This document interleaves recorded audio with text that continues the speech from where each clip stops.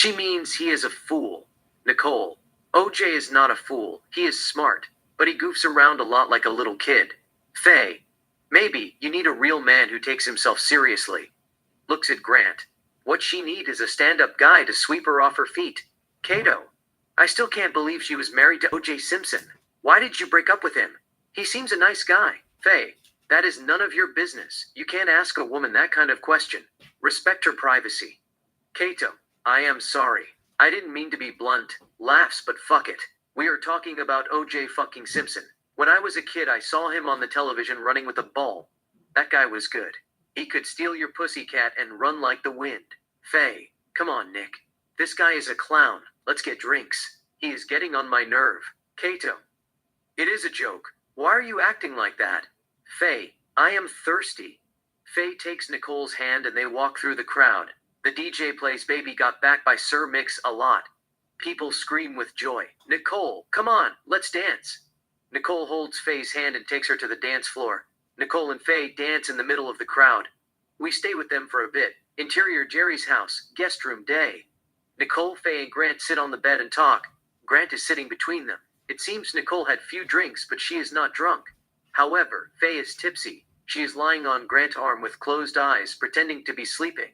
Nicole, I don't like being single. I'm not used to going to bed by myself, at least not for a long period of time. You know, OJ traveled a lot, but he had always come home and cuddled me in his arms when we slept. Grant, it is never too late to fix a broken marriage. You just ask yourself, is that what I want? Nicole, I don't know. I missed him, and the children need a father. Grant, it is not what the children want. You have to ask yourself, what do I want?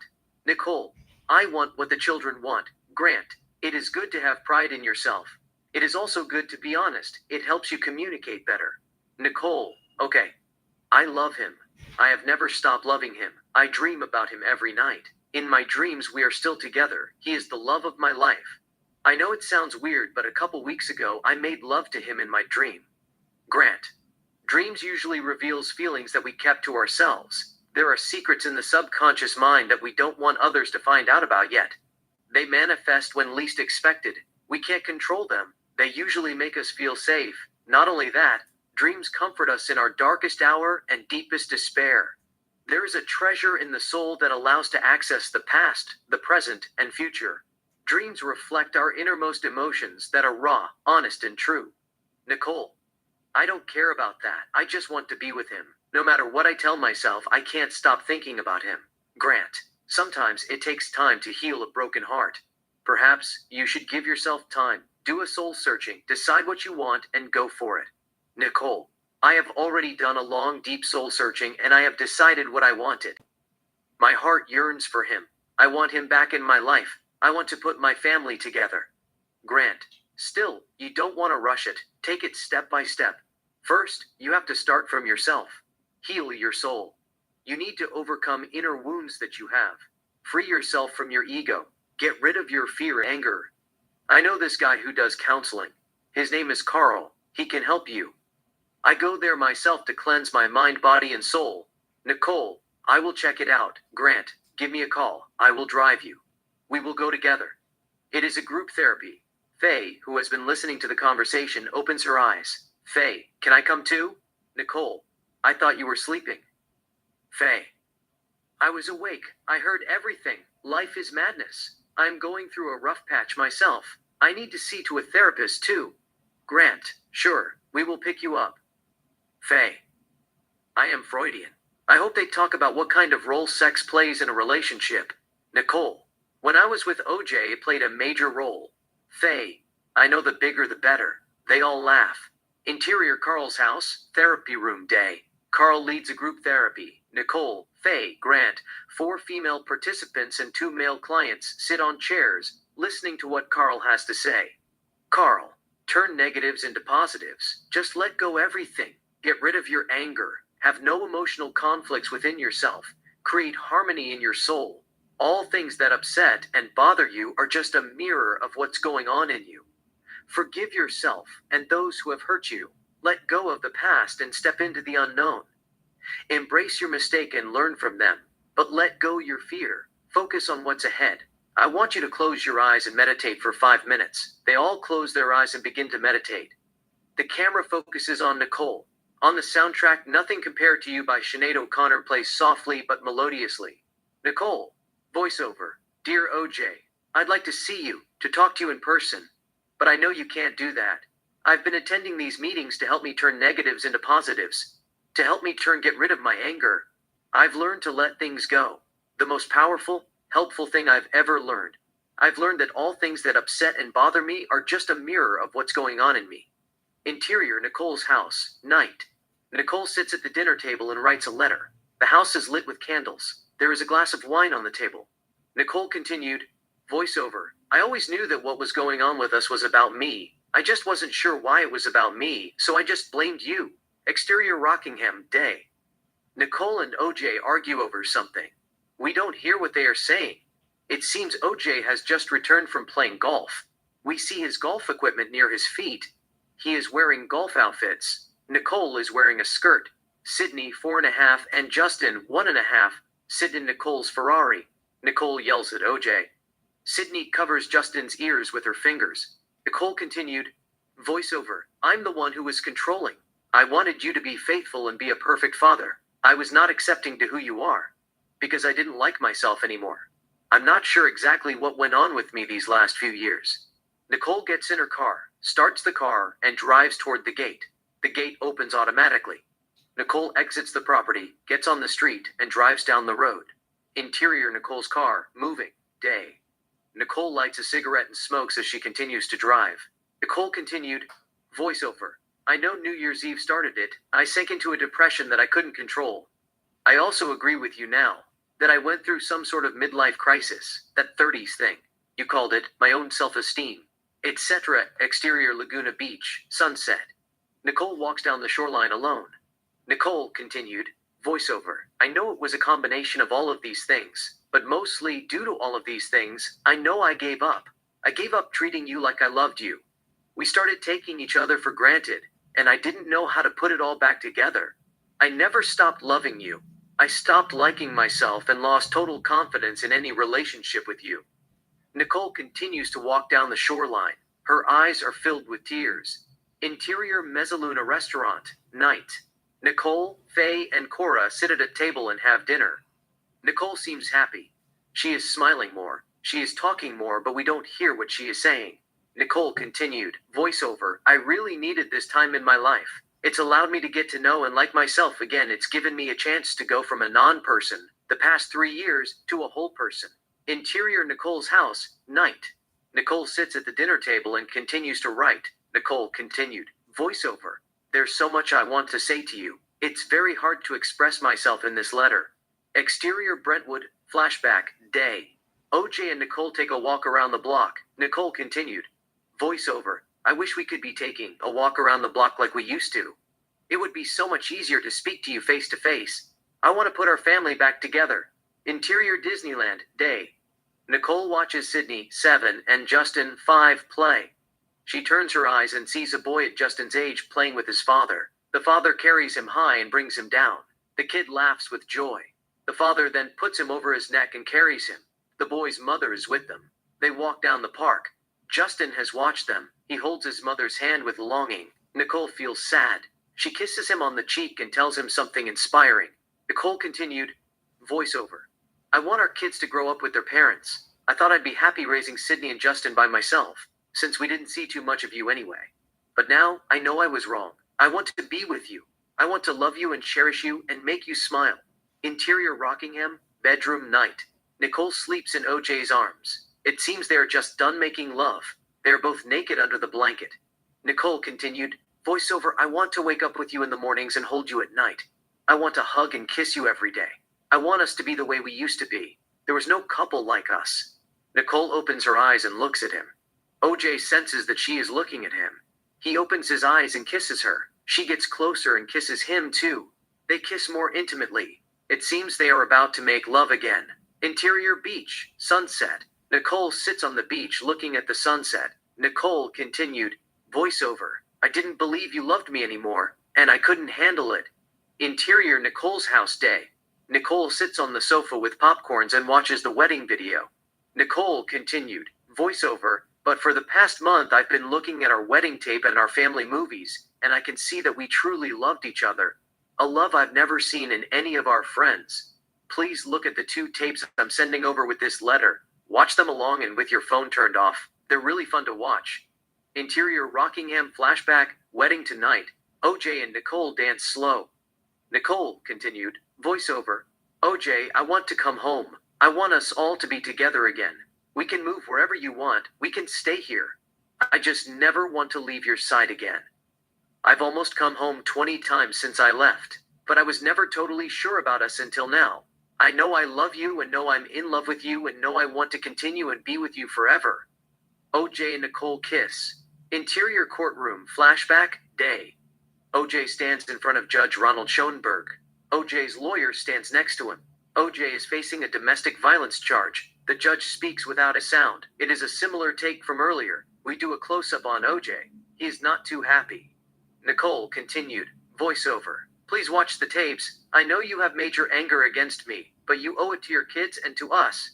I had that same anger. I'd never let this happen to us again. Exterior beach, sunset. Nicole sits on the beach, looking at the ocean. Nicole continued, voiceover.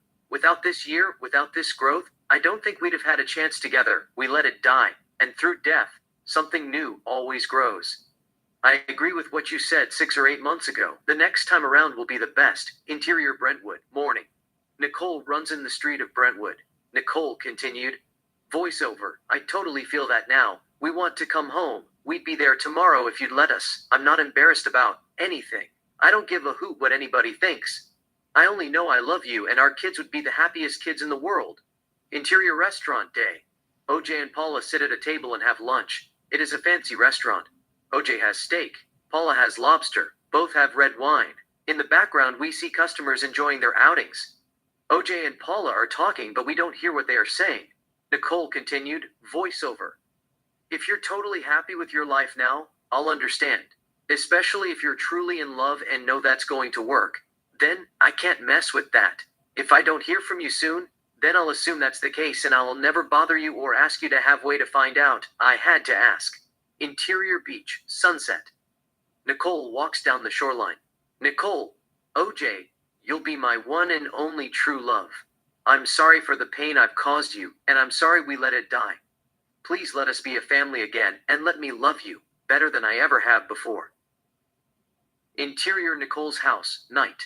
Nicole sits at the table and continues to write. Nicole continued, voiceover. I'll love you forever and always, me.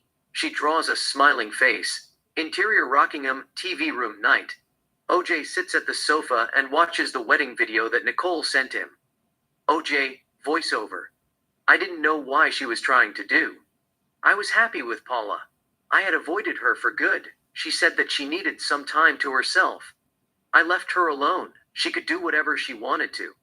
I thought that she had moved on with her life. You know, I didn't want to break Paula's heart. She had been good to me. Nicole put me in a difficult position. Interior Venice, gondola ride, sunset. OJ and Nicole ride in a gondola. She is resting on his chest in romance. The gondolier propels the gondola. This is before their wedding. Nicole is not wearing a wedding ring.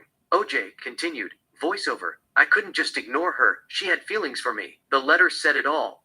How could I say no to love? In addition, she was the mother of my children.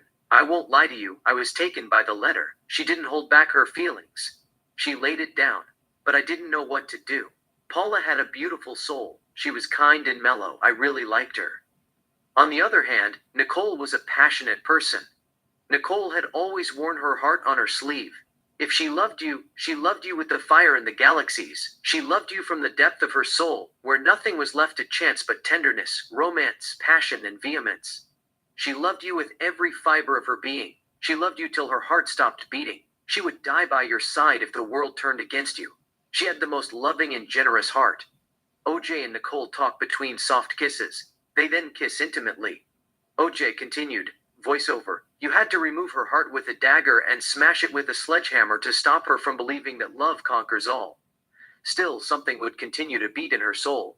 The cuts in her heart belonged to her. They belonged to her soul. Something in her soul continued to bleed, as though she had digested broken glasses. She believed that life without love was meaningless. I knew that she would always have a special place in my heart, but I didn't want to give her a green light right away. I knew she was trouble. She pursued me for 2.5 months before I relented. She had been sending me cupcakes and messages through the kids before she sent me the letter. I wanted to know why she wanted to get back with me, so I took a trip with her at my mother's advice. Exterior St. Lucas, Mexico, night. An overhead shot of coastline of St. Lucas, Mexico. Exterior resort, bar, night. OJ and Nicole sit at a table. She is having wine. He has classic martini. We see a couple of American customers in the background. OJ, why are you doing this? Nicole, I missed you. OJ, I am with Paula. Nicole, do you love her? OJ, yes I do. Nicole, it is not the same thing.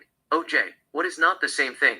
Nicole, are you in love with her? OJ, yes I am in love with her. Nicole, you are just saying that to toy with my emotions.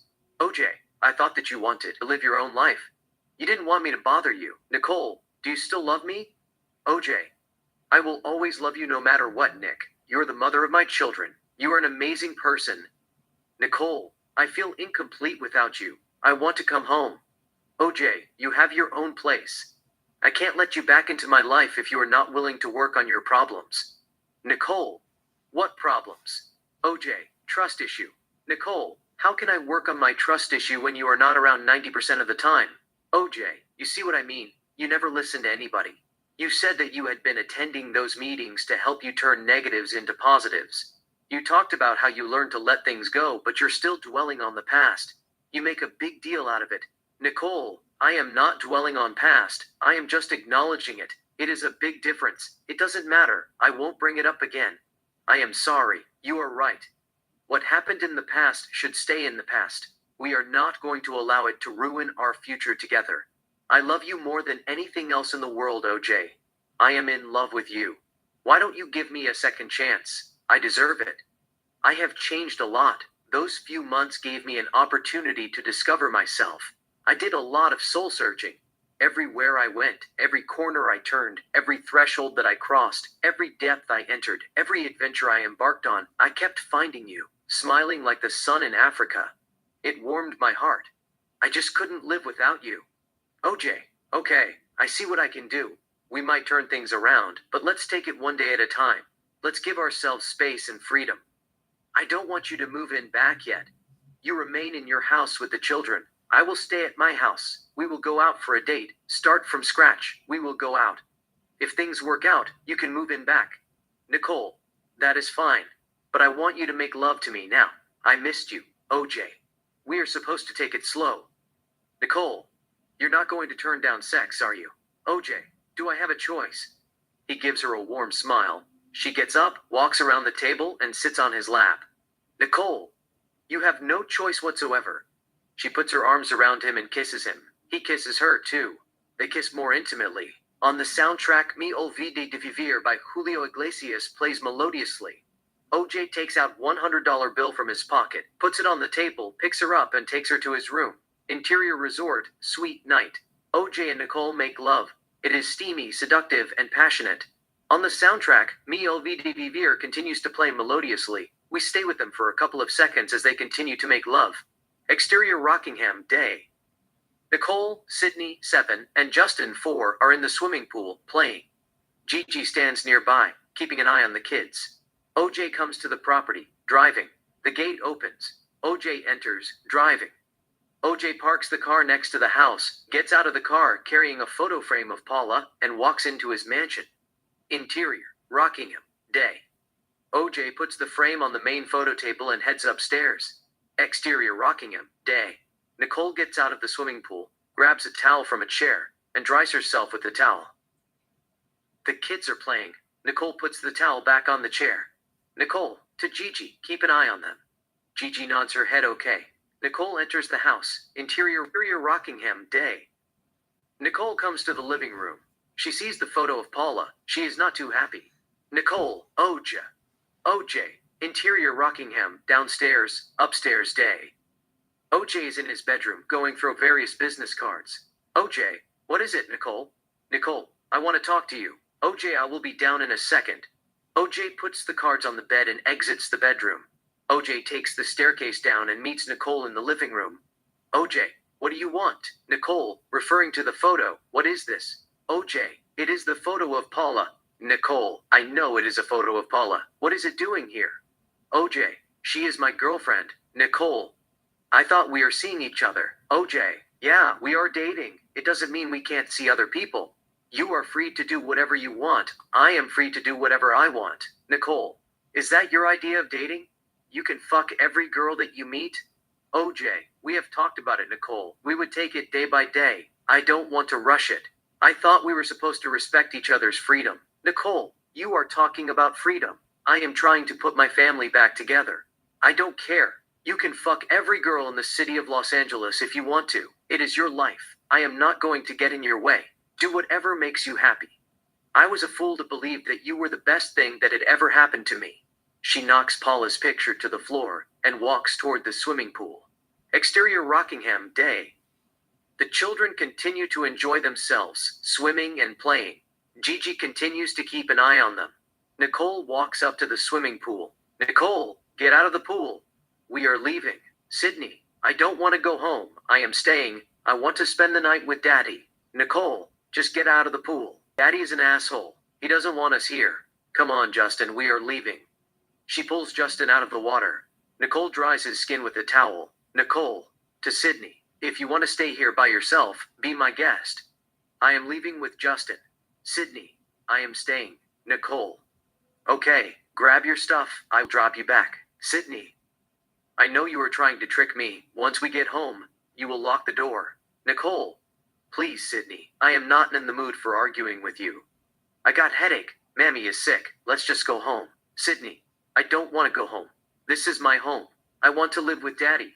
Nicole, to Gigi, take him inside and change his clothes.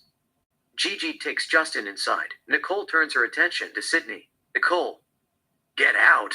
Sydney, no. OJ comes to the swimming pool. OJ, why don't you leave her for now? I will drop her later. Nicole is upset. Nicole, no, she is coming with me right now. To Sydney, get out of the water. Sydney, no, I am staying. Nicole, if you don't get out of the water, I will not take you to Diana's house. You will never spend at their house ever again. No sleepover for you. Sydney, I don't care. I just want to be with Daddy. Nicole, just tell her that you don't want us here, please, OJ. I am tired of arguing with her. OJ, I have never said I didn't want you here. I said let's take it one day at a time. We will get back together slowly but surely. You are overreacting. Nicole, how am I supposed to react or feel seeing a photo of another woman in a house that I once lived, get married, and raise two beautiful children? It is not fair. OJ, you promised never to argue in front of the children. Nicole, to Sydney, please, Sydney, just come with me. I will take you to Six Flags on Saturday. Sydney, no, I am not going. OJ approaches Sydney. OJ, listen to your mother, Sid. I will come and get you myself. It is time to go home. Sydney, no, I don't want to live in that house. It is ugly, Daddy. Why can't we move back here? OJ, your mother and I are working on it. She loves you. She loves Justin. She loves me. She wants to put the family back together. And she is doing everything in her power to make it happen. If you don't go now, she will get upset. When Mammy gets upset, she becomes sad. When she is sad, she is not at her best. And if she is not at her best, she can't get back with me. And if she is not with me, I can't be with you. Sydney, I have seen you kissing her a couple of times. Why don't you just love her again and ask her to live with you? She is sad. She can't live without you. OJ, I love her from the bottom of my heart. She is my queen. I will ask her to live with me in no time. But now, we need to work on few things. I will tell you everything tomorrow. Just go with her. Sydney gets out of the water and approaches her father. Sydney, I love you, Daddy. OJ, I love you too. They exchange father-daughter kisses. Nicole dries Sydney's skin. Sydney, go inside and change your clothes. Sydney walks inside.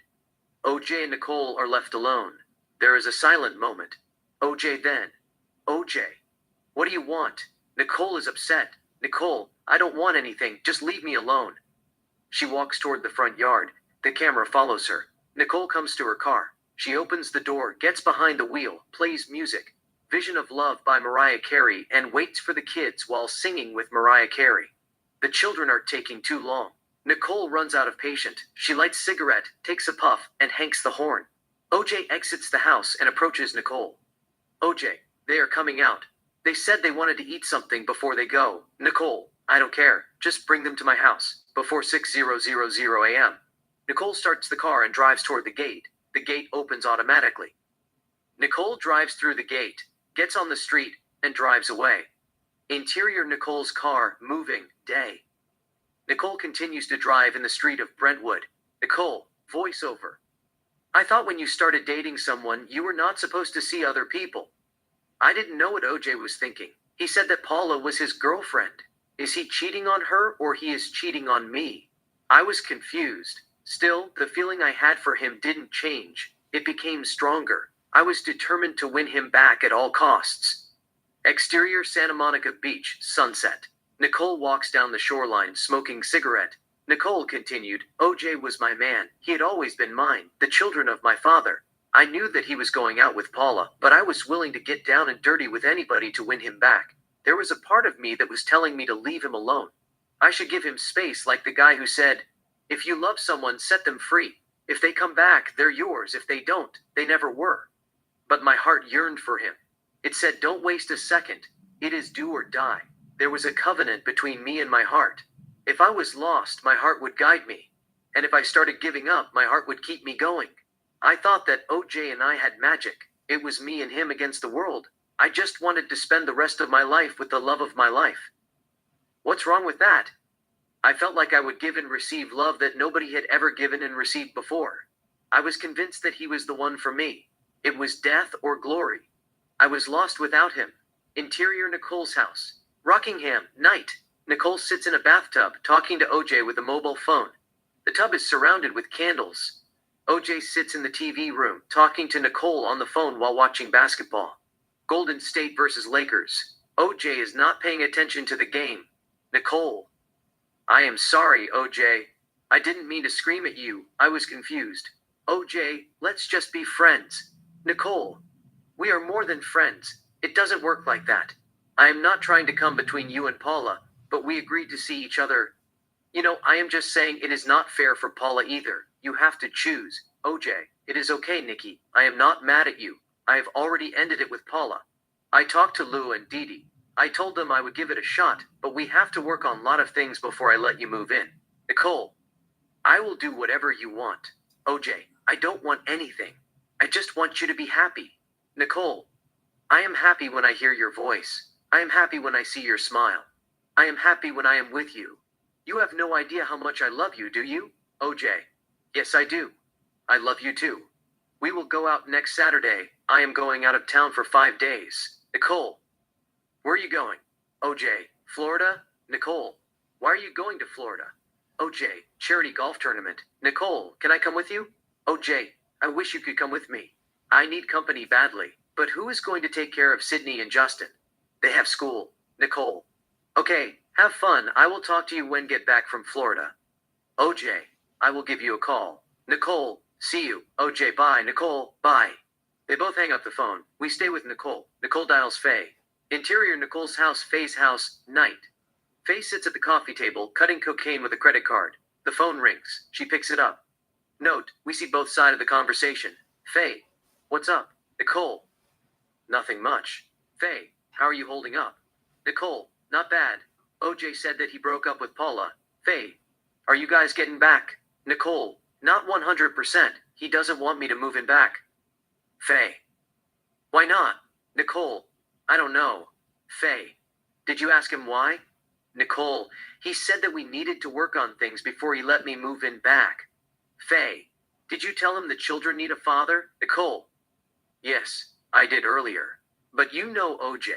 He has never really cared about the children. He thinks as long as they are with me, they are safe. Faye, he is right. You are the best mother in the world. How old is Sydney? Nicole, 7. Faye, if there is an award for best mom, you would have won Oscar for best mother of the year for 7 consecutive years. Nicole, they are the only things I got in this world. I can't live without them. Faye, you got OJ. He will beg you to marry him again.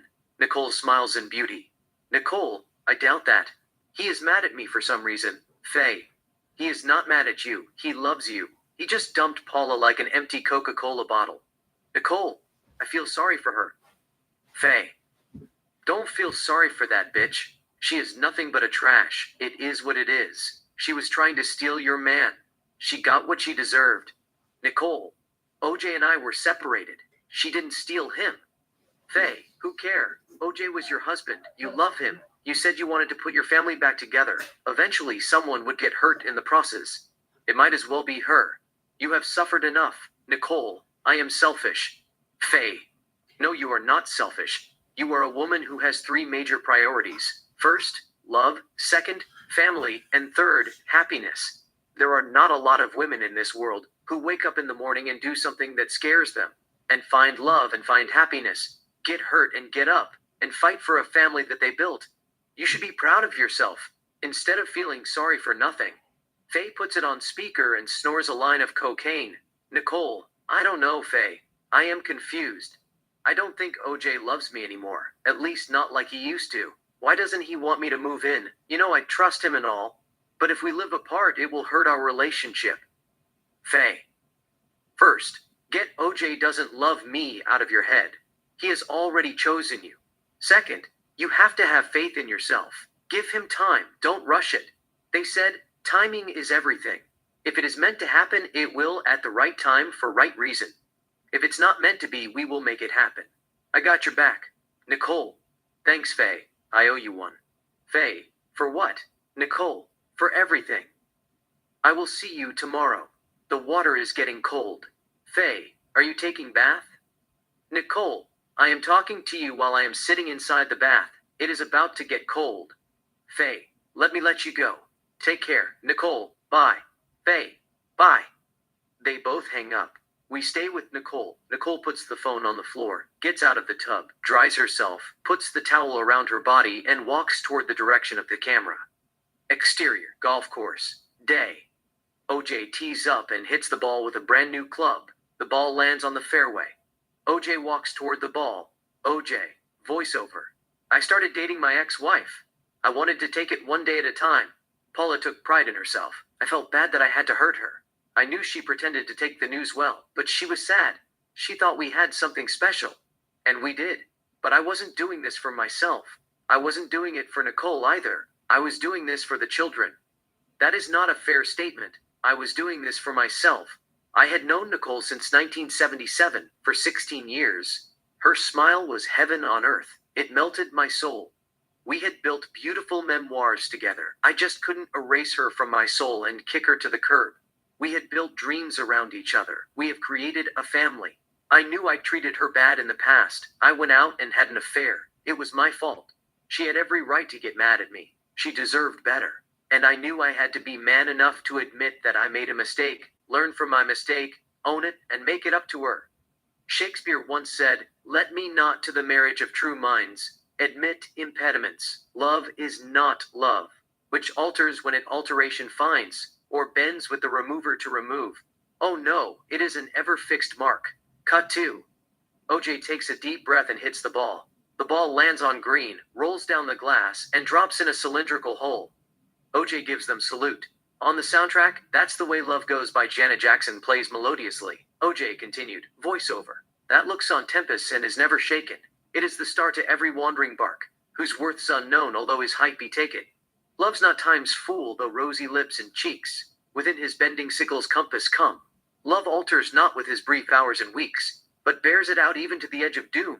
If this be error and upon me proved, I never writ, nor no man ever loved. Montage, restaurant. OJ and Nicole sit at table and have dinner. They are conversing, but we don't hear what they are saying due to the music on the soundtrack. Club. It is a classy nightclub. It is not crowded. OJ and Nicole dance with That the Way Love Goes. Faye and her boyfriend Christian Reichardt dance near them. Faye then leaves Christian, comes between OJ and Nicole, and dances with Nicole seductively. OJ and Christian watch them in wonder. Nicole wants to get back to OJ. She pulls his hand and continues to dance with him sensually. Faye dances with Christian. Club. OJ, Nicole, Faye, and Christian sit at a table and have glasses of tequila, enjoying their outings. Nicole gets up and sits on OJ's lap. They talk between small kisses and lock lips in a passionate kiss. OJ's house, bedroom. OJ and Nicole make love. It is steamy. On the soundtrack, That's the Way Love Goes continues to play melodiously. Int, sushi bar, night. OJ, Nicole, Faye, and Christian sit at a table and have sushi. We see few customers in the background. OJ, voiceover. The most part things went smooth. Nicole and I got along fine. Indeed, we argued once in a while. She wanted me to take Paula's pictures down and all. To be honest, I didn't really like some of her friends. Surprisingly, I didn't have beef with Faye. She was cool. We were pals. Nicole, to Faye, I feel like dancing. I want to go clubbing. Faye, where do you want to go? I don't know any club in this area. Nicole, what is the place called where Joseph used to take us? Faye, Joseph takes us everywhere. Avalon, Bordner's by La Belle, Mayan, the Granada La, what I have you. Nicole, this place, La Cita. Faye, that's my favorite spot. But that is not a club, it is a bar. OJ, wait a second. At least you should acknowledge we are sighting here. Show some respect. Nicole, what is the big deal? We are just having a conversation. OJ, why do you have to bring up that name? Nicole, what name? OJ, you know what I am talking about. Don't act naive. Nicole, you are taking about Joseph? OJ, why do you have to bring up his name? We are having good time. Nicole, don't be so controlling. I can do what I want. OJ, I lost my appetite. I am leaving. OJ gets up and goes to the bathroom. Nicole, he is acting like a child. Faye, you pissed him off. Faye gets up and walks to the bathroom too. Faye enters the bathroom. OJ is taking a leak. Faye, I am just going to wash my hands. Don't mind me. OJ continues to take a leak. OJ zips up his pants. Faye is done washing her hands. Faye, you have to take it easy. You can't offer to upset her. OJ, why doesn't she have to ruin the night? I can't talk about Paula, but she can talk about every guy that she fucked in the past. Faye, she only asked me about a club that Joseph used to take us. It is not a big deal. OJ, I know it is not a big deal. My problem is not Joseph. When someone mentions Paula's name even by accident, she gets hysterical. But she is free to talk about guys that she dated. OJ washes his hands. Faye, you guys are made for each other. You argue over nothing. Faye leaves the bathroom and returns to the restaurant. OJ is behind her. They come to their table. OJ, let's go. Let's get out of here. This is ridiculous. Nicole, why are you acting like a child? OJ, am I acting like a child? We were having an amazing night. You decided to bring some guy that you fucked and ruin the night. OJ puts $100 on the table. They all get up to leave. Faye, you are overreacting. OJ, I don't care if you guys want to exchange notes about guys that you slept with in the past when you sit at a coffee shop. It's fine by me. But don't bring it while you are having dinner with us. It is rude. Nicole, whatever. OJ, I am leaving. OJ walks toward the exit. Nicole follows him, so do Christian and Faye. Exterior sushi bar, parking lot, night. OJ, Nicole, Faye, and Christian exit the restaurant and walk toward the parking lot. OJ, whatever you did in the past while we were apart, just keep it to yourself. I am not interested in hearing about guys that you screwed. Nicole, are you going to monitor what I should say or not? Do I need permission from you to inhale and exhale, or what topic I should talk about with my friends? Get a life. OJ, I don't want to get mad at you, Nikki, but sometimes you push it too far. Nicole, it is just a conversation. You don't have to get emotional about it. You are so overbearing. Why do you always make life hard for me? OJ, how am I so overbearing? Explain it to me. This is not how I imagined it. It keeps getting worse. It is waste of time. I have never thought our relationship would turn out like this. It is horrible. You get hysterical whenever you hear Paula's name. You are trying to get away with a double standard. It is hypocrisy. Nicole, you are acting wired. You go home by yourself. I am going with them. OJ, fine. Nicole gets in Christian's car. OJ gets in his car. Interior, OJ's car. Day. OJ starts the car, gets on the street, and drives away. OJ, voiceover. I knew I was wrong. She was wrong too. We were both wrong. We shouldn't argue over small things. I didn't know if I was missing Paula or annoyed by her hypocrisy. She yelled at me. I yelled at her. But somehow I found it therapeutic. Sometimes it is good to get it out of your chest and let the chips fall where they may. You don't want to keep it inside. If you do, it would eat your soul. That's how our relationship survived for 16 years. If she had something to say, she would say it. If I had something to say, I would say it. We didn't hold back our feelings. The next day, we were besties, as though nothing happened.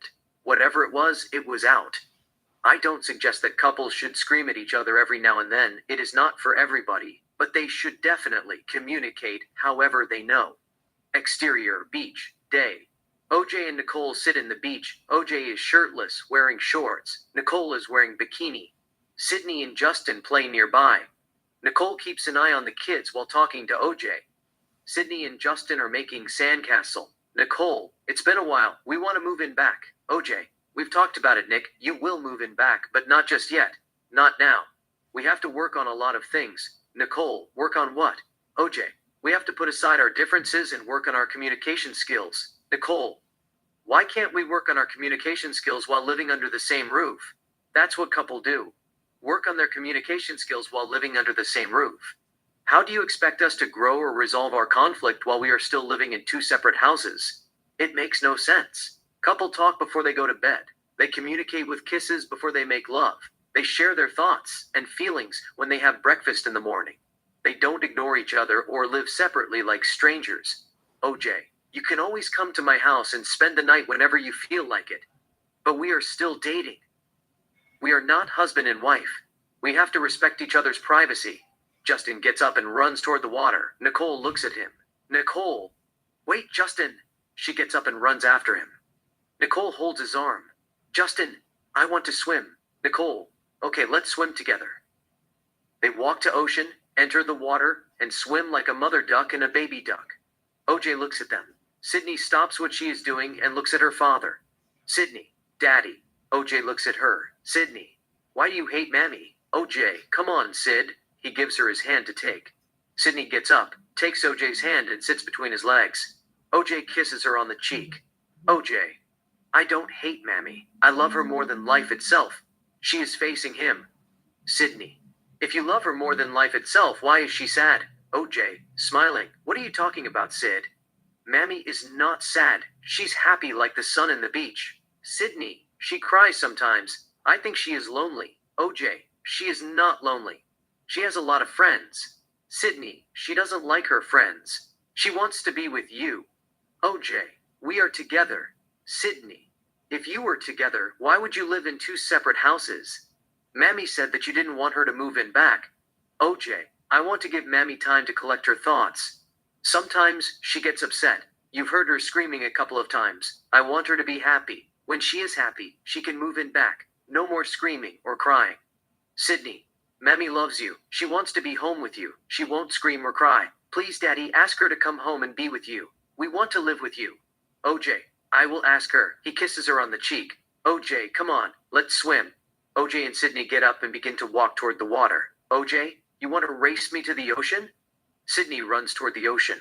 OJ runs after her. When Sydney is about to enter the water, OJ holds her and lifts her up in the air, playing. Sydney laughs with joy. They enter the water. OJ drops her in the water. Sydney swims. OJ keeps an eye on her. Sydney is a good swimmer. She will be fine. Nicole and Justin are nearby. They all swim together as a family, playing and all. On the soundtrack, Can't Help Falling in Love by UB40 plays melodiously. OJ voiceover. Nicole, the kids and I spent a lot of quality times together during the reconciliation period, but nobody wanted to talk about that. You didn't hear about it in the media. All the media talked about was how Nicole was a party girl and how she did drugs with Faye and all. But she really loved the children, and she wanted them to be happy. She cared about their feelings more than hers. Montage, beach, football. OJ, Sydney, Nicole, and Justin play football. Sydney and OJ are on the same team. Nicole and Justin are on the same team. Sydney throws the ball to OJ. OJ catches the ball, tricks Nicole, carries Justin on his shoulder, passes the line and scores touchdown. Nicole tells him that he cheated. They are having a lot of fun. Beach, football. It's Nicole's and Justin's turn. Justin throws the ball to Nicole. The ball falls on the ground. Nicole picks up the ball and tries to pass OJ. OJ picks her up, carries her on his shoulder, and runs around the sand. Nicole is happy. OJ puts Nicole's in her own goal line and makes a safety gesture. Nicole throws the ball at him playfully. OJ gives the ball to Justin and tells him to score touchdown. Justin runs with the ball. OJ runs behind him, encouraging him to run faster. Sydney stands in front of Justin to stop him. OJ picks Justin up, carries him over Sydney, moves farther, and puts him near the goal line.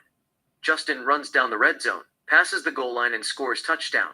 OJ carries him and puts him over his neck and celebrates the touchdown, having more fun. Beach, sunset, OJ, Nicole, Justin, and Nicole walk down the beach. OJ is holding Sydney's hand. Nicole is holding Justin's hand. Nicole and OJ are conversing about love, romance, and family and all, but we don't hear what they are saying due to the music on the soundtrack. They then stop walking, stand face to face, and talks between soft kisses. Nicole lets Justin's hand, puts her arms around OJ, and kisses him. OJ lets Sydney's hand, holds Nicole closer, and kisses her too. They kiss in the sunset more intimately. Justin looks toward the ocean. Sydney walks up to Justin, holds his hand, and moves aside to give them some privacy. But she couldn't help but steal a couple of looks. She is happy for them. Universal Studio. OJ, Sydney, Justin, and Nicole ride on Back to the Future the ride. It takes them the ride of their lives. Movie theater. OJ, Sydney, Nicole, and Justin sit at the theater and watch Jurassic Park. Nicole is sitting between Sydney and Justin. OJ is sitting next to Sydney. Sydney wants her dad to sit next to her mom. She asks OJ to switch seats with her. OJ gets up, so does Sydney. OJ sits next to Nicole. Sydney takes OJ's seat. Nicole smiles in beauty. She gets closer and kisses OJ. OJ kisses her too. Sydney smiles to herself. She is proud of her parents. They all continue to watch the movie. OJ looks at his daughter. She gives him a wink. He winks at her back. They turn their attention to the movie. Disneyland. OJ, Sydney, Justin, and Nicole ride on Pirates of the Caribbean attraction. San Diego Zoo. OJ, Sydney, Nicole, and Justin visit San Diego Zoo, looking at all kinds of wild animals. They then look at a lion. OJ says something humorous. Nicole smiles in beauty, slaps him on the shoulder playfully, and says something. We don't hear what they are saying due to the music on the soundtrack. Santa Monica Beach. OJ, Nicole, Sydney, and Justin ride Ferris wheel. OJ is sitting next to Nicole. Sydney and Justin sit together. Nicole and OJ talk between soft kisses and kiss intimately. Justin closes his eyes with his hands, but Sydney pulls his hands playfully to make him watch their father and mother getting alone. Nicole and OJ couldn't help but smile in the moment. Walt Disney World Resort, Florida. OJ, Sydney, Nicole, and Justin walk down the resort. OJ is holding Sydney's hand. Nicole is holding OJ's hand. Justin is holding his mother's hand. Sydney and Justin are eating ice creams. Walt Disney World Resort, Florida. OJ, Sydney, Nicole, and Justin take a water ride on It's a Small World Lake Buena Vista. Carrot School. OJ and Nicole watch Sydney and Justin learning carrot. Empire State Building. Sydney, Justin, Nicole, and OJ look at the city of New York from Empire State Building. New York City, restaurant. OJ and Nicole sit at a romantic restaurant and have dinner. OJ then gives Nicole his hand to dance. She takes his hand. They get up, comes to the dance floor, and dance slow with I Can't Help Falling in Love with You. OJ's condo in New York City. OJ and Nicole make love. On the soundtrack, I Can't Help Falling in Love with You continues to play. Interior Nicole's house, night. Nicole sits in front of a mirror and applies makeup to her eyes, lips, face, etc. Nicole. Voiceover. I wanted to come clean. I told OJ about people that I went out during our breakup. I told him that I slept with Marcus Allen, and how he still called me and all, even though he was engaged to Catherine Eckstade. OJ was sort of shocked to hear that Marcus had sex with me. But he wasn't that upset. It led me to believe there was something going on between Paula and him. You know, if I found out that my best friend was fucking my ex-husband, I wouldn't talk to her. But OJ acts like nothing happened. He was more concerned about Kathleen's feelings than his best friend sleeping with his ex-wife. Men are different from women when it comes to relationship. They don't care who their exes sleep with. Once it's over, it is over. But we women are emotional. Exes are off limit. It is taboo. How can you talk to her, your best friend, after she had sex with your ex? You don't. It is because usually women divorce their husbands due to infidelity, and if your best friend goes out and has sex with your ex, even though you have called it quit, she will add fuel to the fire. It will end any hope that you might have to fix or save a broken marriage. She should know better. You can't forgive her. Girls know what you are going through. They usually understand the pain that you have been feeling, or an effort that you put to repair a relationship after divorce. I guess men are from Mars and women are from Venus. Boys will always be boys. Men will always be men. It's not a big deal if their best friend has sex with their exes. They always say, it is sex. It is not love. It is a game to them. OJ let Marcus marry Catherine at his house. That didn't bother me. That morning, that bitch Paula called him in the morning, and unfortunately, I answered the phone. Interior Rockingham. Wedding day. It's Marcus Allen's and Catherine Ixtad's wedding. People move up and down preparing for the wedding. The phone is ringing. Nicole picks it up. Interior Rockingham. Paula's house? Day. Paula is the one who calls at Rockingham. Nicole speaks to her. We see both sides of the conversation. Nicole. Simpson's resident. Paula. May I speak to OJ? Nicole. Who is it? Paula. It is Paula. Nicole. OJ is not here. She hangs up the phone on her ear. We stay with Nicole. Nicole walks down the living room. She sees flowers on the dinner table. It has Paula's name. She grabs it, walks to the kitchen, puts it in a trash, turns around, and walks toward the exit. Exterior Rockingham, day. Nicole walks down the house. In the background, we see people preparing for Marcus's and Catherine's wedding. The gate is open. Nicole passes the gate and walks down the sidewalk.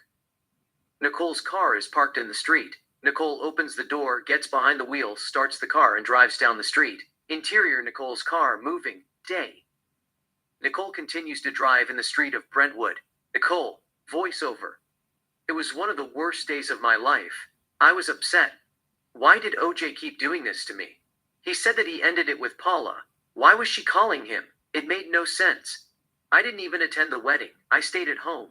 Exterior Rockingham, wedding day. A big wedding is in progress. Marcus and Catherine are about to get married. Marcus stands at the chapel.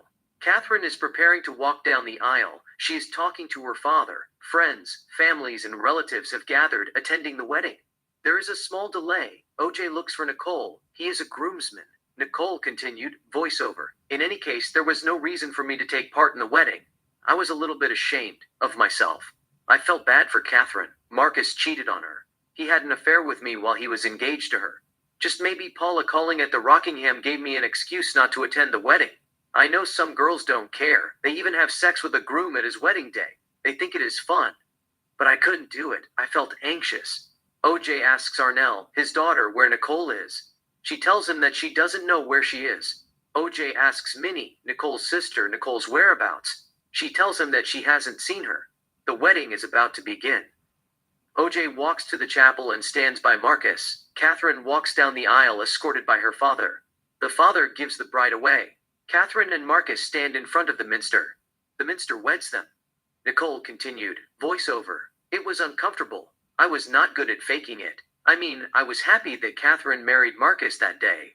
I am not jealous or anything, but I didn't want to go to the wedding. I didn't want to sit there and pretend that I was enjoying the ceremony or hearing the groom making empty promises to take the bride to be his wedded wife. To have and to hold from this day forward, for better, for worse, for richer, for poorer, in sickness and in health. To love and to cherish, till death do them part. I just couldn't do it. It was not real. I felt sort of responsible for taking that magic away from Catherine. She deserved better. Interior Rockingham, wedding, night. Marcus and Catherine have gotten married. They dance slow. Friends, relatives, and guests enjoy the wedding, dancing, drinking, partying, and all. OJ continues to look for Nicole. He runs into Cora. OJ, where is Nicole? Cora, she is home. She is not feeling well. OJ, what happened? Cora, she is upset.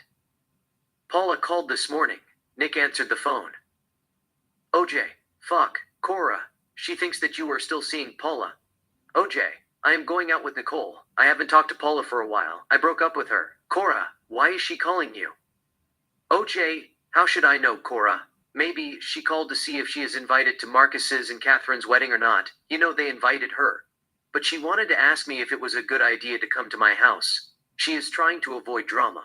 Cora, did you invite her to the wedding? OJ, it is not up to me. It's Marcus's and Catherine's wedding. They invited her. They are close. They are besties. In fact, they are the ones who introduced Paula to me. Cora. They put you in a difficult position. OJ, you tell me. Cora. Still, Nicole is your girlfriend. She is trying hard to put the family back together. You keep breaking her heart.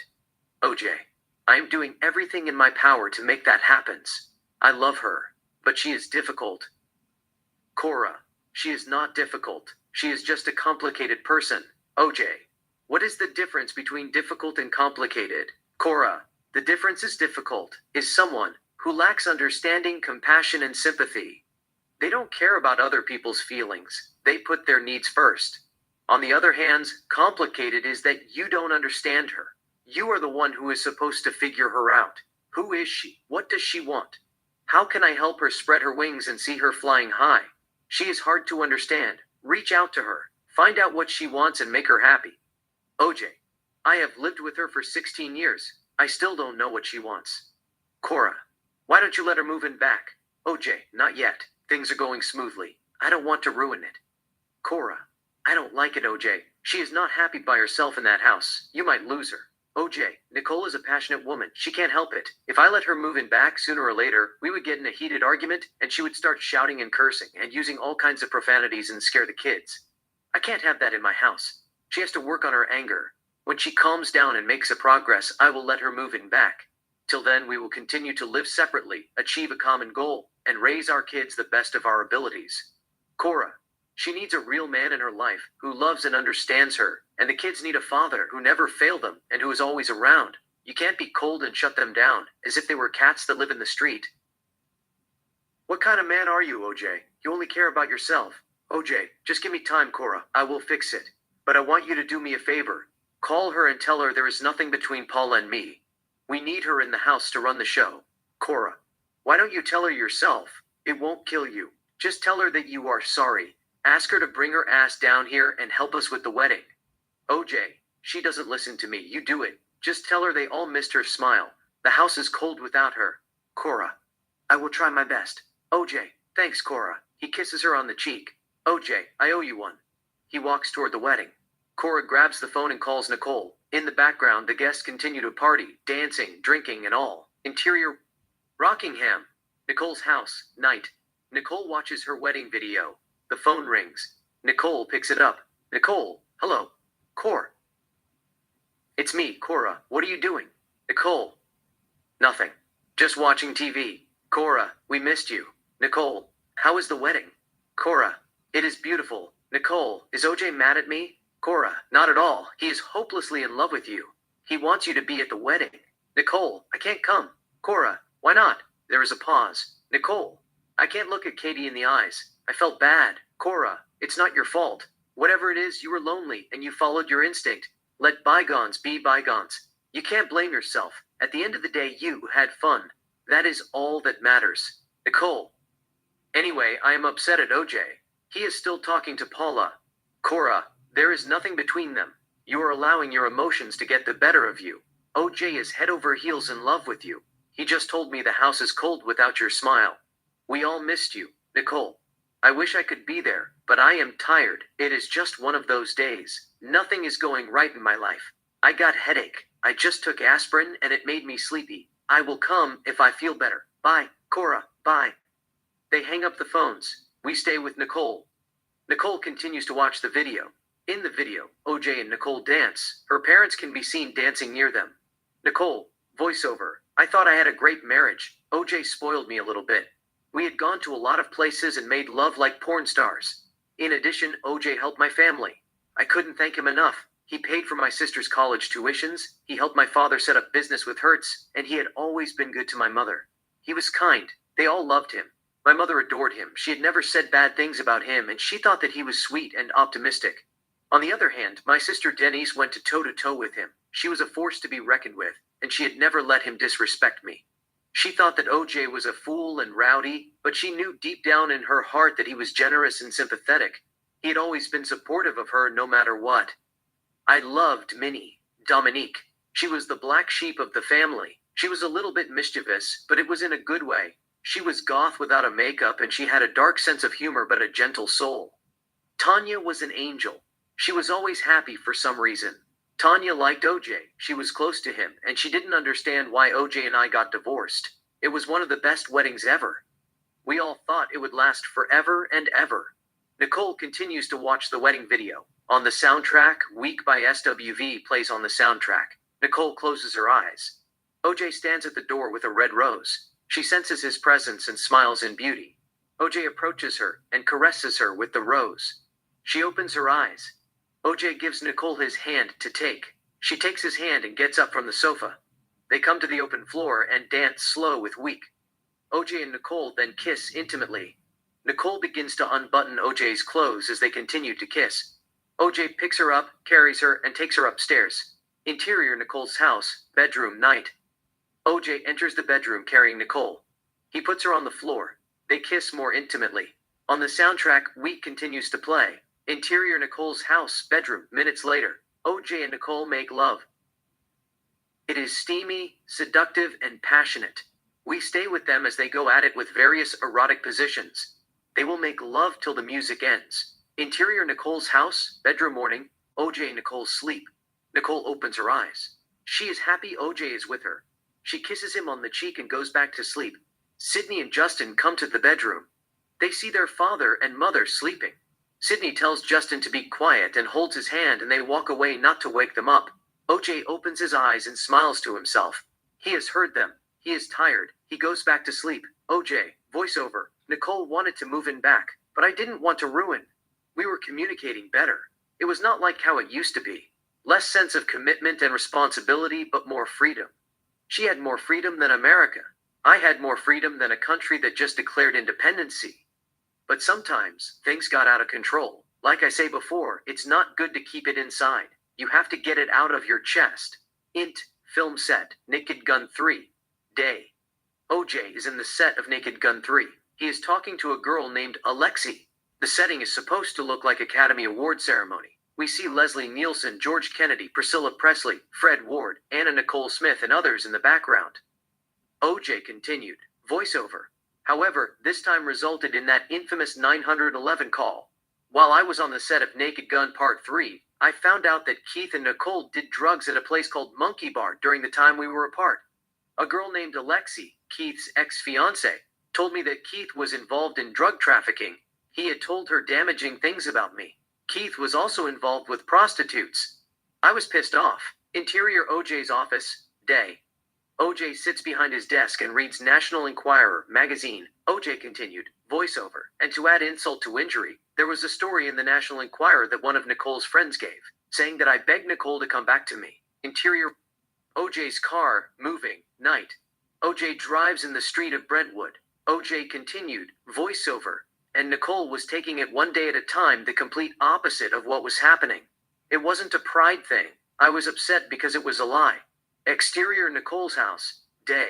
An established shot of Nicole's house. OJ comes driving, parks his car next to Nicole's house, gets out of the car and walks to her house. OJ continued, voiceover. I confronted Nicole about the drugs. She acted like nothing happened. Interior Nicole's house, day. OJ sits at the coffee table looking at Nicole's album. He sees a photo of Keith carrying Justin on his lap. OJ continued, voiceover. In addition, she had Keith's photo in the family album carrying Justin on his lap. OJ closes the album, gets up and walks to the kitchen. Nicole is making dinner. OJ has few words with her. OJ continued, voiceover. I felt like why should she get to keep pictures of her boyfriends from the past, but I couldn't. It was not fair. You know, she had told me that I couldn't have Paula's photos at my house. Mainly, I was annoyed by articles that National Enquirer wrote. They kept printing negative things about me. I thought they were picking on me on purpose. OJ and Nicole start arguing. OJ decides to leave. He walks toward the exit. OJ continued, voiceover. And I didn't like the fact that Nicole was doing drugs and hanging out with hookers and scumbags. Interior OJ's car, moving, day. OJ drives in the street of Brentwood. Exterior Nicole's house, night. OJ sits at the table and have dinner with Nicole. They are talking. OJ continued, voiceover. 4 days later, I was at her house for dinner. She relayed on me that Keith had called her and denied the rumor. People would say bad things about each other when they split up. She was trying to play it down. I told her I didn't like it. Don't insult my intelligence. I got up and left. OJ gets up and walks toward the exit in the middle of the dinner. Nicole is not too happy. Interior Nicole's house, 911 Center, night. Nicole is at the kitchen. She calls 911. Nicole, can you send someone to my house? Dispatcher. What's the problem there?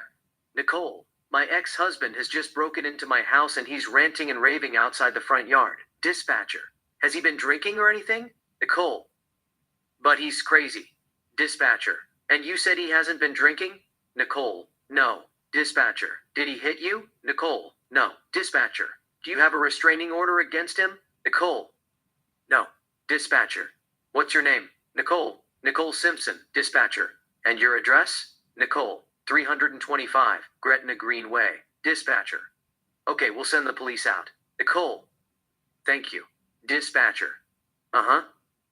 The dispatcher puts out a domestic violence call for any patrol car to respond to the address at Gretna Greenway. Interior OJ's car, moving. Night. OJ drives in the street of Brentwood, toward Nicole's house. OJ, voiceover. I know I was loud that night, but I was expressing my frustration to Cato for the most part. Cato was staying at Nicole's guest house. What is funny was she called me to come over and talk about it. She reminded me that I had always said that we should talk things out. How are we going to progress if I leave all the time? So, I returned to her house. I didn't know that she called police. I thought that she was talking to her mother. Interior Nicole's house, kitchen night. Nicole calls 911 again. Nicole, could you get somebody over here now to Gretna Green? He's back, please. Dispatcher, what does he look like? Nicole, he's O.J. Simpson. I think you know his record. Could you just send somebody over here? Dispatcher, what is he doing there? Nicole, he just drove up again. Begins to cry. Could you just send somebody over? Dispatcher. Wait a minute. What kind of car is he in? Nicole, he's in a white Bronco, but first of all, he broke the back door down to get in. Dispatcher. Wait a minute. What's his name? Nicole. O.J. Simpson. Dispatcher. Okay, is he the sportscaster or whatever? Nicole. Yeah, thank you. Dispatcher. Wait a minute, we're sending police. What is he doing? Is he threatening you? Nicole, he's fucking going nuts. She sobs like a little girl. Dispatcher. Has he threatened you in any way, or is he just harassing you? Nicole sighs in desperation. Nicole, you're going to hear him in a minute. He's about to come in again. Dispatcher. Okay, just stay on the line. Nicole, I don't want to stay on the line. He's going to beat the shit out of me. Dispatcher, wait a minute. Just stay on the line so we can know what's going on until the police get there, okay? Okay, Nicole? Nicole. Uh-huh. Dispatcher, just a moment. Does he have any weapons? Nicole. I don't know. He went home and he came back. The kids are up there sleeping and I don't want anything to happen. Dispatcher. Okay, just a moment. Is he on drugs or anything? Nicole. No. Dispatcher. Just stay on the line. Just in case he comes in, I need to hear what's going on, all right? Nicole. Can you hear him outside? OJ can be heard talking loudly. Dispatcher. Is he yelling? Nicole. Yep. Dispatcher. Okay. Has he been drinking? Nicole. No. Dispatcher. Okay. Speaking over radio to police units, all units, additional on domestic violence, XT, interior Nicole's house day. OJ is talking to Cato in the backyard. Dispatcher continued, off-screen, 325 South Gretna Greenway. The suspect has returned in a white Bronco. Monitor comments. Incident 48,221. Dispatcher. Okay, Nicole? Nicole. Uh-huh. Dispatcher. Is he outdoors? Nicole. He's in the backyard. Dispatcher.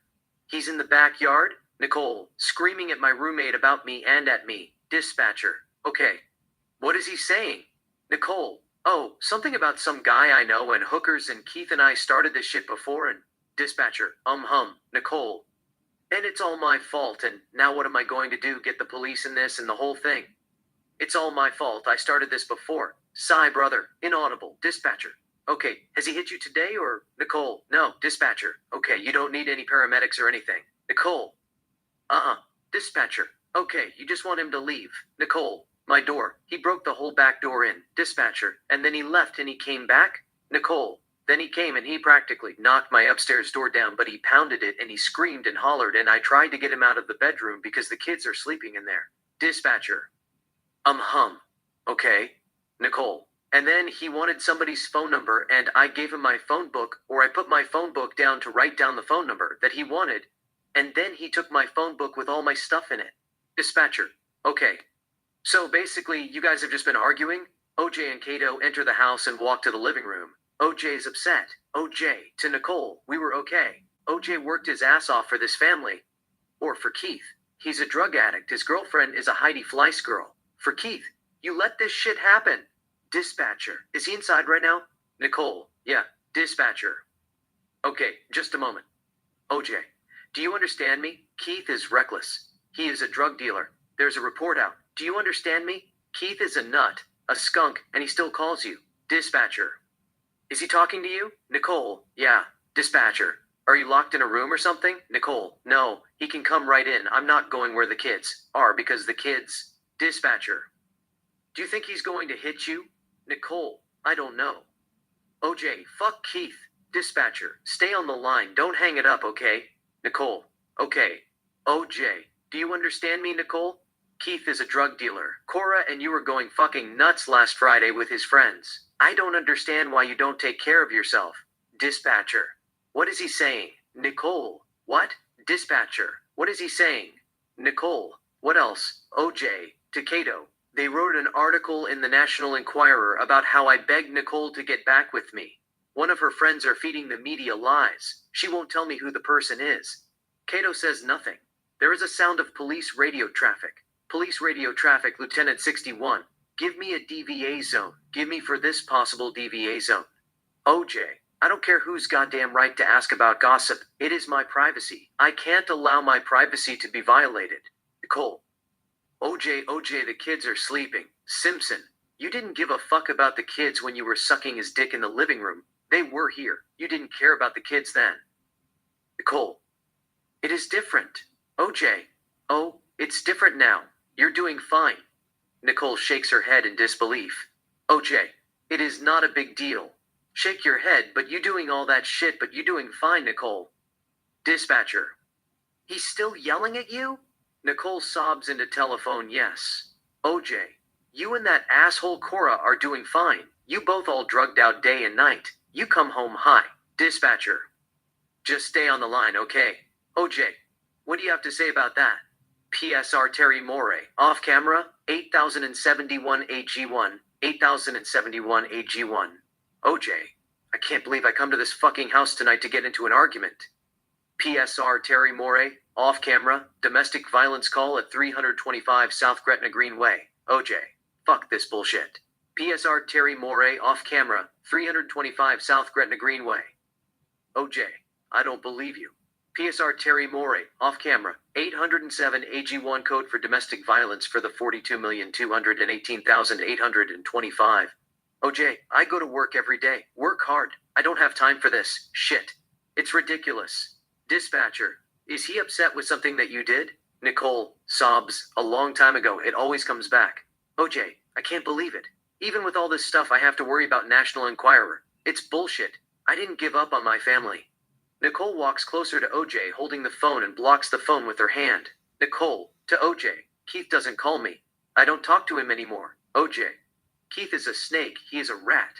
What do you mean he ain't calling you? Dispatcher. Is your roommate talking to him? Nicole. No, who can talk? Listen to him. Dispatcher. I know. Does he have any weapons with him right now? Nicole. No, OJ. To Cato, this is bullshit. She doesn't listen. Cato says nothing. He continues to listen silently. Dispatcher. Okay, where is he standing? Nicole. In the back doorway in the house. Dispatcher. Okay. OJ.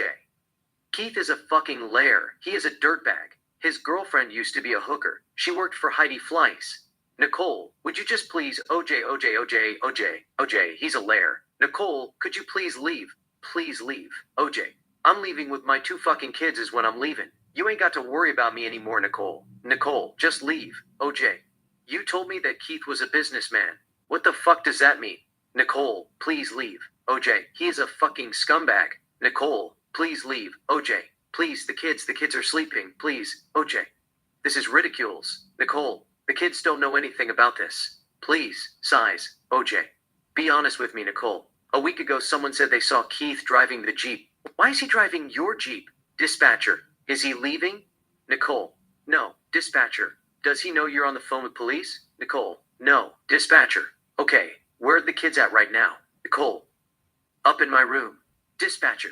Can they hear him yelling? Nicole. I don't know. OJ, they'd better stay away from my fucking kids. Dispatcher. Oh God. Nicole. It's quiet. Dispatcher. Is there someone up there with the kids? Nicole. No. OJ. I tried to reconcile with her even with all this stuff is going on, but she fucks it up. Nicole. It is not true. OJ. Be honest with me, Nicole. Last week you bought drug, but last week you did it. Keith just walked out. I saw him. Nicole walks toward the kitchen. Dispatcher. What is he saying now? Nicole? You still on the line? Nicole. Yeah. Dispatcher. You think he's still going to hit you? Nicole. I don't know. He's going to leave. He just said that. He just said he ain't leaving. To OJ, just leave, please. OJ. I'll say what I have to say, then I will leave and I'm gone. To Cato, hey, I have to read this shit all week in the National Enquirer. Her words exactly. Well, who got that information? They had seen the letter Nicole wrote. Her words exactly. I know it is Cora. First of all, it is Nicole who begged me to get back with her. It's not the other way around. Dispatcher, are you the only one in there with him? Nicole. Right now, yeah, dispatcher. And he's talking to you? Nicole. Yeah, and he's also talking to the guy who lives out back is just standing there. He just came home. Dispatcher. Is he arguing with him too? Nicole. No, absolutely not. Dispatcher. Oh, okay, Nicole. Nobody's arguing. Dispatcher. Yeah. Has this happened before or no? Nicole. Many times. Dispatcher. Okay.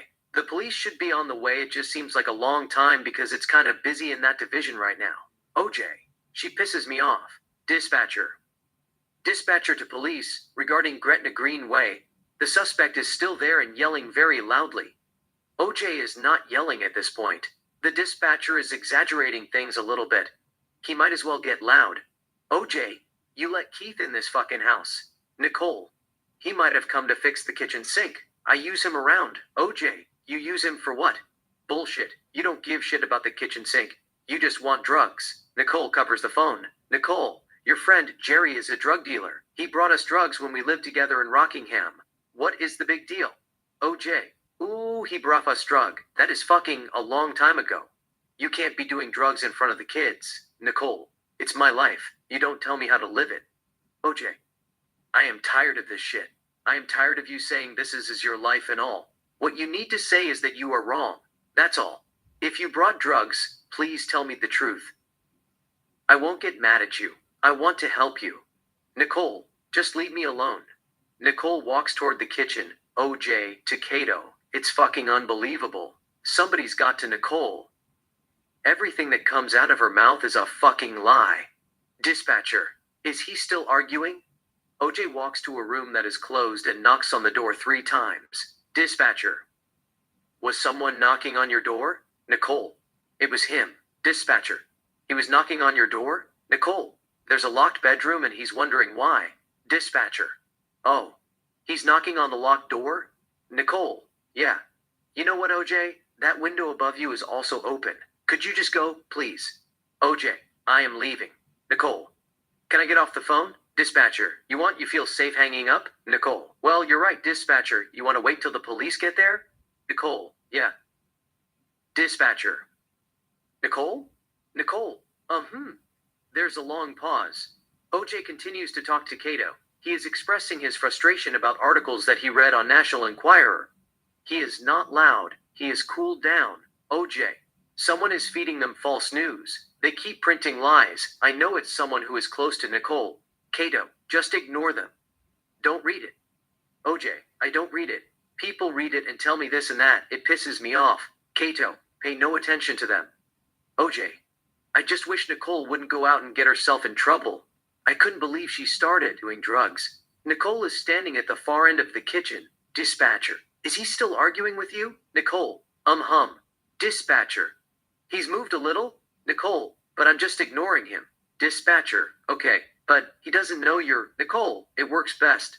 Dispatcher, okay, are the kids still asleep? Nicole, yes, they're like rocks. Dispatcher, what part of the house is he in right now? Nicole, downstairs. Dispatcher, downstairs? Nicole, yes. Dispatcher, and you're upstairs? Nicole, no, I'm downstairs in the kitchen. OJ, she will never respect me. I spent a lot of money on divorce. I tried my best. I didn't quit. My fucking word is good. Dispatcher, do you see the police, Nicole? Nicole, no, but I will go out there right now. Dispatcher, okay, you want to go out there?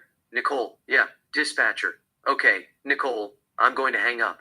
Dispatcher, okay. Exterior Nicole's house. Night. 2 police cars arrive at Nicole's house. Interior Nicole's house. Minutes later.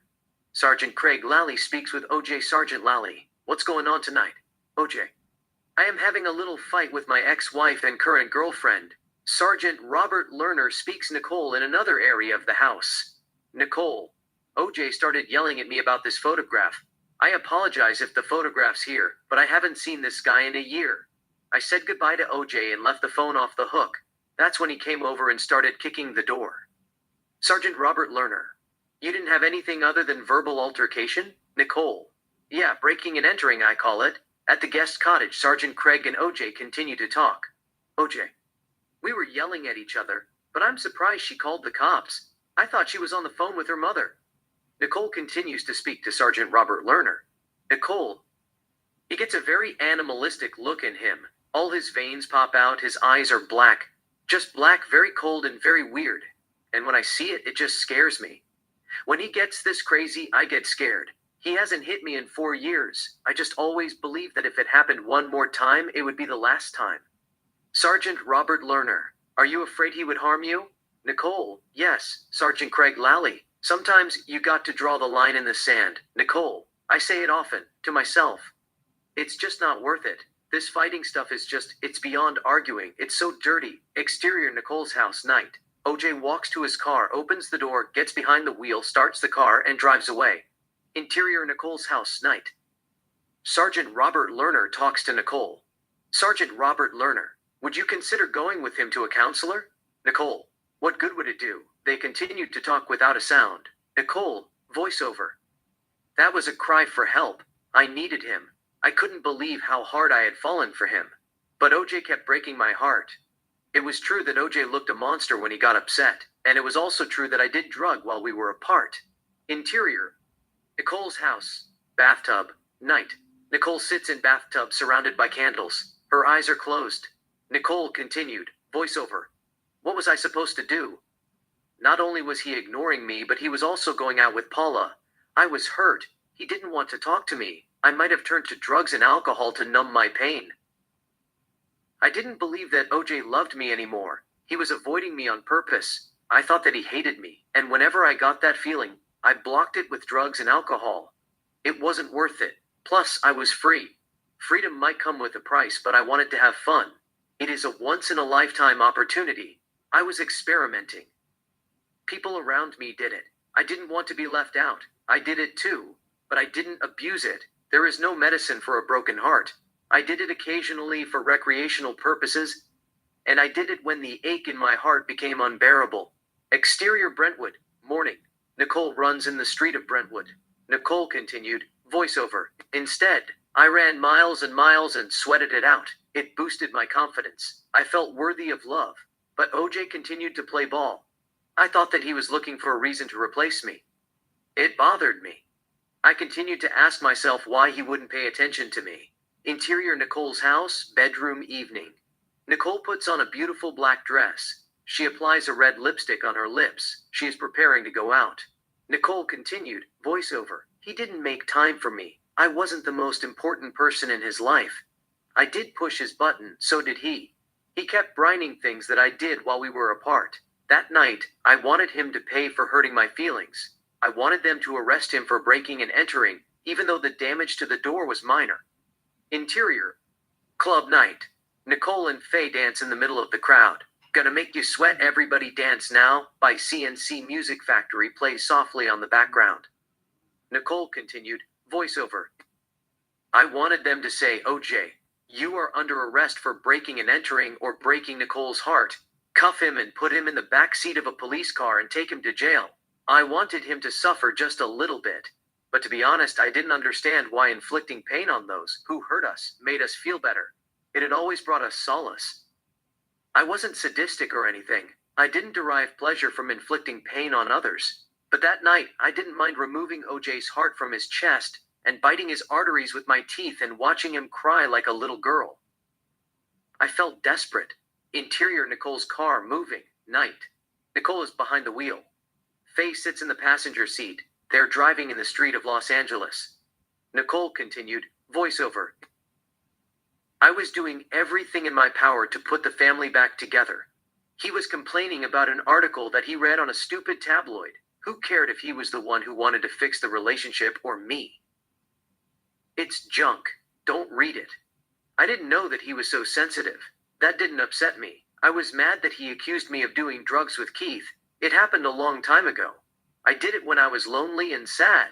We had to move on with our lives and focus on raising Sydney and Justine the best way we could. Exterior Rockingham, day. Nicole comes driving and parks her car next to the house. Faye is not with her. Nicole has already dropped her at her house. Nicole gets out of the car, opens the door, enters the property, and walks toward the house. Nicole continued, voiceover.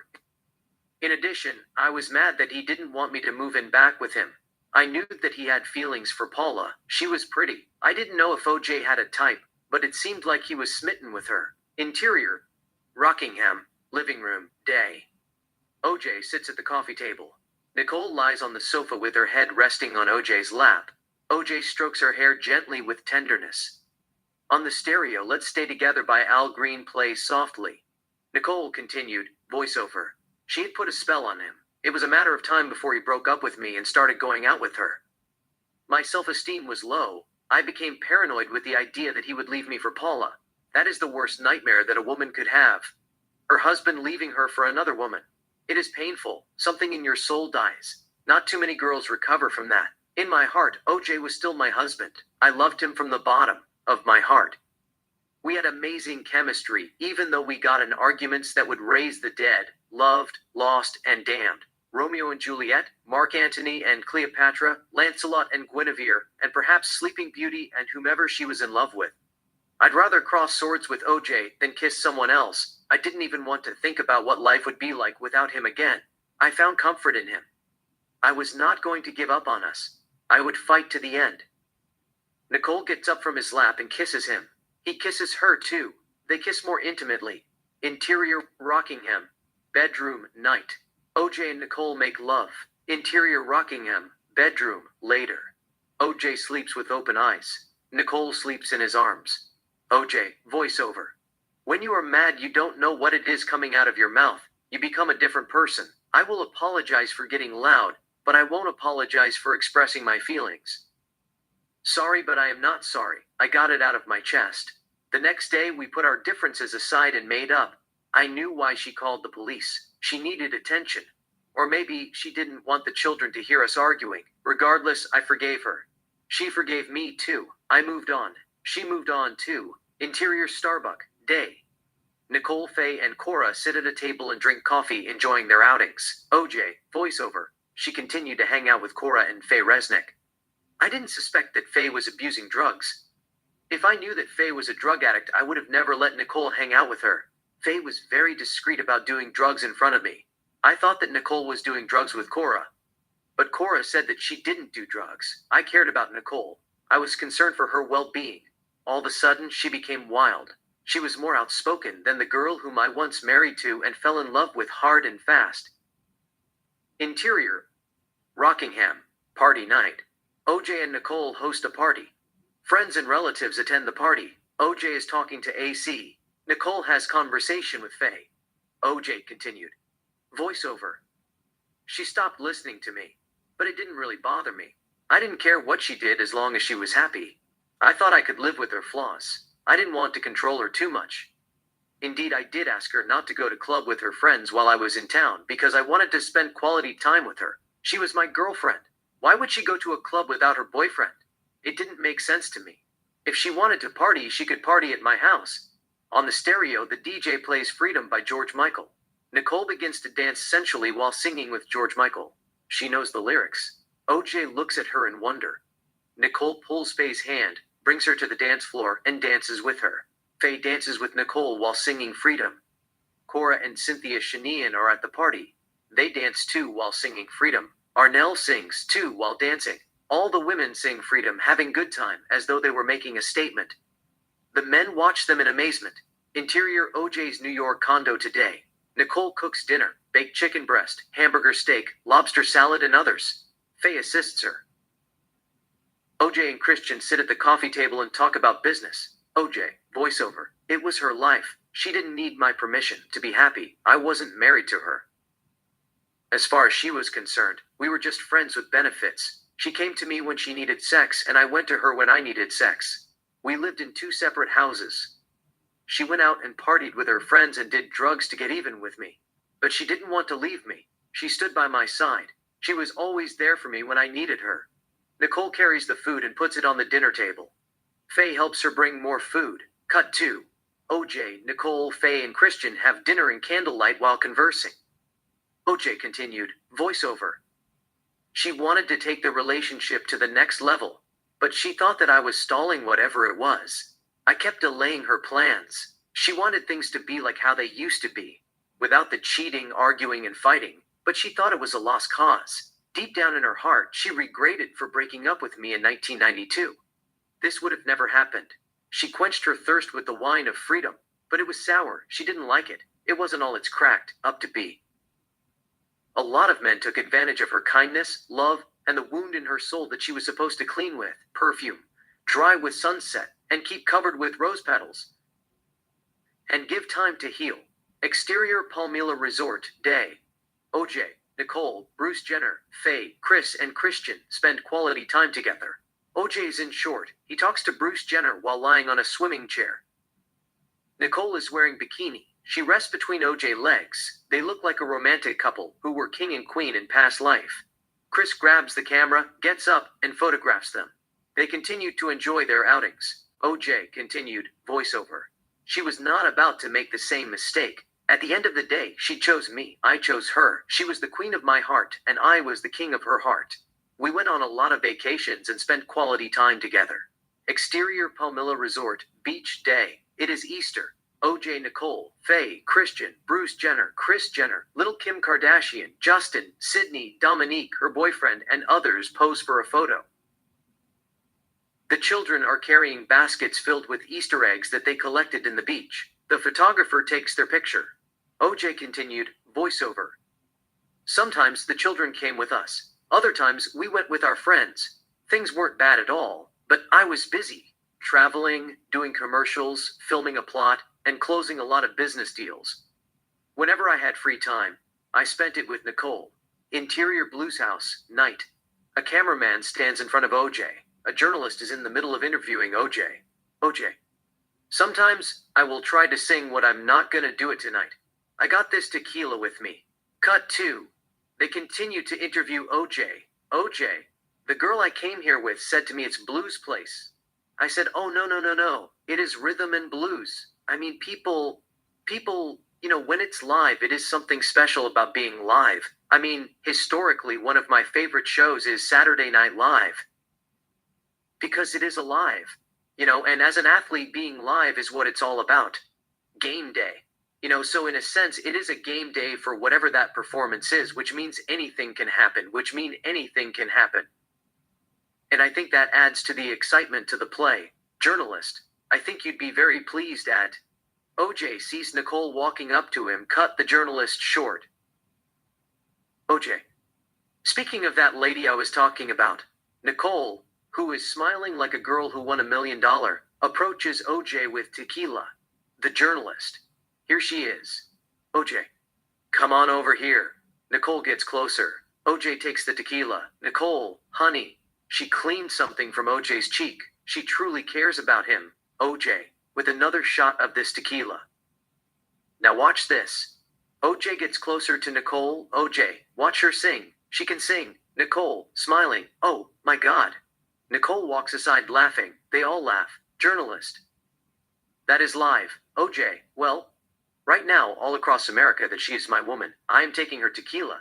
Takes her tequila. That's why I'm not singing today. He takes a shot. Nicole, humorously, you can't sing anyway. Journalist, overlapping Nicole, thank you very much. The journalist walks away.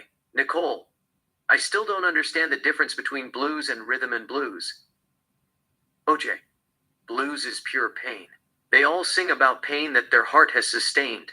On the other hand, when it comes to rhythm and blues, there is pain, there is also joy. The pain in rhythm and blues is sweet. I don't know how to explain it. Hope, no hope.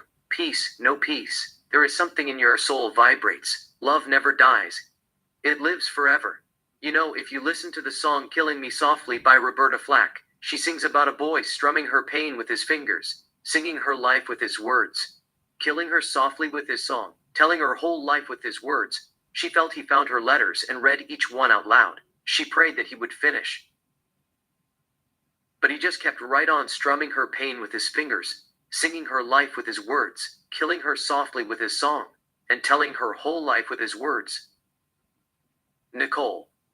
I didn't know you were romantic. OJ. I had my moment. They kiss. Cut 2. On the stage, boys, 2 men sing End of the Road. OJ and Nicole dance slow. They both are silent. Nicole. I don't like this song. It's kind of depressing, OJ. It's rhythm and blues. Don't listen to the lyrics, just enjoy the melody. That is the main difference between blues and rhythm and blues. Let the melody heal your soul.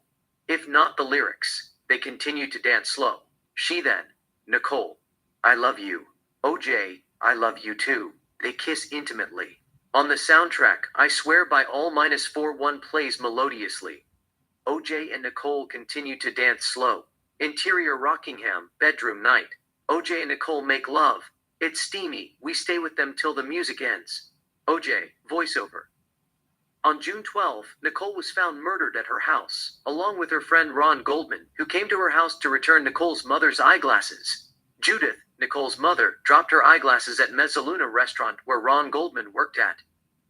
They were stabbed multiple times.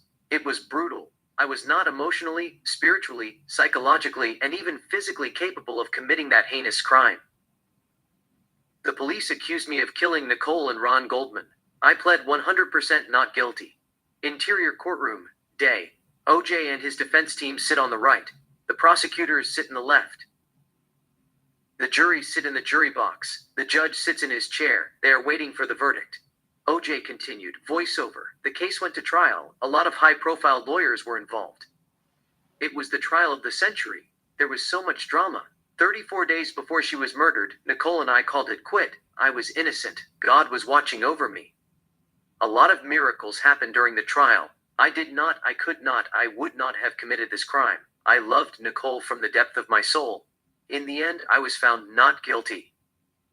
They all get up. OJ is about to get halfway, but he is not sure if he should get up now or wait a little bit, despite the fact everybody is standing. Judge Ito. All right, Mr. Cochran, Mr. Simpson, would you stand and face the jury? OJ gets up and faces the jury. Judge Ito. Mrs. Robertson.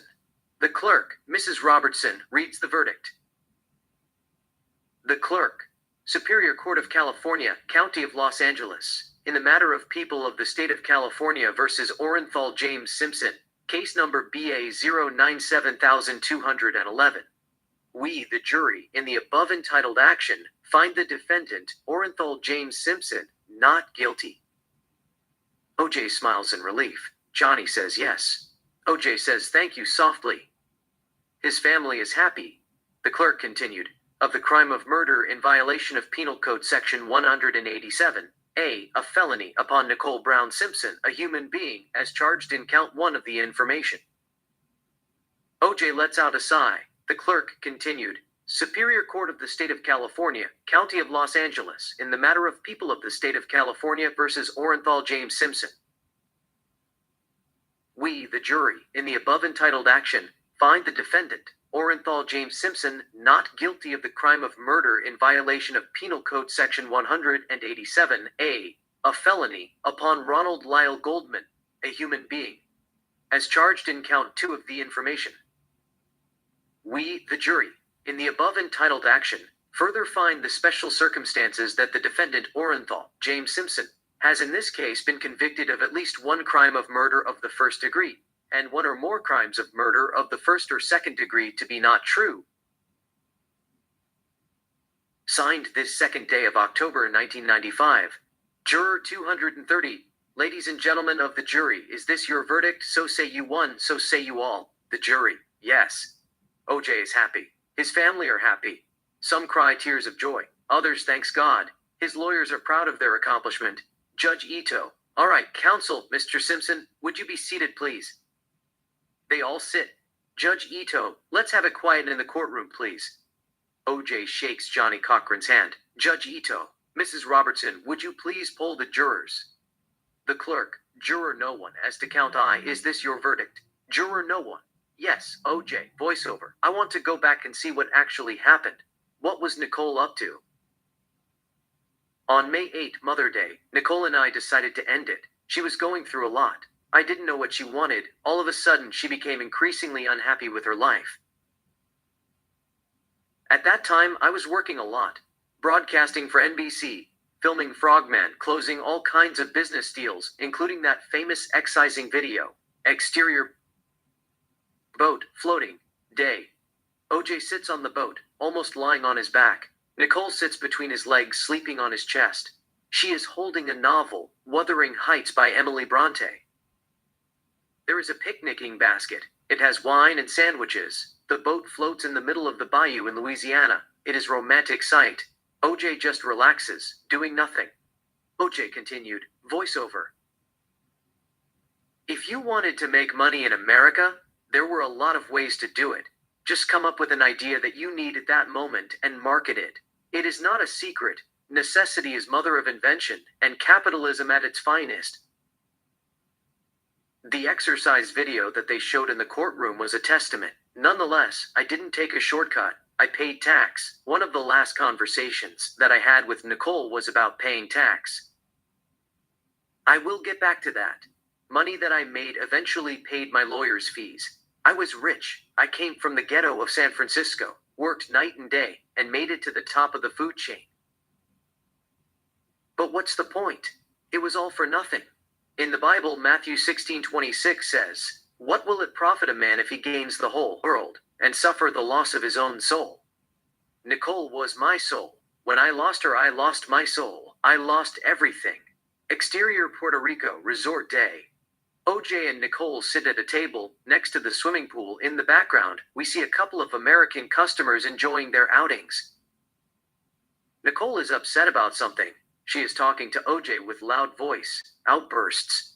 Some of the customers look at her with concern. OJ tries to calm her down. Nicole grabs a pack of cigarettes from the table, pulls one, lights it, and smokes with annoyance. OJ continued, voiceover. Nonetheless, I traveled a lot, I was busy, and I didn't know what was going on in Nicole's life. One day she was upbeat. The next day she was miserable. In general, she was just not herself. She was a different person every time I talked to her. When I was in Puerto Rico filming Frogman, she seemed to be having a nervous breakdown. Whatever she had in her mind, it wasn't working for some reason. Nicole continues to express her frustration with loud voice. She can't control her anger. OJ doesn't know what is going on. It seems like Nicole is feeling overwhelmed. She begins to cry. She is having nervous breakdown. OJ continued, voiceover. I don't want to play innocent when it comes to her mental health. I had contributed to her unhappiness. I might have taken her for granted. I didn't know they were going to kill her. That was the last thing in my mind. I let temptation creep into my heart. I couldn't stop thinking about Paula, but I resisted the temptation and tried to fix the problem even though I knew it was a lost cause. Nicole and I continued to argue. We continued to clash. We continued to go at it hammer and tongs. It wasn't a physical fight, but verbal and emotional, and it was not pretty. Don't get me wrong, we had tons of fun. Interior resort, bedroom night. OJ and Nicole make love. It seems like Nicole wants to please him. She doesn't want to lose him, and she is doing everything in power to give and receive love. She kisses him passionately as they continue to make love. There are tears in her eyes. She wipes it with the back of her hand and beams up in a beautiful smile right before our eyes. They continue to go at it like animals in Discovery Channel. OJ, voiceover. We made love like two exotic animals on a planet that orbited Proxima Centauri in the Alpha Centauri system, whatever that means. I couldn't get enough of her. She couldn't get enough of me. We couldn't keep our hands off each other, but in the end, we didn't get along. We stopped communicating. We knew it was time to go our separate ways. Exterior Nicole's house, day. Nicole is confined to her bed. She has double pneumonia. OJ brings her soup with a breakfast in bed tray and feeds her with a spoon. OJ continued, voiceover. Still, after we broke up, I came to her house with soups. She was sick with double pneumonia and found herself confined to her bed from May 13th to May 20th. I visited her every chance I got. I sent her flowers. I wanted her to be well and happy. After all, she was the mother of my children. I cared about her. Interior, Nicole's house, living room, day. Nicole is celebrating her 35th birthday. There is a cake on the coffee table. OJ, Sydney, Justin, and Tanya, Nicole's youngest sister, are present. They all say, "Happy birthday to you." Nicole, who is sitting on the sofa, blows out the candles and cuts the cake. They clap their hands. Sydney gives Nicole a diamond necklace for her birthday. It is a gift from OJ. It seems that Nicole is unmoved. OJ continued. Voiceover. On May 19th, it was her 35th birthday. I brought her cake and gave her a diamond necklace and a gold lighter. I knew I wanted her to quit smoking, but I also wanted her to know I had always accepted her in my heart just the way she was. I thought that the passion in her heart had finally broken her spirit. She gave it her all for love, but in return, she received nothing but pain and heartache. She deserved a break. I wanted to lift her spirit up. As ironic as it sounds, I couldn't wait to see that gorgeous and priceless simile of hers again. She did smile. It made my day. She kept the lighter but returned the necklace. She knew that I didn't buy it for her. I bought it for Paula. I didn't want to give her the lighter in front of the kids. I was against smoking, so I gave her the necklace instead. Nicole didn't want it. Later, I gave the necklace to Paula. Interior Nicole's house, living room, night. Faye sits at the coffee table in underwear and crop top shirt. She is doing cocaine in the middle of the night. She lines up the cocaine and snores it with a dollar bill. She then grabs a cocaine pipe, hits the cocaine freebase and smokes it. OJ continued, voiceover. Nicole was lost. She thought that Faye was her best friend, and she shared her secrets with her, but she couldn't rely on her anymore. Faye was a drug addict. She couldn't even take care of herself. Interior Nicole's house, bedroom, living room, night. Nicole opens her eyes, gets up from her bed, exits the room, takes the stairs down and finds Faye smoking cocaine. Nicole is not happy about it. She tells Faye there are kids in the house. She can't be smoking cocaine in the presence of the children. Faye tells her that they are sleeping. Nicole says it doesn't matter. Don't do drugs while the children are at home. Faye collects her drugs, puts them in her purse, and promises Nicole that she won't do it again. Nicole asks her to go to her room. Faye says that she can't sleep. She would just lie on the sofa. Faye lies on the sofa folding her legs like a little girl. Nicole goes upstairs. OJ continued, voiceover. Faye couldn't be trusted. She was a nightmare to live with, but Nicole loved her. She didn't hold anything against her. Instead, she wanted to help her as much as she could. She did help her to no avail. No one could free Faye from her inner demons. They had taken a hold of her soul. She continued to smoke cocaine like cigarette. 4 or 5 times a day. There was no cure for her addiction but to put her in a psych ward, so to speak. Yet she wasn't planning to quit. Cut 2. Nicole returns to the living room with a blanket. She gives the blanket to Faye. Faye covers herself and sleeps like a doll. Nicole sits on a sofa. She has a cigarette and a lighter on her hand. She lights the cigarette and smokes, lost deep in thought. Faye says nothing to her. OJ continued, voiceover. She had been in a rehab center a couple of times before, but it didn't do her no good. She was what she was, an addict to the bone. She might have something to do with Nicole's death. I would leave her to heaven and let God judge her. Exterior Brentwood, morning. Nicole and Cora jog in the street of Brentwood. OJ continued, voiceover. Nicole also confided in Cora. Cora had always been honest with Nicole. Not only did she tell her the truth, but she also gave her advice. Cut 2.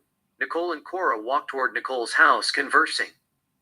OJ continued, voiceover. Therefore, Nicole had never kept anything from her. They talked daily. Now, Cora had her own problems. She was thinking about leaving her husband to a young grocery clerk, whom she met in Brentwood. Interior coffee shop, day. Cora and a young man named Joseph Black sit at a table and converse while enjoying coffee and cookies. Cora looks happy. She is in love, smiling like the sun in the Philippines. OJ continued, voiceover. She didn't want to be bothered by others people's problems. Nicole didn't have no one to turn to. She was her own. Interior Nicole's parents' house, day. Nicole and Judith are in the kitchen cooking. Sydney and Justin play in the living room with their grandfather. Lou, Nicole, and Judith are conversing, but we don't hear what they are saying. OJ continued. Voiceover. Nicole talked to her mother, but she didn't tell her everything. She didn't want her mother to worry about her. But her mother knew there was something bothering her daughter. She could feel it. It was dark, but she ignored it.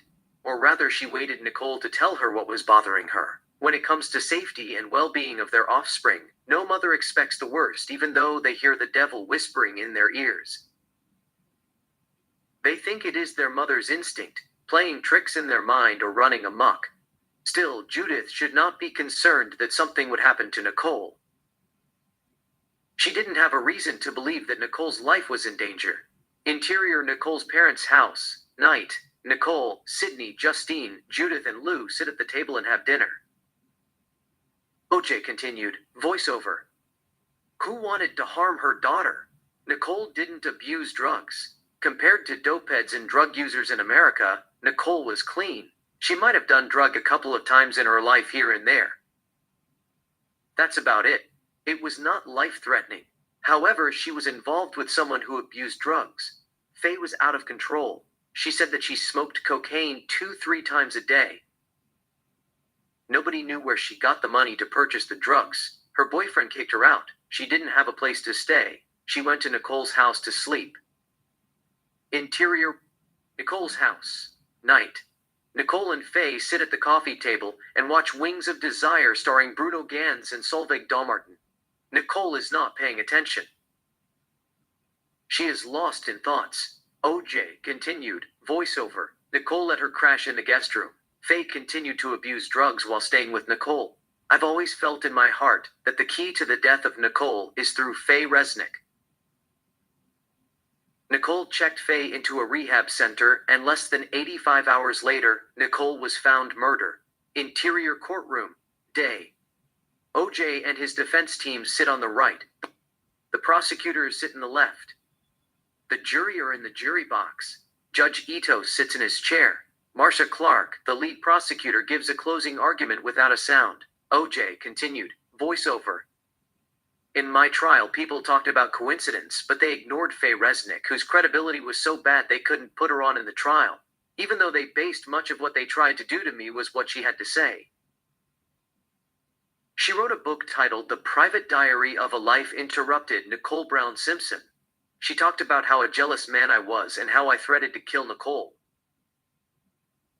She made up a lot of lies. It was bad.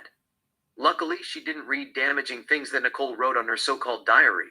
Faye said that Nicole was her best friend. She told her everything. If she told her everything, why didn't she tell her about stuff that Nicole wrote in her fake diary? Exterior club, night. Nicole and Faye dance in the middle of the crowd.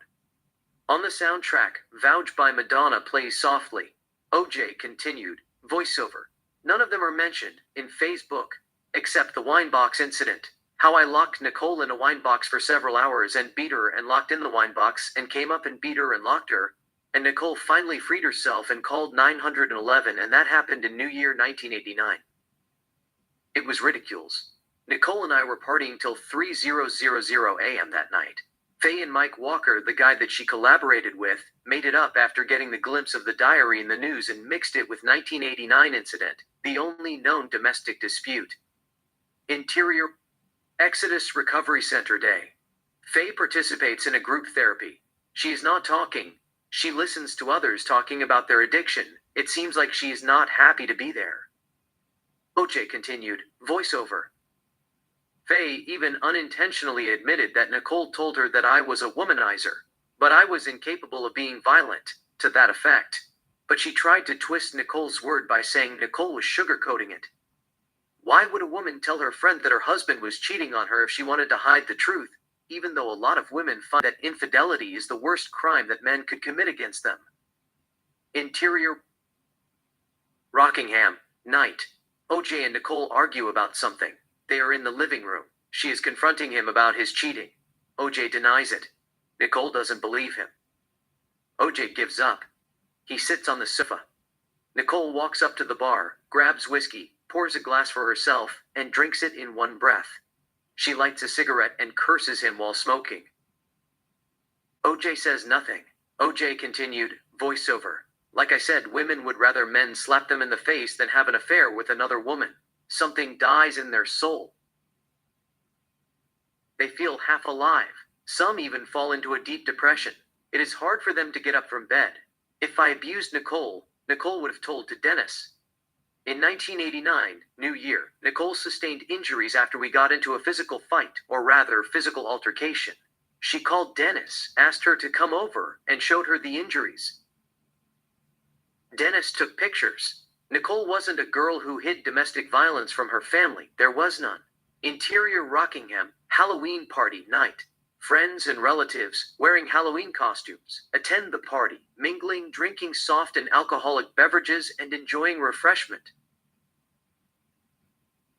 OJ wears Elvis's jumpsuit costume with sunglasses. Nicole wears red Lydia Dietz's costume, Winona Ryder in Beetlejuice, down to the hairstyle. Sydney wears Madonna's wedding gown costume with fake blonde wig. Justine is wearing Michael Jackson's red Thriller costume. Denise, Nicole's sister, wears Catwoman costume.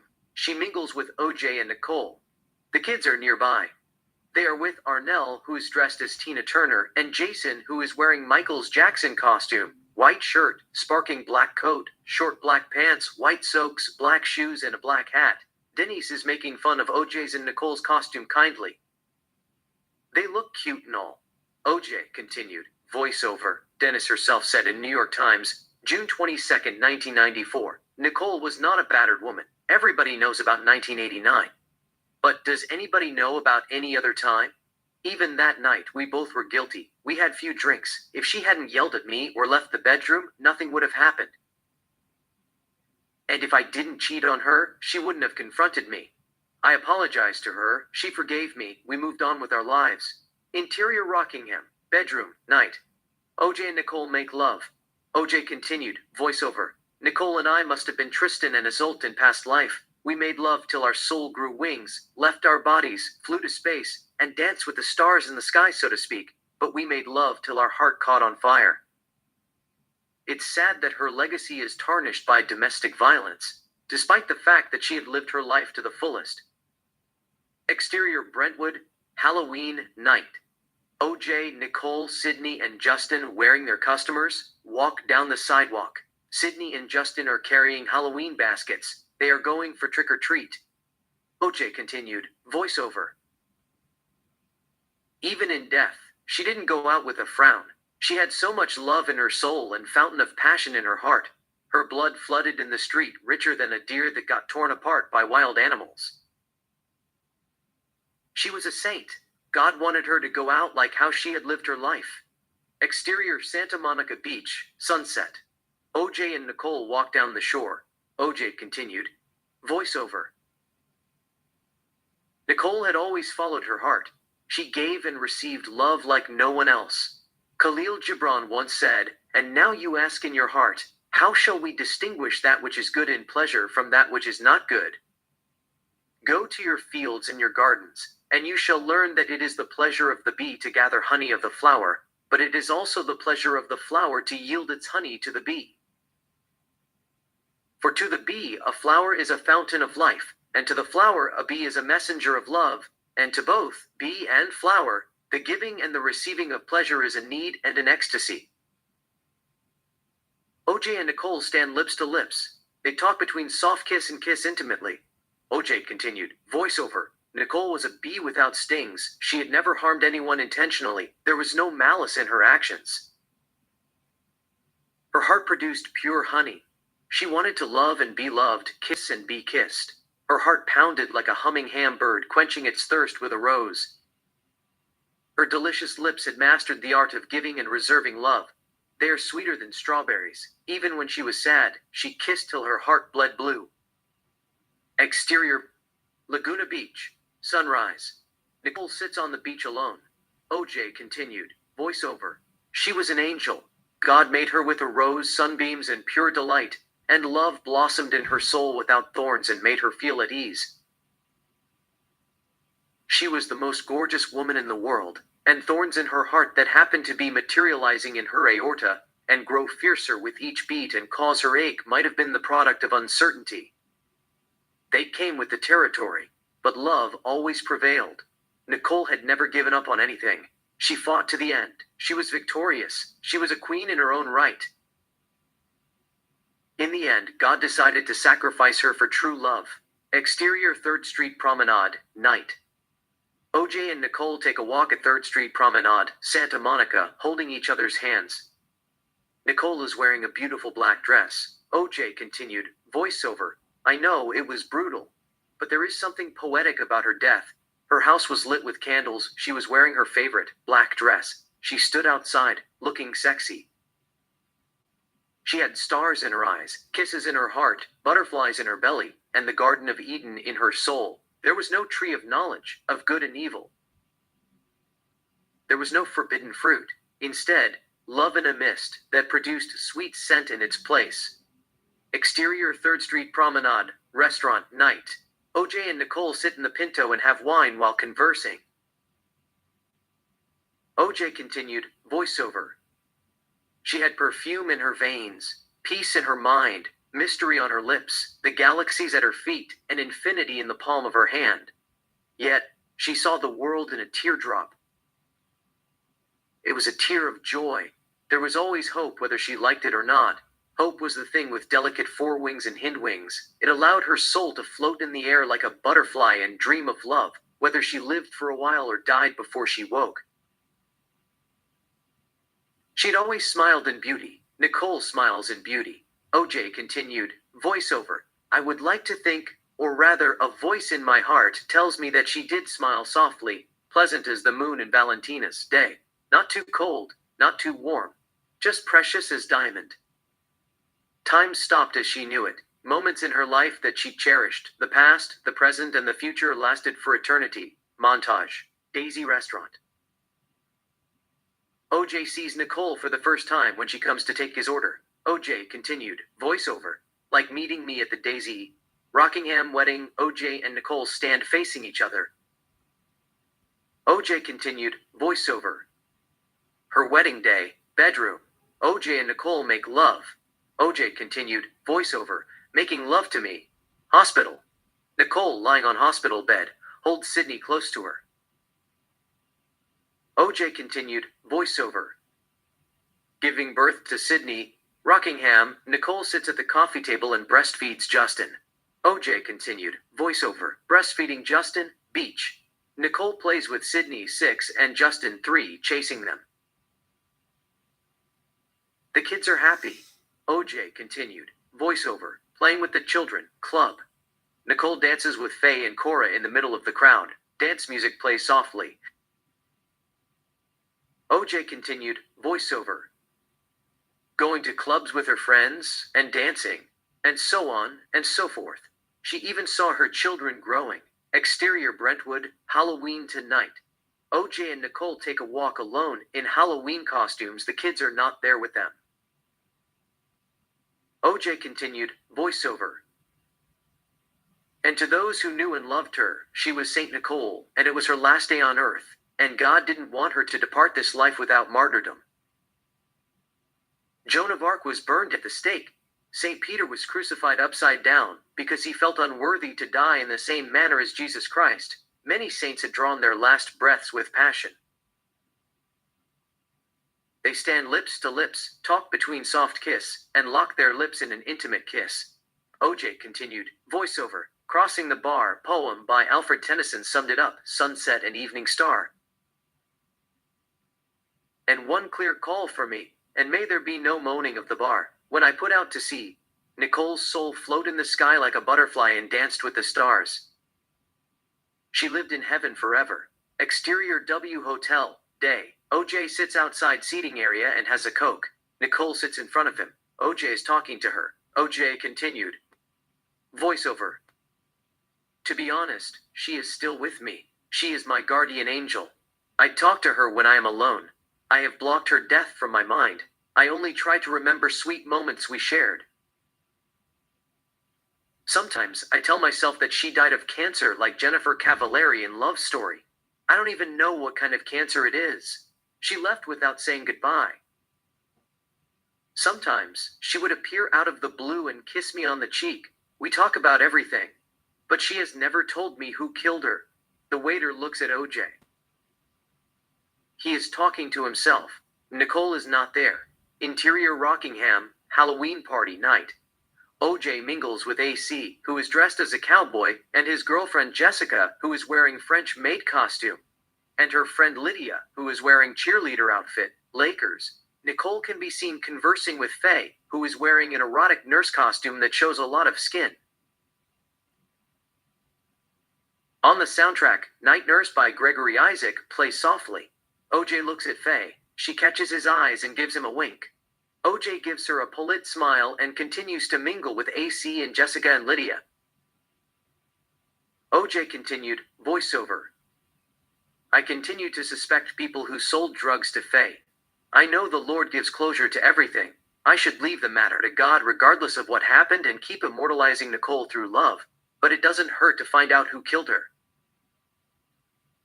I also wanted to confront my demons. I didn't like how I treated Nicole toward the end. I wrote her a letter to pay her tax. She sold her house in San Francisco and used my address to avoid paying the government tax. I didn't want the government to come after me. A girl named Rachel, who is wearing a suggestive police costume, approaches OJ and greets him. They kiss on the cheeks.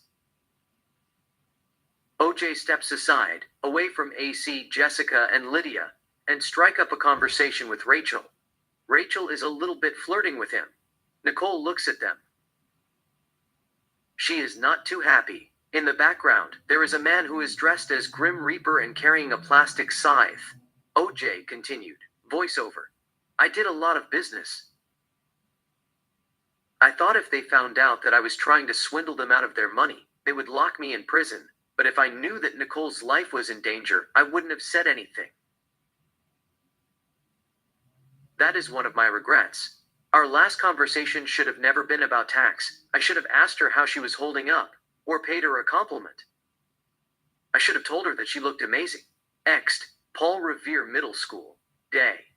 OJ has a word with Nicole's father, Lou. It is right after the end of Sydney's dance recital. Judith, Nicole's sisters, Dennis and Dominque, Ron Fishman, Cora, and others stand outside. They are about to leave, having small talk and saying goodbye to each other.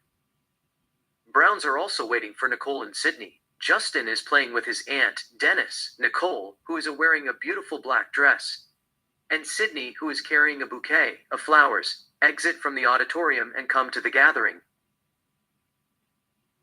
Nicole converses with Domingue. OJ looks at Nicole while talking to Lou. She catches his eyes. OJ turns his focus away from her and continues to talk to Lou.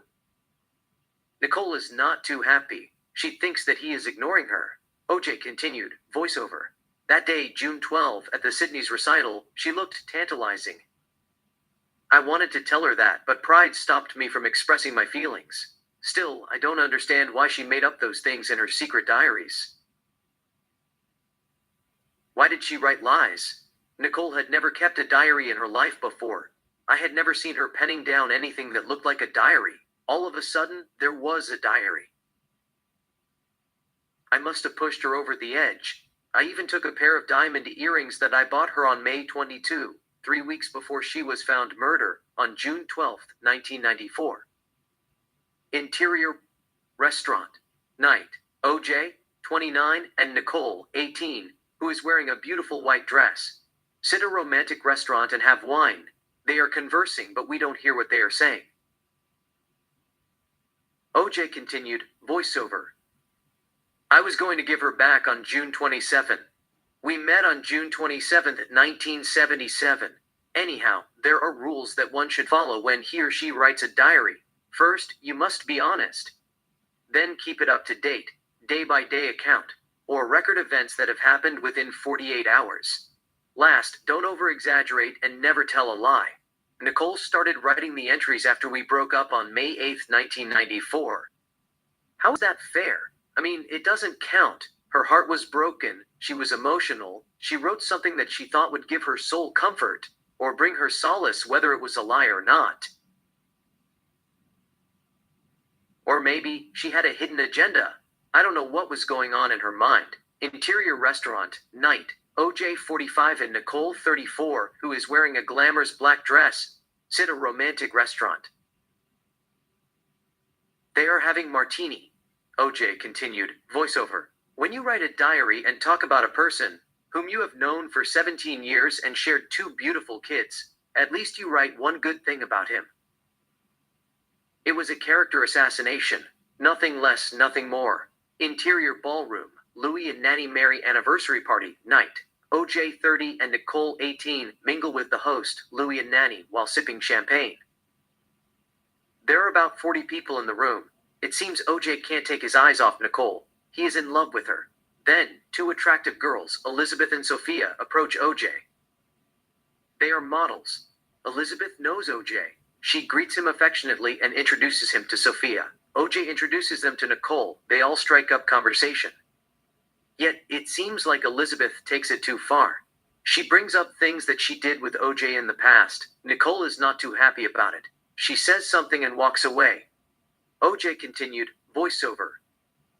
Nonetheless, in her so-called secret diaries, she wrote that first time I beat her up was after Louis plus Nanny Mary anniversary party in 1978. It started on the street corner of NYC 5th Ave at about 9 p.m. I threw her on the floor, hit her, kicked her. We went to the hotel where I continued to beat her for hours and she continued crawling for the door. She had a wild imagination. In 1978, Nicole looked like an angel of God. I would never put my finger on her even if she shot me in the heart with a gun, or blow it clean off with a magnum. I didn't have the heart to ravage one of the most exquisite creatures that God had ever created. She was drop-dead gorgeous. If I hit her for hours, she would be covered with bruises like doomsdays. Interior hotel. OJ's and Nicole's suite, night. OJ and Nicole tell their side of their story to AC, who came to their room to play a peacemaker. OJ, Kant, voiceover. Luckily, AC was there that night. Nicole and I had an altercation. We were arguing over something that was trivial. Now, I understand what Nicole calls beating is arguing. Nonetheless, I called AC to come over and be the judge of who was right and who was wrong. Everybody knew AC. Especially at that time, if he came to the room and found Nicole with the slightest burst, he would kill me. He protected her with his life. That night, he listened to what we both had to say. Nicole finally admitted that she was wrong and apologized whatever it was. Nothing happened. AC returned to his hotel across the street. Exterior New York City, street, day. OJ, 30, and Nicole, 19, walk in the street of New York City. They are arguing. OJ continued, voiceover. I didn't want to bring Chris Brown and Rihanna at the Grammy nights into the mix and what happened in that car in 2009. Chris was young. He didn't know any better. However, since most Americans in the world saw someone who got involved in a domestic violence, it might clarify few things. Chris Brown and Rihanna fight lasted less than 30 seconds. And when you look at Rihanna, she looked like she just got out of the ring with Mike Tyson. Chris Brown was not even a football player. Imagine if I hit Nicole for hours like she said, she would have looked like Rocky in Part 4 versus Drago. I just couldn't understand why she wrote it. Maybe she felt abandoned. Interior club, night. OJ and Paula dance in the middle of the crowd. OJ continued, voiceover. I was with Paula. You know, I broke up with Nicole on May 8, Mother's Day, 1994. I immediately got back with Paula 2 days later. It was over between me and Nicole. I was done with her. It was quick, and I was happy. Exterior OJ's and Nicole's vacation house, sunset. Nicole sits on the stairs of the house, front yard, in Laguna Beach and smokes cigarette. She is wearing short jeans and a bra. OJ continued, voiceover. Her fear had finally come true. She thought that I deserted her. Maybe I deserted her. She wanted to get even with me. It was payback. But what I don't understand is if people think that I was a wife beater, how come nobody saw marks on Nicole's face? Interior Nicole's house, birthday party, day. It's Justin's 5th birthday. Nicole, who is wearing short jeans and shirt, places the cake on the coffee table. She is carrying a camera. Justin, Sydney, and their friends stand around the coffee table.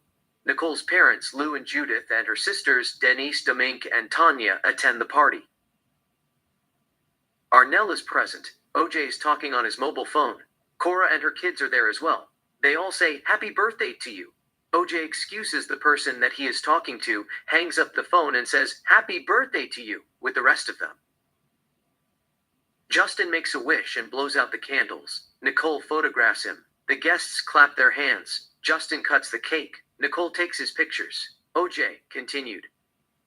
Voiceover. Her sister said that Nicole was a beach girl. She wore short jeans and a bra like Catherine Bach, Daisy Duke, in The Dukes of Hazzard. They would have seen a mark, if there was one. She had never complained about me hitting her. Her mother, father, and sisters said that she was always smiling, fooling around, and making them laugh. She told them jokes.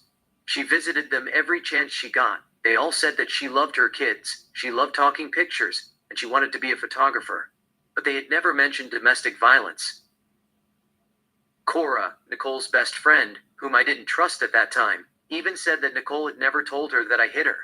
They all are having good time. Nicole cuts the cake and places the cake on small plates. Arnell gives the cake to the children and the guests, walking around. OJ is conversing with Faye. He turns his eyes and looks at Nicole. She is checking him out while cutting the cake. They both turn away as though they didn't want to give themselves away and expose their genuine feelings, whatever they are. Arnell gives OJ a cake. OJ eats the cake while conversing with Faye. OJ's cell phone rings. OJ excuses Faye, goes to the kitchen, and talks without a sound. Nicole looks at the direction of the kitchen suspiciously. OJ continued. Voiceover. There was a proof that I didn't hit Nicole.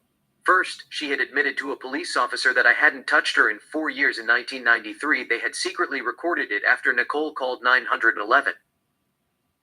Second, in a letter that she wrote to me right before we got separated, I don't know the exact date, but I believe it was in early 1992 or late 1991, in case we got separated. The only domestic violence that she talked about besides New Year, 1989, fight that we had, was how she got back in shape and felt really good about herself after she gave birth to Sydney. And we made out, and I then beat the holy hell out of her, and we lied at the X-ray lab and said she fell off a bike. To be honest, it never happened. She made it up, but let's give them the benefit of the doubt and assume that it happened. However, why did Nicole fail to mention all those domestic violence allegations in her first letter? It is odd. I mean, what stopped her to remind me that I threw her on the floor, hit her, kicked her, and continued to beat her for hours after Louie and Nanny Mary anniversary party in 1978? Or how I allegedly beat her and locked her in the wine closet, and other domestic violence claims in the letter that she kept in her safe box. None of them mentioned in her first letter that she wrote in case we got divorced. Not only was it suspicious, but it also indicated that she made them up out of vengeance in order to even the score. Interior. Nicole's house. Night. Nicole and Faye sit at the coffee table.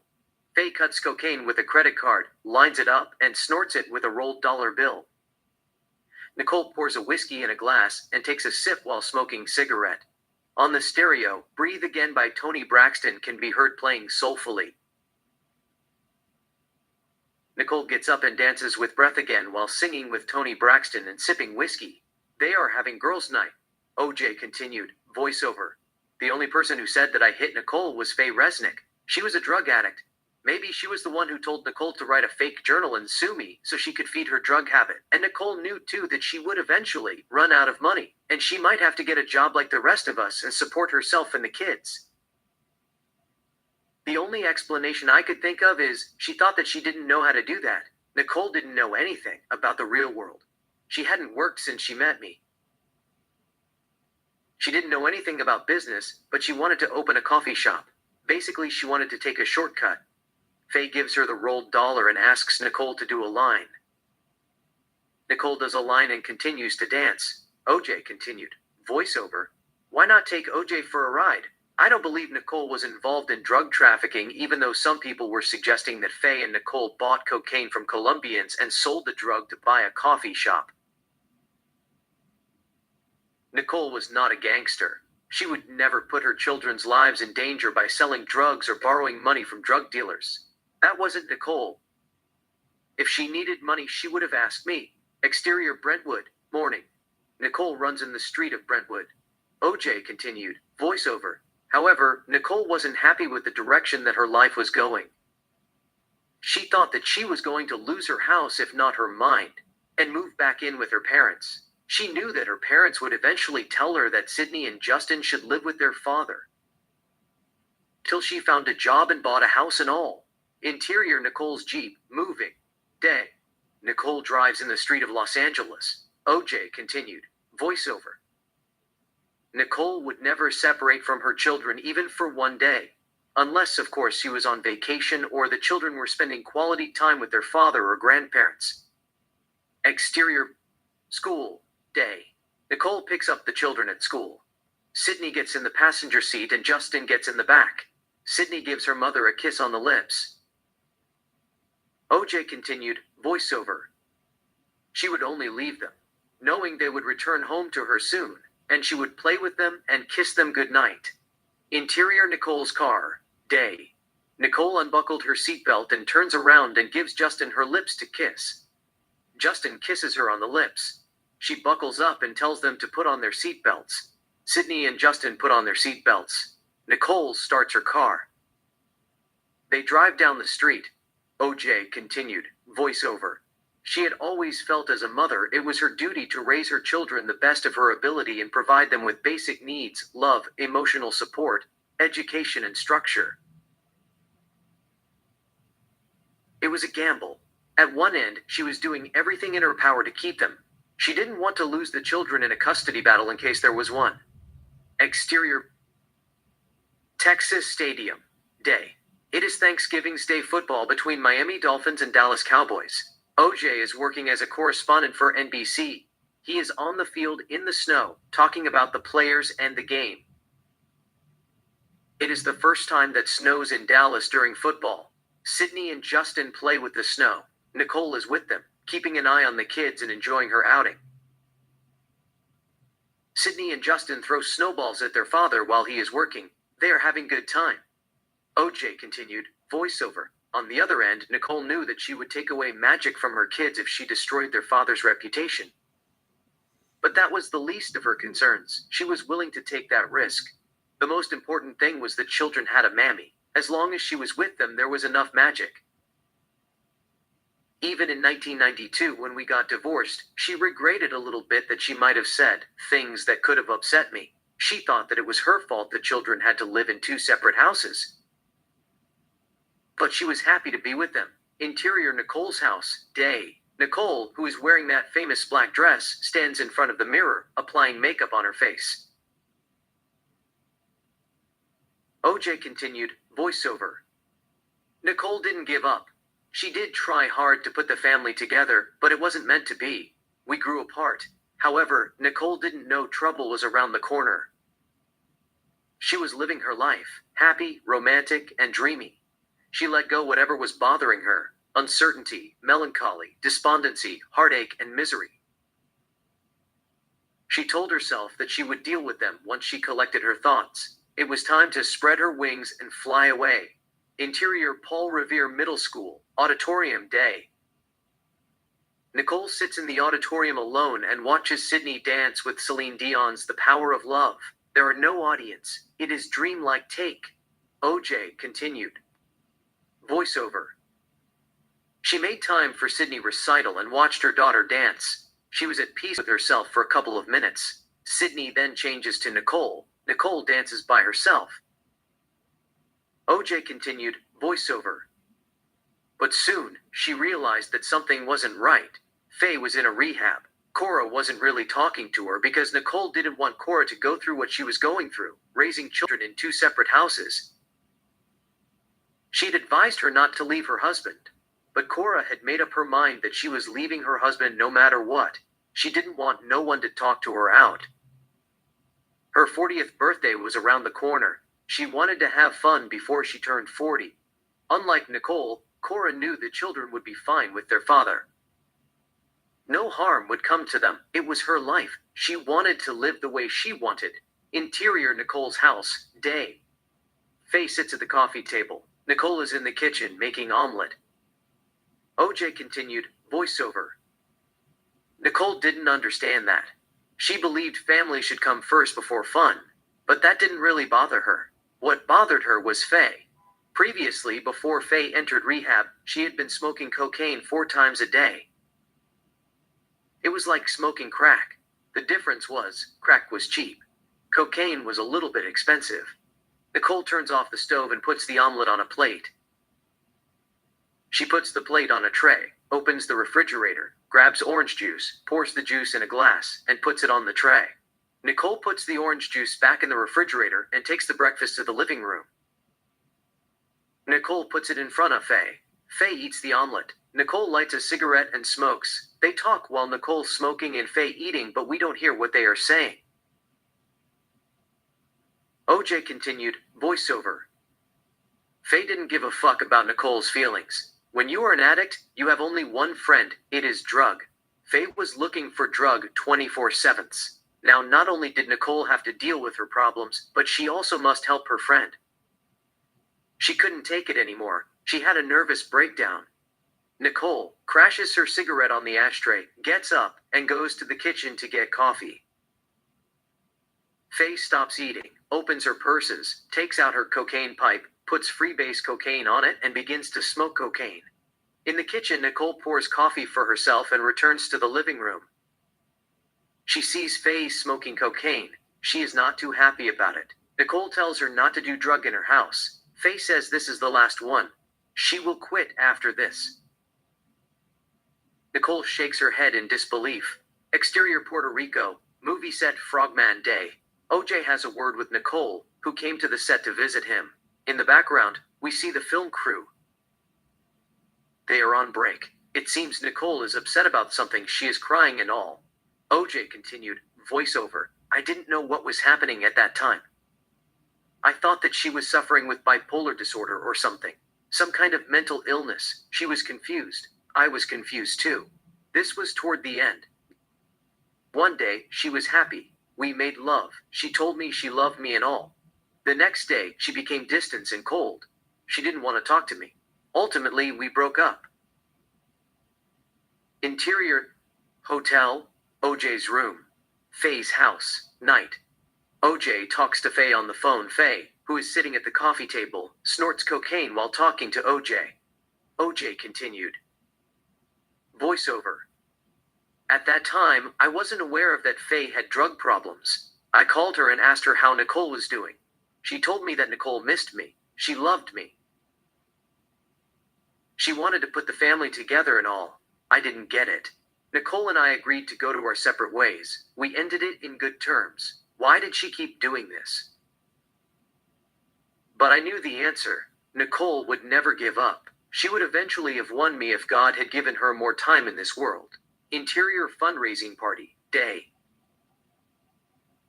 Title card, June 11th, 1994.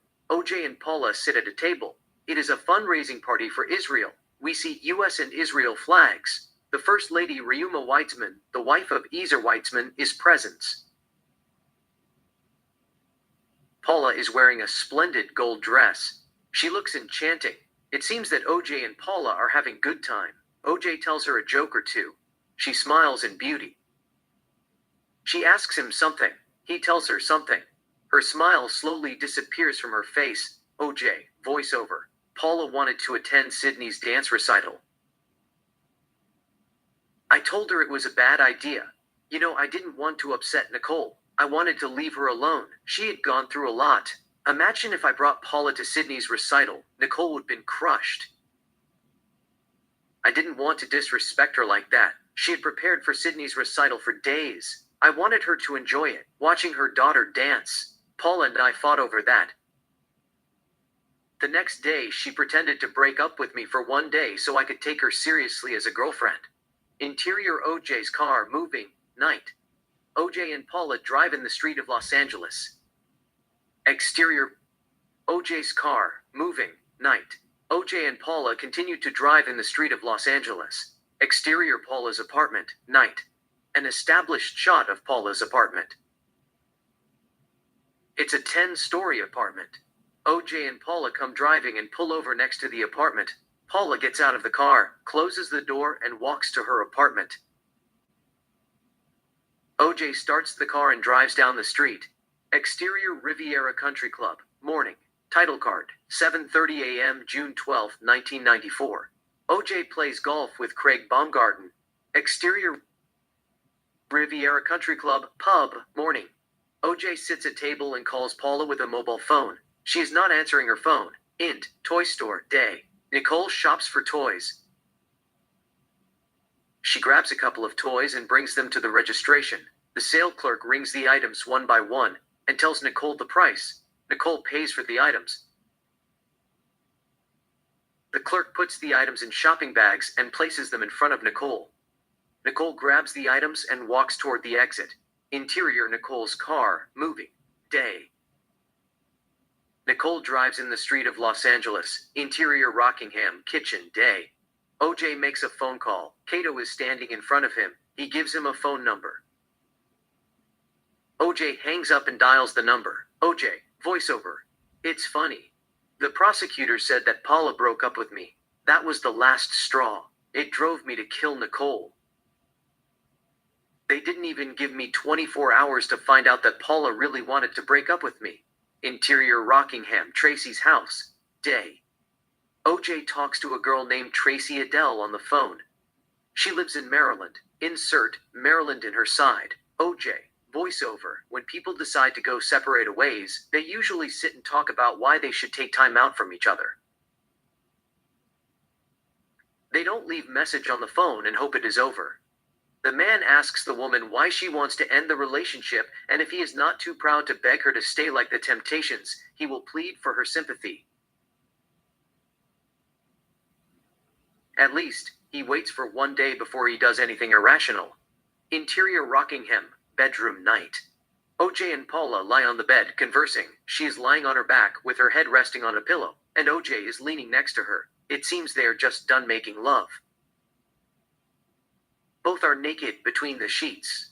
OJ says something romantic and plants a soft kiss on her lips. She puts her arms around him and kisses him too. They kiss more intimately. OJ continued, voiceover. Paula was a striking woman. She looked like an X-rated version of Julia Roberts. I was smitten with her. We had an amazing chemistry. You know, why would I kill Nicole and ruin my chance to be with her? It made no sense. Interior Rockingham, Jasmine's house, day. OJ talks to an actress named Jasmine Guy on the phone. OJ continued, voiceover. At the same time, as ironic as it sounds, I wasn't planning to wait for her either. Paula wasn't answering her phone for some reason. I was single. I might as well line up a couple of dates just in case things didn't go as planned. Sometimes, unexpected things happen. Life throws you a curveball just when you think you have it all figured out. I wanted to prepare for the future if things didn't work out between Paula and me. Interior, Nicole's Jeep, moving, day. Nicole is behind the wheel. Sydney and Justin sit in the back. On the soundtrack, music plays melodiously. Nicole is wearing a beautiful black dress. She looks sexy. She is taking Sydney to recital. Interior OJ's Bentley, moving, day. OJ drives in the street of Los Angeles. Interior Paul Revere Middle School, backstage day. Nicole prepares Sydney for the dance. Nicole knows that she is the center of attention. She really looks amazing with that black dress. But right now, she wants to be there for her daughter. It is her day. Nicole tells Sydney to be herself. We don't hear what they are saying due to the music on the soundtrack. She applies a little makeup on Sydney's face, kisses her on the lips, and tells her to break a leg. Interior, Paul Revere Middle School, main stage day. Little girls dance on the stage. We don't hear the music due to the music on the soundtrack. Parents watch their kids dance. Nicole's parents, Lou and Judith Brown, and sisters, Dennis and Dominique, are in attendance. Nicole returns to her seat. She sits in the back. She looks for OJ. He hasn't showed up yet. Cut 2. OJ appears at the entrance. He looks a little bit tired. Justin is happy to see his father. He runs toward him. OJ holds Justin's hand. They walk up to Nicole. OJ asks her for a ticket. Nicole gives him the ticket. OJ sits in the back of the auditorium and watches the performance. Justin and 2 kids are sitting between OJ and Nicole. OJ looks at Nicole. She looks irresistible. She is trying to impress him. But OJ plays it cool. He looks at her. She catches his eyes. He quickly turns away. It seems he doesn't want to give her a sign that he is interested in her. He wants to move on. OJ turns his attention to the show and continues to watch little girls setting the stage on fire with an amazing performance. The girls dance more and finish performing. The audience clap their hands with jubilation. OJ sees a father giving flowers to his daughter. OJ gets up and walks toward the exit. Interior: OJ's Bentley, moving, day. OJ drives in the street of Beverly Hills. On the soundtrack, the music continues to play. Int, flower shop, day. OJ approaches a florist with a bouquet of flowers. He gives her $50, tells her to keep the change, turns around, and walks toward the exit with the flowers. Interior: OJ's Bentley, moving, day. OJ drives back to the school. He's in a hurry. He passes one car after another. He doesn't want to miss his daughter's performance. Interior: Paul Revere Middle School, day. Sydney performs on the stage. OJ sits in the back of the auditorium carrying the bouquet of flowers and watches his daughter dance. We hear sound. OJ is proud of Sydney. She is dancing with her friends without missing a beat. Ron Fishman is sitting next to OJ. He is Cora Fishman's husband. Cora's in the auditorium too. She sits near the stage, far away from her husband. Ron's and Cora's children and OJ's and Nicole's children are close. They go to the same school. They sit with Justin. OJ turns his eyes and looks at Nicole. She is happy for Sydney. She catches OJ's eyes. But OJ looks away once again. Nicole is a little bit disappointed on him. He is avoiding her on purpose. Sydney and her friends continue to dance. They then finish dancing with a high note. OJ gets up and claps his hands in support of his daughter. They all give them a standing ovation. On the soundtrack, You Mean the World to Me by Tony Braxton plays melodiously. Interior: Paul Revere Middle School, backstage day. OJ kisses Sydney on the lips and gives her the flowers. They pose for a photo. Ron Fishman photographs them. Next, Paul Revere Middle School, day. OJ greets Nicole's family goodbye. OJ seems tired but jolly. Dennis kisses him on the cheek goodbye. Judith kisses him goodbye. Lou seems happy with OJ. There is no love lost between them. They talk like friends instead of son-in-law and father-in-law. Nicole says nothing to OJ. OJ says nothing to her. He picks up Justin, kisses him on the lips, and puts him on the ground. He jokes a little bit with Ron Fishman. He is a million miles away from dark mood. Interior: Nicole's house, night. Nicole lights candles throughout her house. On the soundtrack, You Mean the World to Me continues to play melodiously. The place looks romantic. Interior: Nicole's house, Exodus Rehab Center, night. Nicole sits at the coffee table and takes to Faye on the phone, who is admitted at the Exodus Rehab Center. On the soundtrack, You Mean the World to Me plays softly. Faye is using the phone at the lobby. We see both sides of the conversation. Faye: I can't spend another day in this shithole. If I do, I will kill myself. Nicole: what do you give them chance to help you? They will cure you. Faye: just get me out of this nut house. I don't need help. I am fine.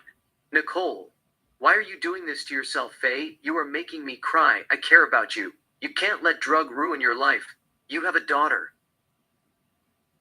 She needs you, Faye. Nicole begins to sob. Faye: I will stay away from drugs. Just get me out of this place, please. I am going crazy. I have been here since Friday. I can't take it anymore. Nicole, I am here for you. Just talk to me. Faye: my brain hurts. I feel like my head is about to explode. I wish someone put me out of my misery. Tell Christian if someone doesn't come and get me out of this place, I would jump from top of the building and kill myself. I am serious. I would rather die than spend another day in this fucking place. Nicole: I will tell him. We will come and visit you in the morning. Bye. Faye: don't hang up the phone yet. I want to talk to you about the coffee shop that we are planning to open. I have saved enough money, but I didn't want to waste the money on rehab. Nicole: that can wait. First, take care of yourself.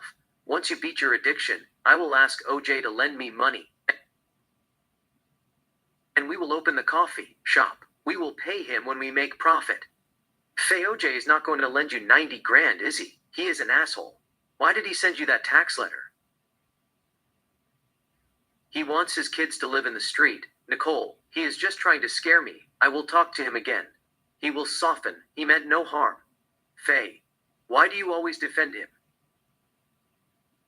He is cheap. You were entitled to $2 million in your divorce settlement. He cheated on you. Now he doesn't even want you to sell your own house. What kind of a man is he? Nicole, don't worry about it. Don't let that upset you. I know OJ. Sometimes he gets mad at you for no reason and says things that he doesn't mean. Later, he will forget about it. He doesn't even know why he is upset in the first place. He is like a big baby. Faye, fuck him. He fucking left you for that slat Paula. I can't believe you are still in love with him. I hope he gives you $1 million so you could open a decent coffee shop, run it, and raise Sydney and Justin by yourself. He is making a lot of money. Movies, commercials, business, what have you. He did an exercise video with Christian and paid him $5 thousands for a 2 minutes advice that he gave him. Nicole doesn't want to hear Paula's name. She wants to end the conversation. Nicole, we will take about it tomorrow. I have to go, Faye. Bye, Faye, bye. Nicole hangs up the phone, so does Faye. We stay with Nicole. Nicole heads to upstairs and opens the children's room to see if they are sleeping. Justin is sleeping. Sydney is awake but pretends to be sleeping. Nicole closes the door and walks to her bedroom. She looks at her image in the mirror. Her eyes are filled with tears. She is sad. Something is bothering her. She turns around and walks toward the direction of the camera. Exterior, Rockingham, night. OJ grabs his golf bag from his Bronco and walks to his mansion. He opens the gate, enters the property, and walks toward his house. Interior, Nicole's house, night. Nicole sits at the coffee table and looks at a photo album, flipping pages. There are families and friends photos. OJ, herself, Sydney, Justin, her sisters, her mother, her father, Faye, Cora, and others. Nicole pauses at a photo of OJ and herself. Her eyes are filled with tears. The phone rings. Nicole puts the album aside and answers the phone. It is her mother. Interior, Nicole's house. Lou's and Judith's house, night. Judith sits at the dinner table and talks to Nicole on the phone. We see both sides of the conversation. Judith, I dropped my glasses at the restaurant earlier. They had found it. I need you to pick it up. Nicole, I will pick it up and bring it tomorrow. Bye. Judith, I will see you tomorrow. Good night. Nicole, weak voice. Good night. Nicole did not say I love you to her mother for the first time.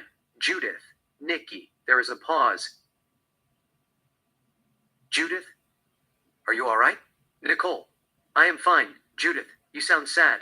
Nicole, I am not sad. I am just tired. Judith, what is bothering you? Nicole, nothing.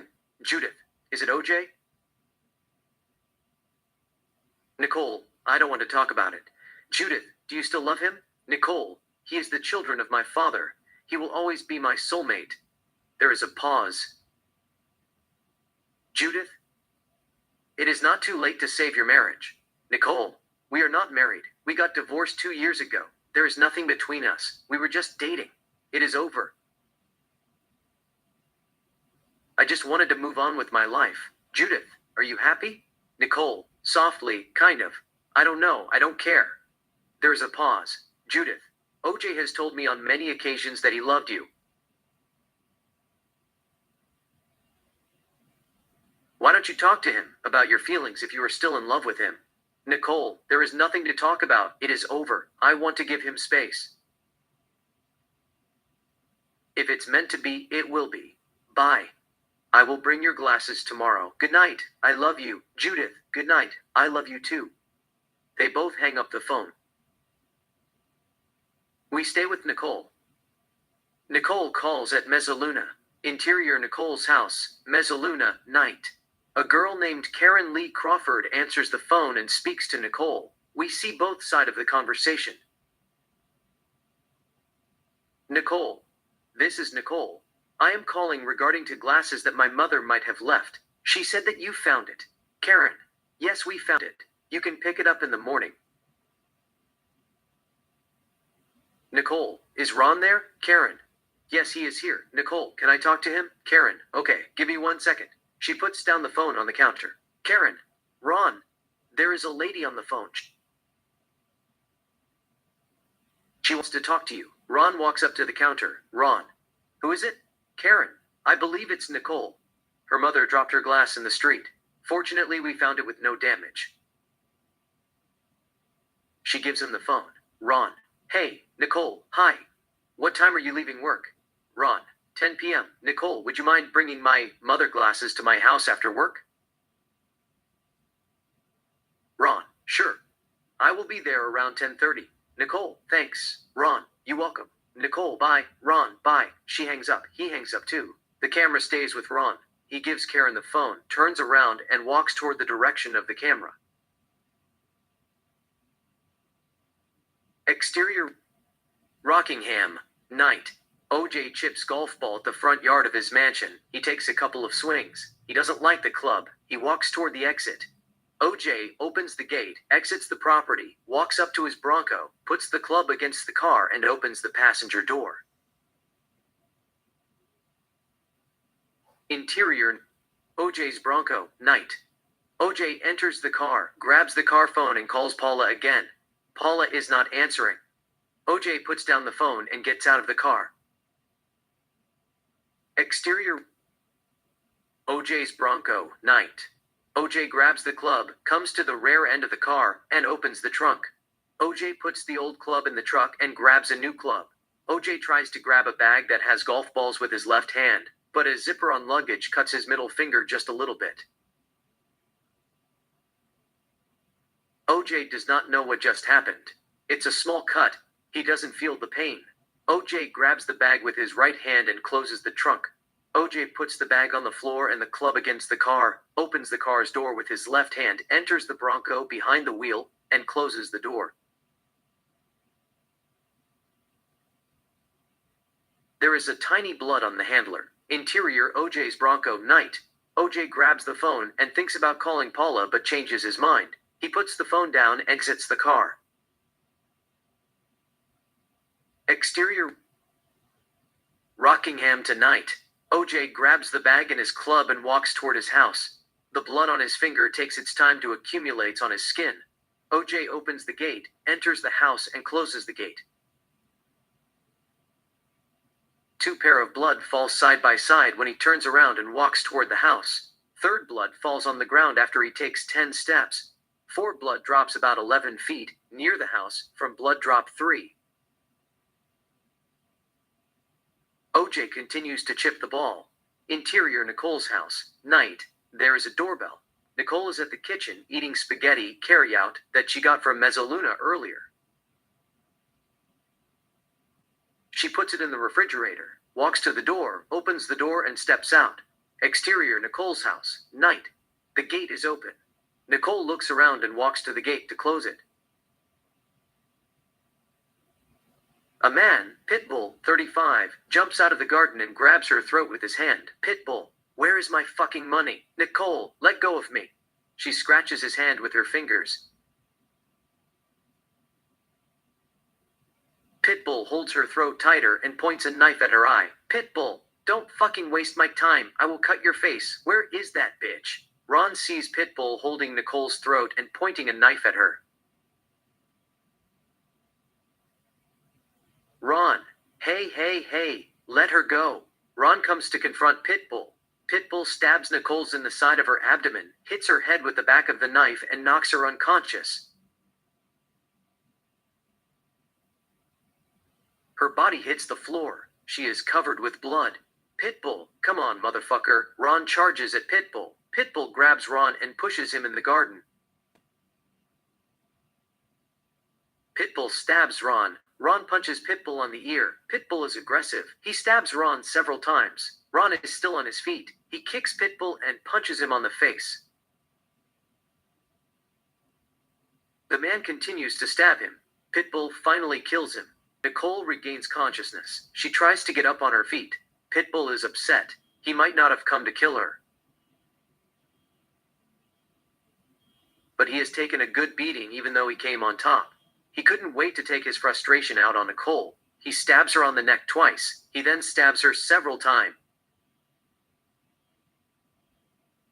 He is pissed. He comes behind Nicole, grabs her hair and slits her throat mercilessly. His friend, Cobra, appears at the gate. Cobra, what fuck are you doing? Pitbull says nothing. Cobra makes sure he does not step on the blood, enters the house carefully and looks at Ron. Cobra, fuck, man. He turns his eyes and looks at Nicole. Cobra, nobody told you to kill her. Pitbull, this motherfucker punched me in the face. Cobra, let's get fuck out of here before the police show up. I parked the car in the back. They walk toward the back gate. Pitbull leaves visible shoe prints. Born Magali, he has the knife on his hand. It is covered with blood. Blood drops from the knife and falls on the floor next to the shoe prints, leaving trails of bloods. Cobra and Pitbull exit through the back gate and walk to a white van that they park in the alley. Pitbull gets in the passenger seat. Cobra gets behind the wheel, starts the car. They drive south toward Wilshire Boulevard.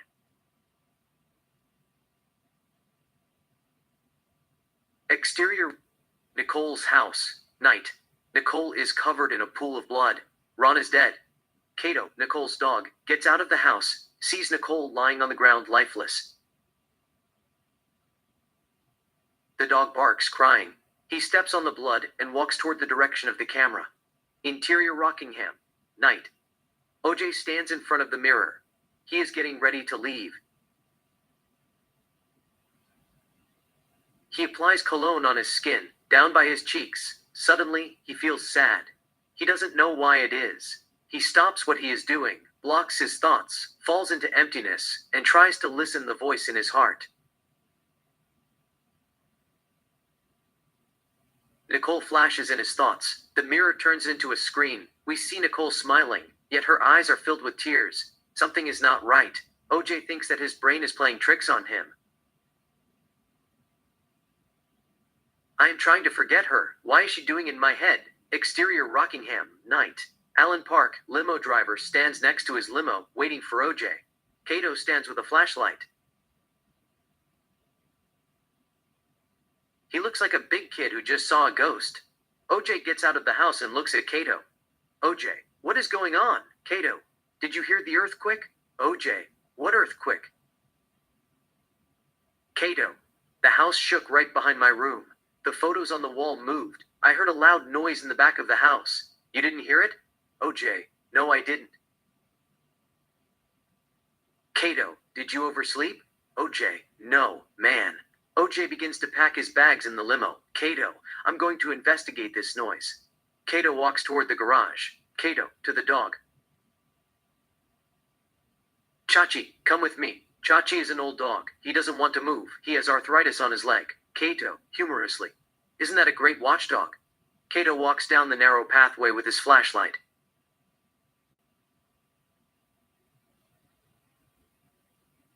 He passes the garage and stops at the second gate. He doesn't want to go farther. He is scared. He turns around and walks back to the house. OJ is inside the house. There is a knapsack near the Bentley. Kato looks at the knapsack, ignores it, walks up to the limo and introduces himself to the driver. Kato, I am Kato. Allen Park. They shake hands. Kato, hi man, did we have earthquake? Allen, no, I didn't hear anything. Kato, I heard this loud noise in the back of my room. The picture on the wall moved. Allen, it is weird. Kate looks at OJ's golf clubs near the packing area. Kato, I will put the clubs in the trunk. Allen, okay? Allen enters the limo and pops up the hood. Kato puts the clubs in the back of the limo. Allen gets out of the limo. Kato approaches him. Kato, Do you have a flashlight? Mine is weak. Alan gets in the limo, opens the glove compartment, and checks for flashlight. There is none. He gets out of the lime. Alan. No, I don't have a flashlight. Kate looks at the knapsack. Again, he thinks about loading it, but he feels that the bag is a little bit far from the loading zone. Cut 2. Kato looks at the knapsack again. He ignores it again. OJ gets out of the house. Kato approaches him. Kato, I think someone's back there. The driver doesn't have a flashlight and my flashlight is just terrible. OJ. Oh, we better check on it. Kato, this is like the only thing I have. Do we have a better flashlight? OJ, well, I better check if we have a better flashlight.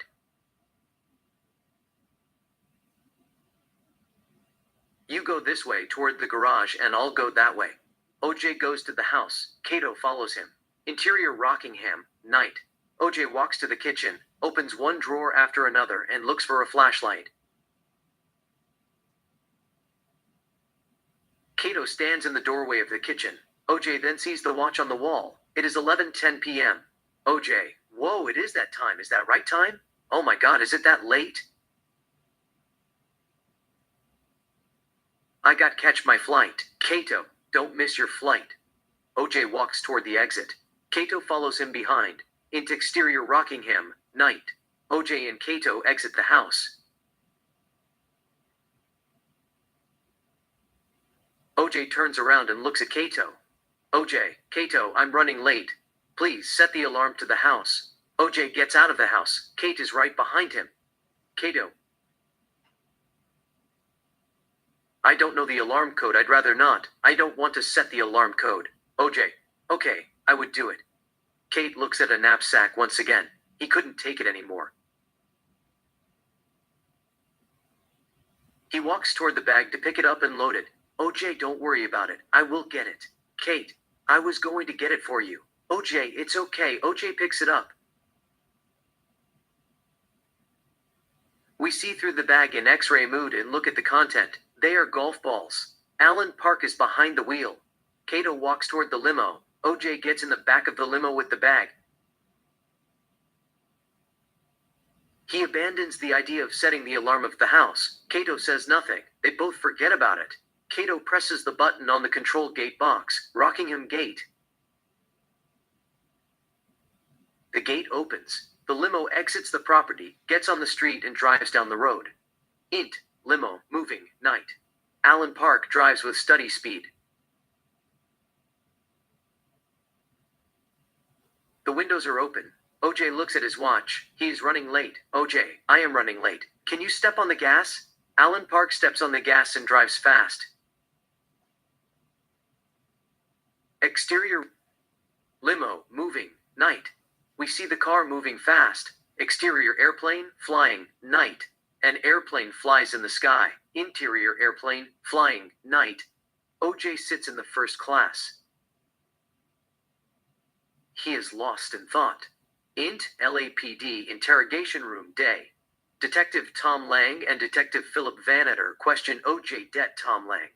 What do you think happened?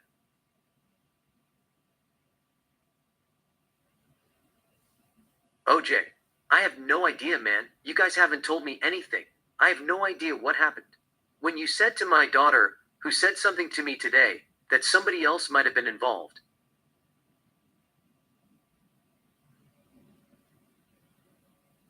I have absolutely no idea what happened. I don't know how, why, and what. But you guys haven't told me anything. Every time I ask you guys, you say you are going to tell me in a bit. OJ, voiceover. I didn't know how she was murdered. I thought that she was shot inside her house. Some guy that she might be going out with shot her and her friend after he got in a fight with her.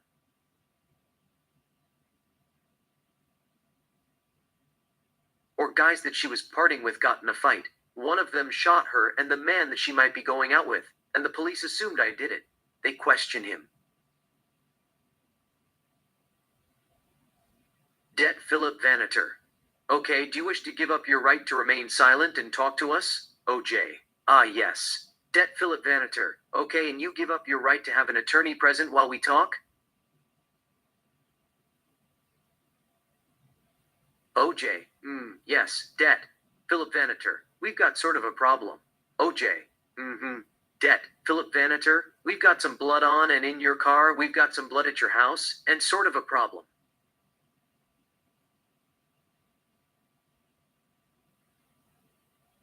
OJ. Well, take my blood test. I've got a bunch of guns all over the place. You can take them, they're all there. You can take them, they're all there. I mean, you can see them. I keep them in my car for an incident that happened a month ago that my in-laws, my wife, and everybody knows about that. Cut 2. OJ. I mean, I won't go in her house. I haven't been in her house in, well, a week, maybe 5 days. I go to her house a lot. I mean, I'm always dropping the kids off, picking the kids up, fooling around with the dog.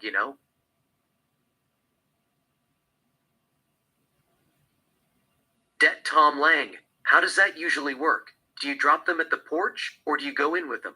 OJ. No, I don't go in the house. Det Tom Lang. But you never go inside the house?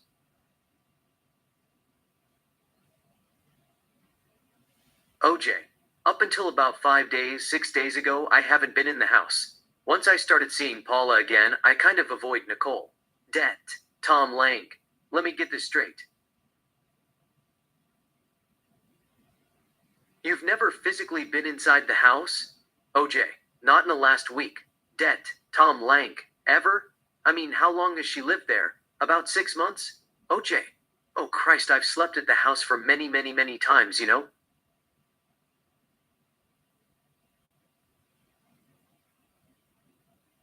I've done everything at the house. I'm just saying, you're talking in the last week or so. Det Tom Lang. Well, whatever. 6 months she's lived there? OJ. I don't know, roughly. I was at her house, maybe 2 weeks ago or 10 days ago. One night. Det Tom Lang. Do you recall having that cut on your finger the last time you were at Nicole's house? OJ. A week ago?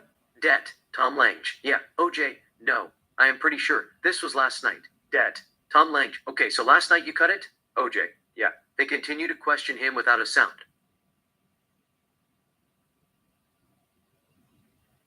OJ, voiceover. I didn't do it. The media accused me of killing Nicole and Ron Goldman.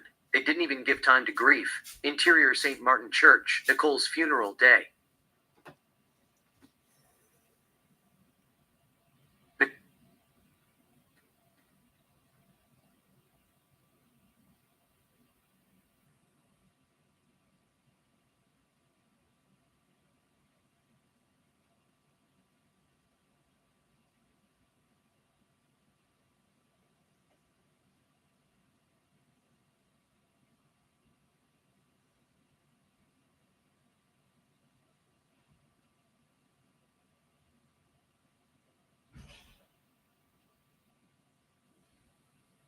Nicole's body lies in a coffin. OJ attends Nicole's funeral service. He is standing in front of Nicole's coffin holding Sydney's and Justin's hands. Friends and family member have come to say farewell. OJ continued. Voiceover.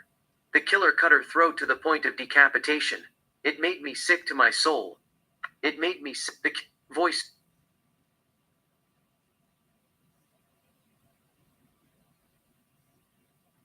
He is standing in front of Nicole's coffin holding OJ at Nicole's Martin Church. Saint Interior. Saint Interior. Interior. They didn't even give time. I didn't do it. The media accused me of killing Nicole and Ron Goldman. They didn't even give time to grief. Interior. St. Martin Church. Nicole's funeral day. Nicole's body lies in a coffin. OJ attends Nicole's funeral service. He is standing in front of Nicole's coffin holding Sydney's and Justin's hands. Friends and family member have come to say farewell. OJ continued. Voiceover. The killer cut her throat to the point of decapitation. It made me sick to my soul. How could they think that I would do such thing to the children of my mother, a woman, who once was the love of my life? I was devastated. I took a lot of drugs to numb my pain. The voices in my head accused me of taking Nicole for granted. It was my fault. OJ kisses Nicole on the lips. OJ continued, voiceover. I abandoned her. They said this would have never happened if you took care of her or talked to her that day at Sydney's recital. You should have complimented her. How sexy she looked instead of making a joke about her dress. Exterior Ascension Cemetery. Burial ceremony. Day. Nicole's casket is about to be lowered into the ground. The priest gives blessing. OJ stands with a rose. He is sad. Friends and family attend the burial ceremony. Nicole's family are in tears. OJ continued, voiceover. And if I did that or returned her smile when she gave me one, just maybe, she would make an excuse like she used to, and drop by at my house to talk about something. The killers wouldn't have found her because she would be with me. I would have protected her. Now, it was too late. She is gone. What upset me was I warned her to stay away from drugs. She didn't listen to me. She got mixed up with the wrong crowd. It costed her life. Interior Rockingham, funeral reception day. Friends, family, acquaintances, and relatives gather to mourn, celebrate, and remember the life of Nicole. OJ sits on the main sofa and watches news on the TVs. OJ continued, voiceover. However, the medica continued to accuse me of taking two innocent lives like a serial killer who didn't have a heart in his flesh but a stone. Friends, acquaintances, and relatives wondered if I had something to do with it. I don't blame them. The police found a glove at my house. The same glove that the killer wore. Nicole and her friend were brutally murdered. They were stabbed multiple times. How did the glove get in my house? Who placed it there? That scared me. Interior, Bob Kardashian's house, guest room, day. OJ sits on the bed with a gun. OJ continued, voiceover. I didn't know what was going on. Someone was trying to frame me. A lot of people thought I did it. To add insult to the injury, they charged me with double homicide and said that I had to turn myself in. I could not take the pressure of it. The pain persisted. I felt like I was in hell. I just wanted the pain to stop. OJ gets up from the bed and walks up and down. Interior, Bob Kardashian's house, office, day. OJ writes a suicide note. OJ continued, voiceover. I wrote a suicide note to whom it may concern. First, everyone understand I have nothing to do with Nicole's murder. I loved her, always have, and always will. Exterior, Brentwood, day. OJ and Nicole take a walk around the block. OJ continued, voiceover. If we had a problem, it's because I loved her so much. Recently, we came to the understanding that for now, we were not right for each other, at least for now. Despite our love, we were different. And that's why we mutually agreed to go our separate ways. It was tough splitting for a second time, but we both knew it was for the best. Inside, I had no doubt that in the future, we would be close as friends or more. Exterior, Naked Gun premiere, day. OJ and Nicole pose for the camera. The paparazzi photographs them. Nicole doesn't like the attention, but she gives them a beautiful smile regardless of how she feels. OJ continued, voiceover. Unlike what has been written in the press, Nicole and I had a great relationship for most of our lives together. Like all long-term relationships, we had a few downs and ups.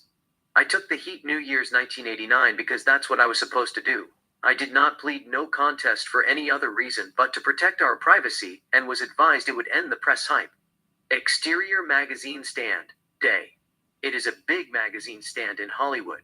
We see OJ and Nicole on the cover of various tabloids and magazines. People, OK, Star, National Enquirer, and others. It is negative.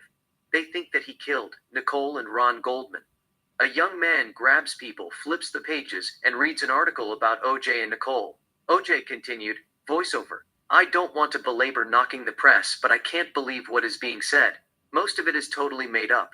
Interior, Rockingham, funeral reception, day. OJ sits in TV room and reads the same magazine. People on the TVs, they are talking about the murder.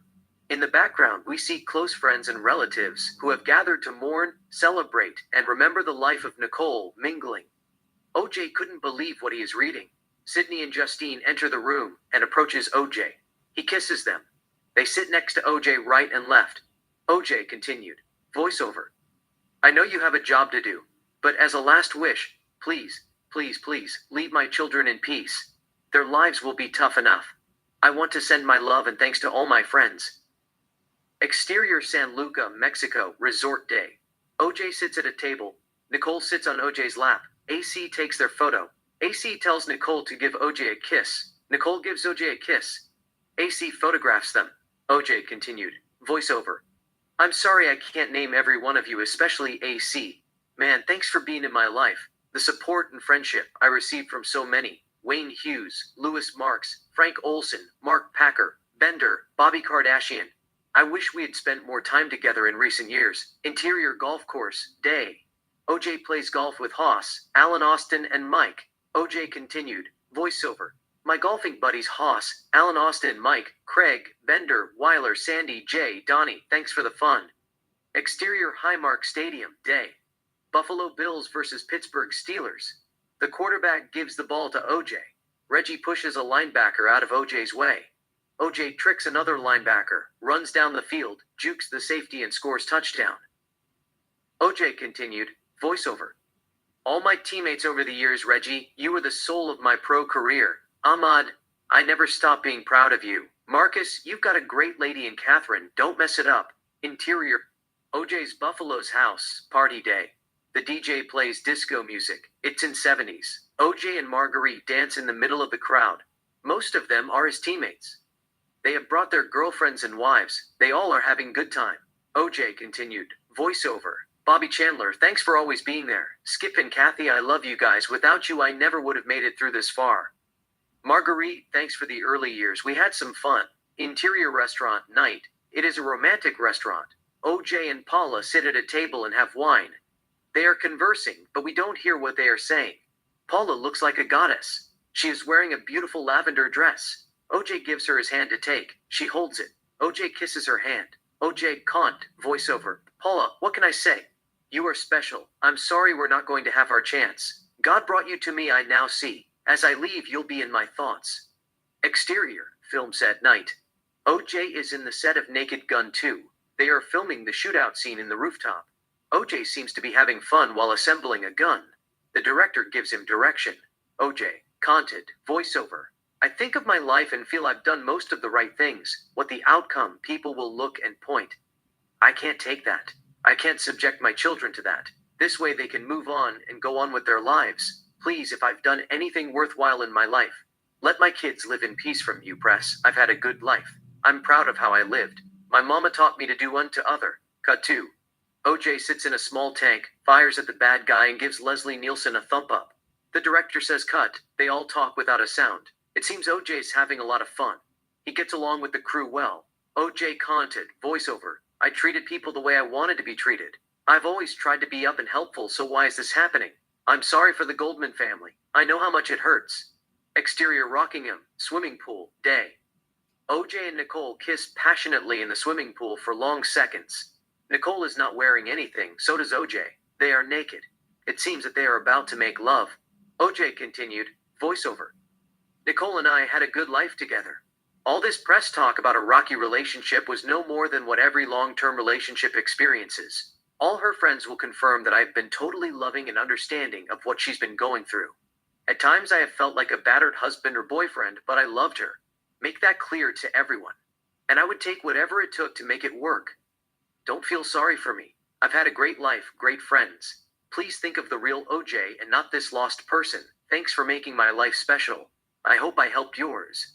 Peace and love, OJ. Exterior Bob Kardashian's house. Day. An established shot of Bob Kardashian's house. AC enters the property, driving his white Bronco, parks the car in front of the house, and gets out of the car. OJ steps outside with the gun. OJ. Voiceover. I wanted to kill myself at Nicole gravesite. AC. What are you doing, OJ? OJ, just drive me to Nicole's gravesite. AC. Okay, give me the gun. OJ. No, I can't. Just take me there, or I will kill myself here. AC. Okay, OJ, I will take you there. Come on. AC gets behind the wheel. OJ enters in the back seat. AC starts the car and reverses out of the property. They get on the street and drive down the road. Exterior Ascension Cemetery. Day. An established shot of Ascension Cemetery. There are people in the area. Some of them are paparazzi. AC and OJ come to the gravesite, driving and pull the car nearby. Interior AC's Bronco. Day. AC turns around and faces OJ. AC, don't do anything stupid. You listen to me, OJ. It's not your fault. Just give me the gun. OJ, I didn't kill Nicole. I loved her. AC, I know you didn't kill her, OJ. You are talking to me. I have known you my whole life. You loved her. Nicole loved you too. Just give me the gun. OJ, no, AC, I want to hold it. Just drive me around. AC. I will drive you wherever you want to go. Let me have the gun. I will give it to you back. It is for peace of mind. I don't want you to hurt yourself. OJ, I am in a lot of pain, AC. My head is hurting. I want to hold it. Please just drive me around. AC. Okay, OJ, I will drive you around. AC starts the car and drives down the street. Ext, interior, AC's Bronco, moving, minutes later. AC and OJ drive in the highway. OJ has the gun in his head. Police cars and helicopters follow their car. People support OJ with banners, cheering and all. OJ, voiceover. That day, AC saved my life. He didn't push my buttons. He just listened to what I had to say and drove me where I wanted to go. No particular place. Maybe my mother's house. But I didn't want to kill myself in front of her. I just wanted someone to drive me around. You know, some people would try to talk you out of it, and they would end up saying things that remind you moments that you regret, and you blow your brains out. AC continued to drive me around. It gave me time to collect my thoughts. Exterior Giant Stadium. Day. Bills versus Jets. We see highlights of OJ Simpson versus Jets. He then runs 6 yards and breaks the records. OJ continued, voiceover. I asked myself, why am I doing this? The pain subsided. The police were following us. I asked AC to turn on the radio to see what was going on. The media continued to dog me out. I was not going to let them win. They counted me out.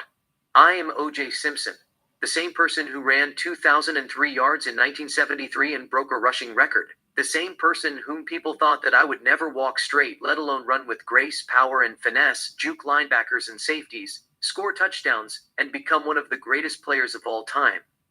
Exterior, park. Day. OJ, 9, sets to race his cousin Dwayne, 10, AC counts 3, 2, 1, go.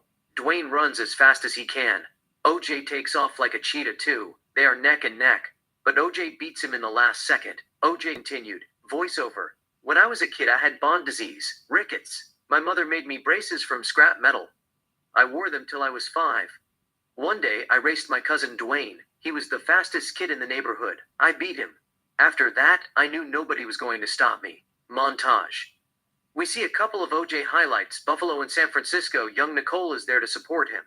OJ continued, voiceover. I ran and ran and ran until my muscles burned. Sometimes when I watch Forrest Gump, I get emotional. I get teary eyes. I see myself in Forrest Gump and Nicole was like Jenny. She was wild at heart.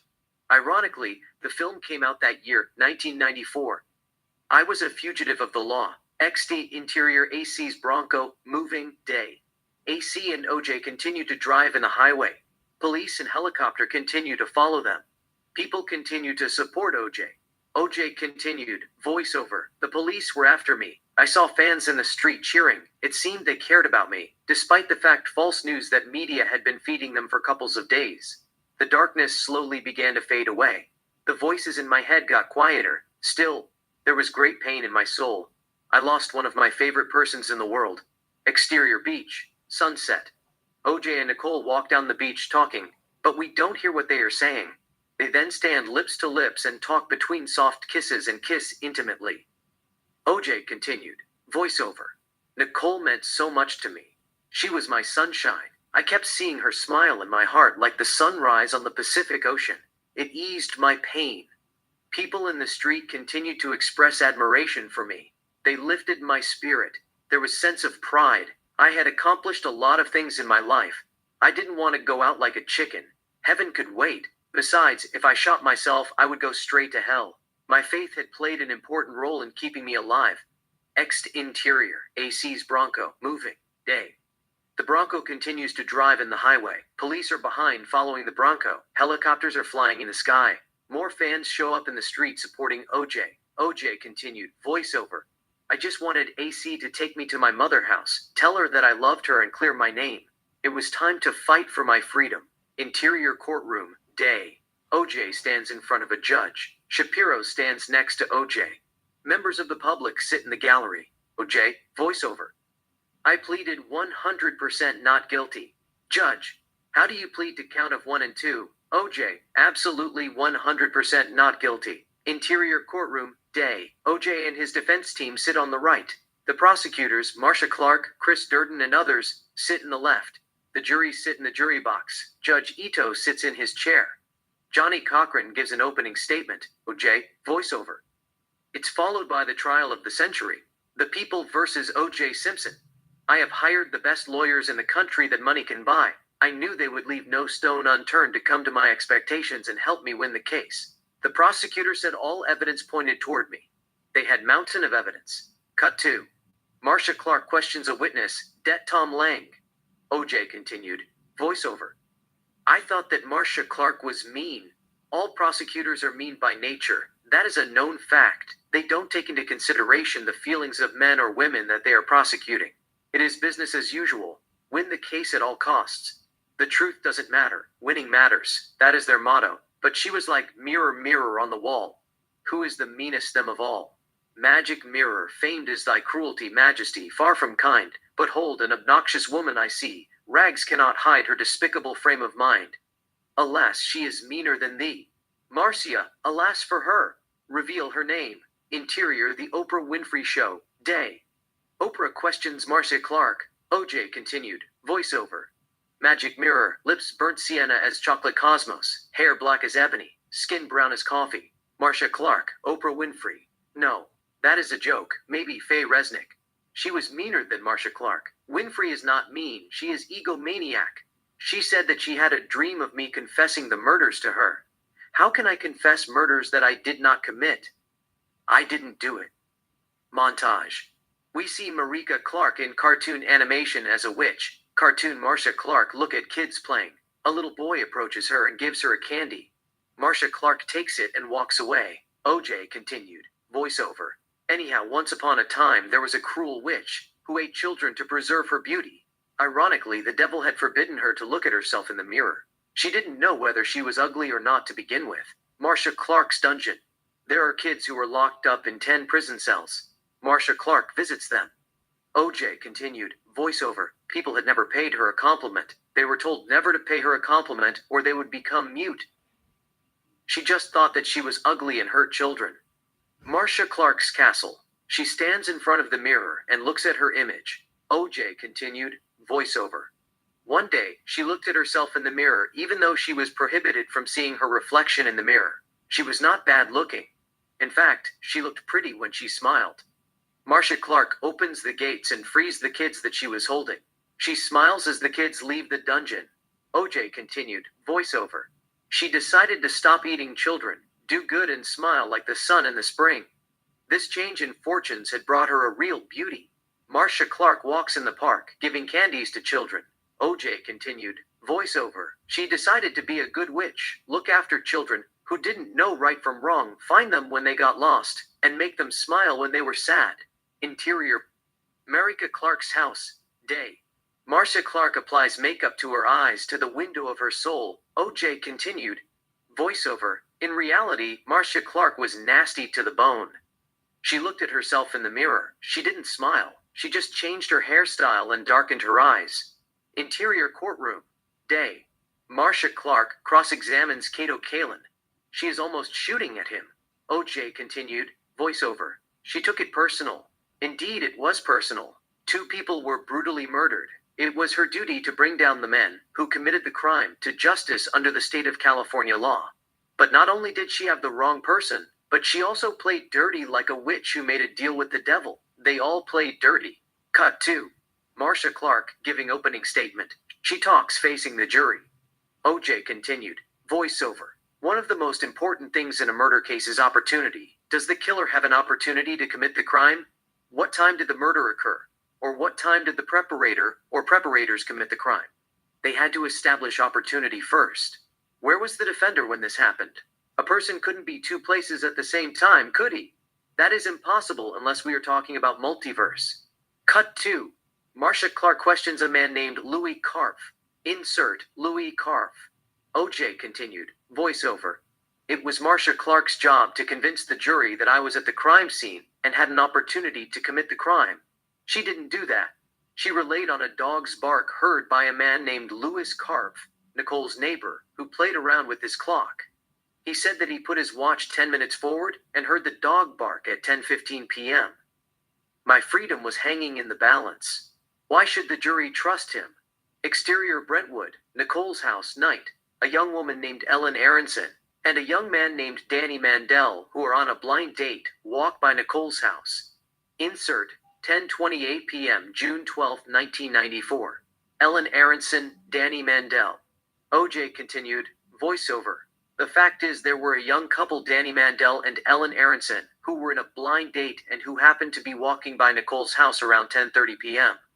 They didn't hear a dog barking or see Nicole lying in a pool of blood. The door was left open. The porch light was on. If she were killed 10:15 p.m., they would have seen her body right away and called 911.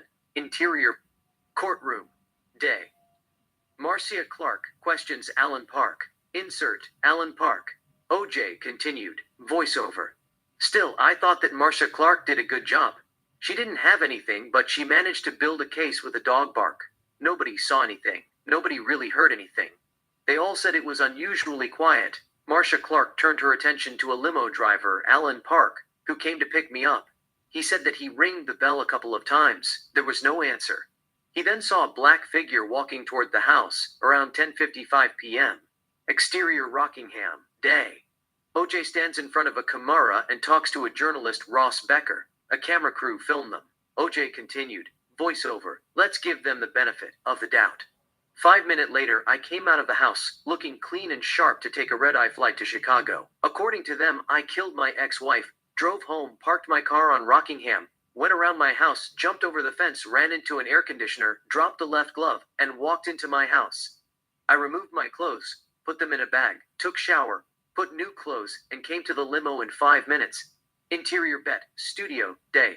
Ed Gordon interviews OJ.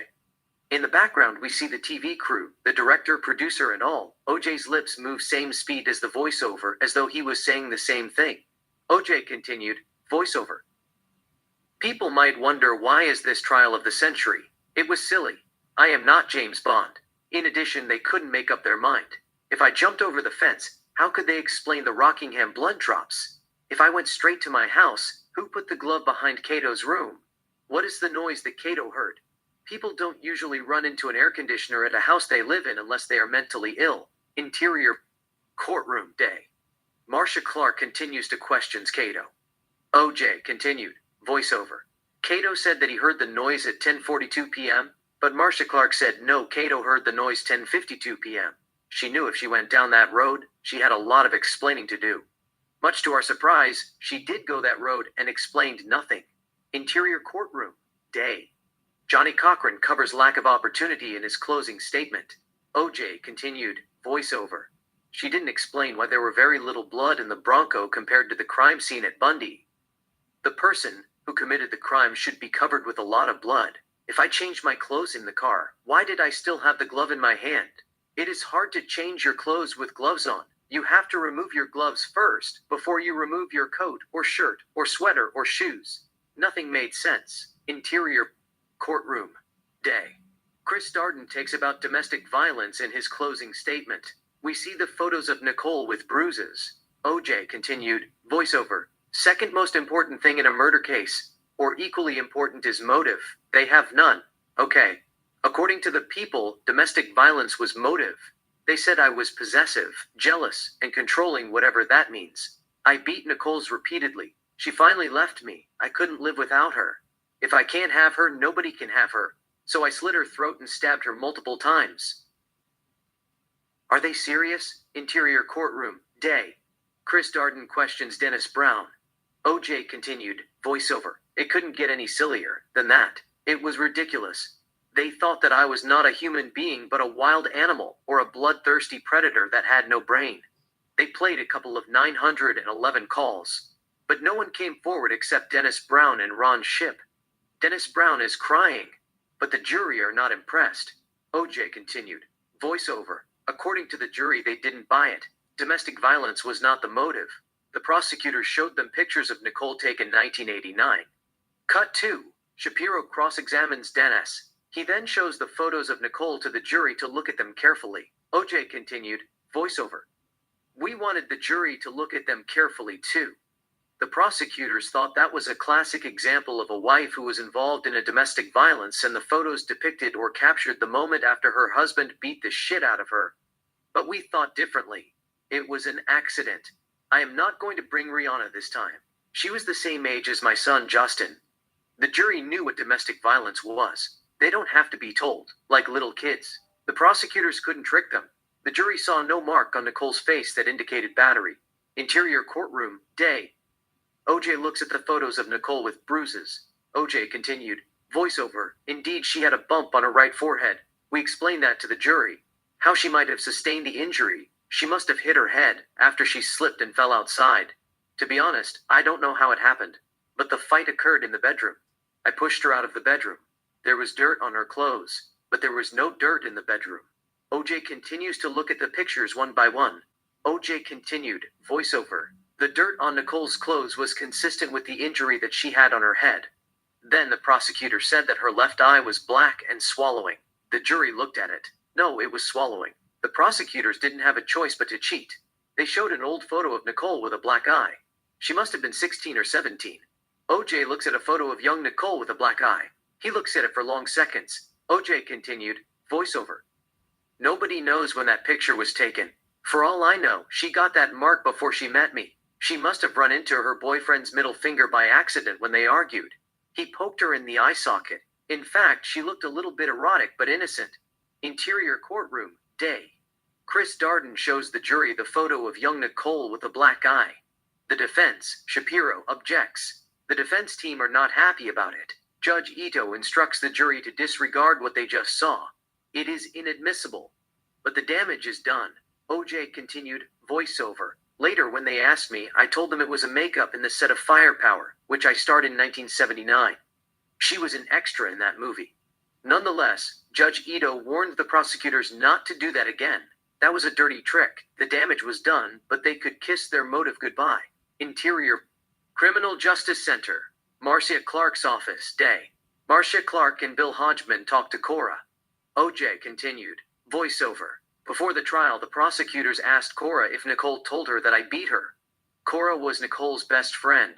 If something happened to Nicole, Cora would have heard about it. Nicole would tell her right away. There was no secret between them. Cora said that Nicole had never mentioned domestic battery to her. There was none apart from New Year 1989. Int. Criminal Justice Center. Chris Darden's office, day. Chris Darden talks to Christian Reichart. OJ continued, voiceover. They questioned Nicole's friends, mother, father, and sisters, if Nicole told them about domestic abuse, or saw Nicole with bruises apart from 1989 incident. They all said no. Interior Criminal Justice Center. Marcia Clark's office, day.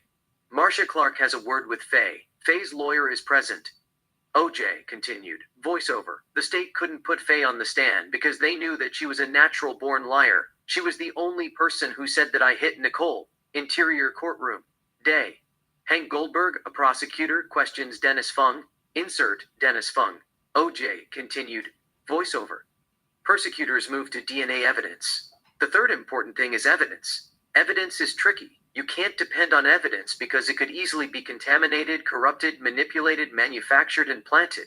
You have no control over it. In my case, it was no difference. The prosecutors believed that DNA evidence was the core of their case. They couldn't offer to lose ground on that. Cut 2. Barry Scheck cross-examines Dennis Fung. OJ continued, voiceover. But they didn't know they were going to run into Barry Scheck. What about that, Mr. Fung? Something terribly wrong. Barry Scheck, Robert Blazier, and Peter Neufeld showed the DNA in my case was contaminated and corrupted. Evidence was planted. There was missing blood. Interior Rockingham, day. A police cameraman record OJ's house. He enters the bedroom and records. There are no socks on the floor. OJ continued, voiceover. They found EDTA on some of the evidence that the criminalists collected, including on the sock that they took from my bedroom. The camera showed there were no socks in my bedroom. 4:15 p.m. Interior courtroom, day. George Clark, prosecutor, questions Dr. Robin Cotton. We see the picture of OJ socks on the projector. Insert, Dr. Robin Cotton. OJ continued, voiceover. Later, someone put them on the floor, said that they seemed to be out of place, photographed them and collected them to build case against me. Nobody saw blood on them. Many days later, they said that they found Nicole's blood on one of the socks. It matched with her DNA. You wonder what the fuck was going on? These people were after me. Interior courtroom, day. Prosecutor Rockney Harmon questions Gary Sims. Inserted Gary Sims. OJ continued, voiceover. First, I had ODC. I was neat. I would have never left socks lying on the floor like that. It would drive me crazy. Then I asked, where did the socks come from? Did they appear magically? There was something fishy. Interior courtroom, day. Dr. Frederick Reeders testifies for the defense. Robert Blasier questions him. Insert. Dr. Frederick Reeders. OJ continued. Voiceover. Okay, what was next? Luckily, they tasted the blood. The blood had ETA. It was planted. The blood had a transfer pattern. Interior courtroom, day. Herbert McDonnell testifies for the defense. Peter Neufeld questions him. Insert. Herbert McDonnell. OJ continued. Voiceover. If it were a splatter, my leg would have prevented the blood from transferring from one end of the sock to the other end. Herbert McDonnell, blood splatter expert, testified for us. He played an important role in my defense. Nonetheless, there were a lot of weird things in the courtroom that too many people at home didn't pick up, but the jury did. Interior courtroom, day. Robert Blasier cross-examines Gary Sims. OJ continued.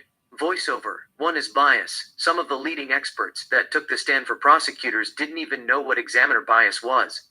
Examiner bias is when an examiner settles for a result that he or she thinks is correct, despite the fact that the result shows inconclusive. Exterior park, day. OJ sits on a bench and talks to the camera. OJ. For example, I examined something. I expect the result to be A. It should never be B. If it is B, it must be wrong. But I see neither A nor B. It is inclusive. I would say, well, since I don't see B, it must be A. That is examiner bias. But they all thought it meant corruption or giving false clinical results to help the prosecutors. In the sense, it was sort of corruption, and they were helping the prosecutors when they took the stand and refused to admit that they made mistakes. Like I said, people at home didn't know what was going on in the courtroom. Sometimes you have to look things closely to see what is happening. A journalist is questioning him. There is a small camera crew. They are doing a piece for TV show. Interior courtroom, day.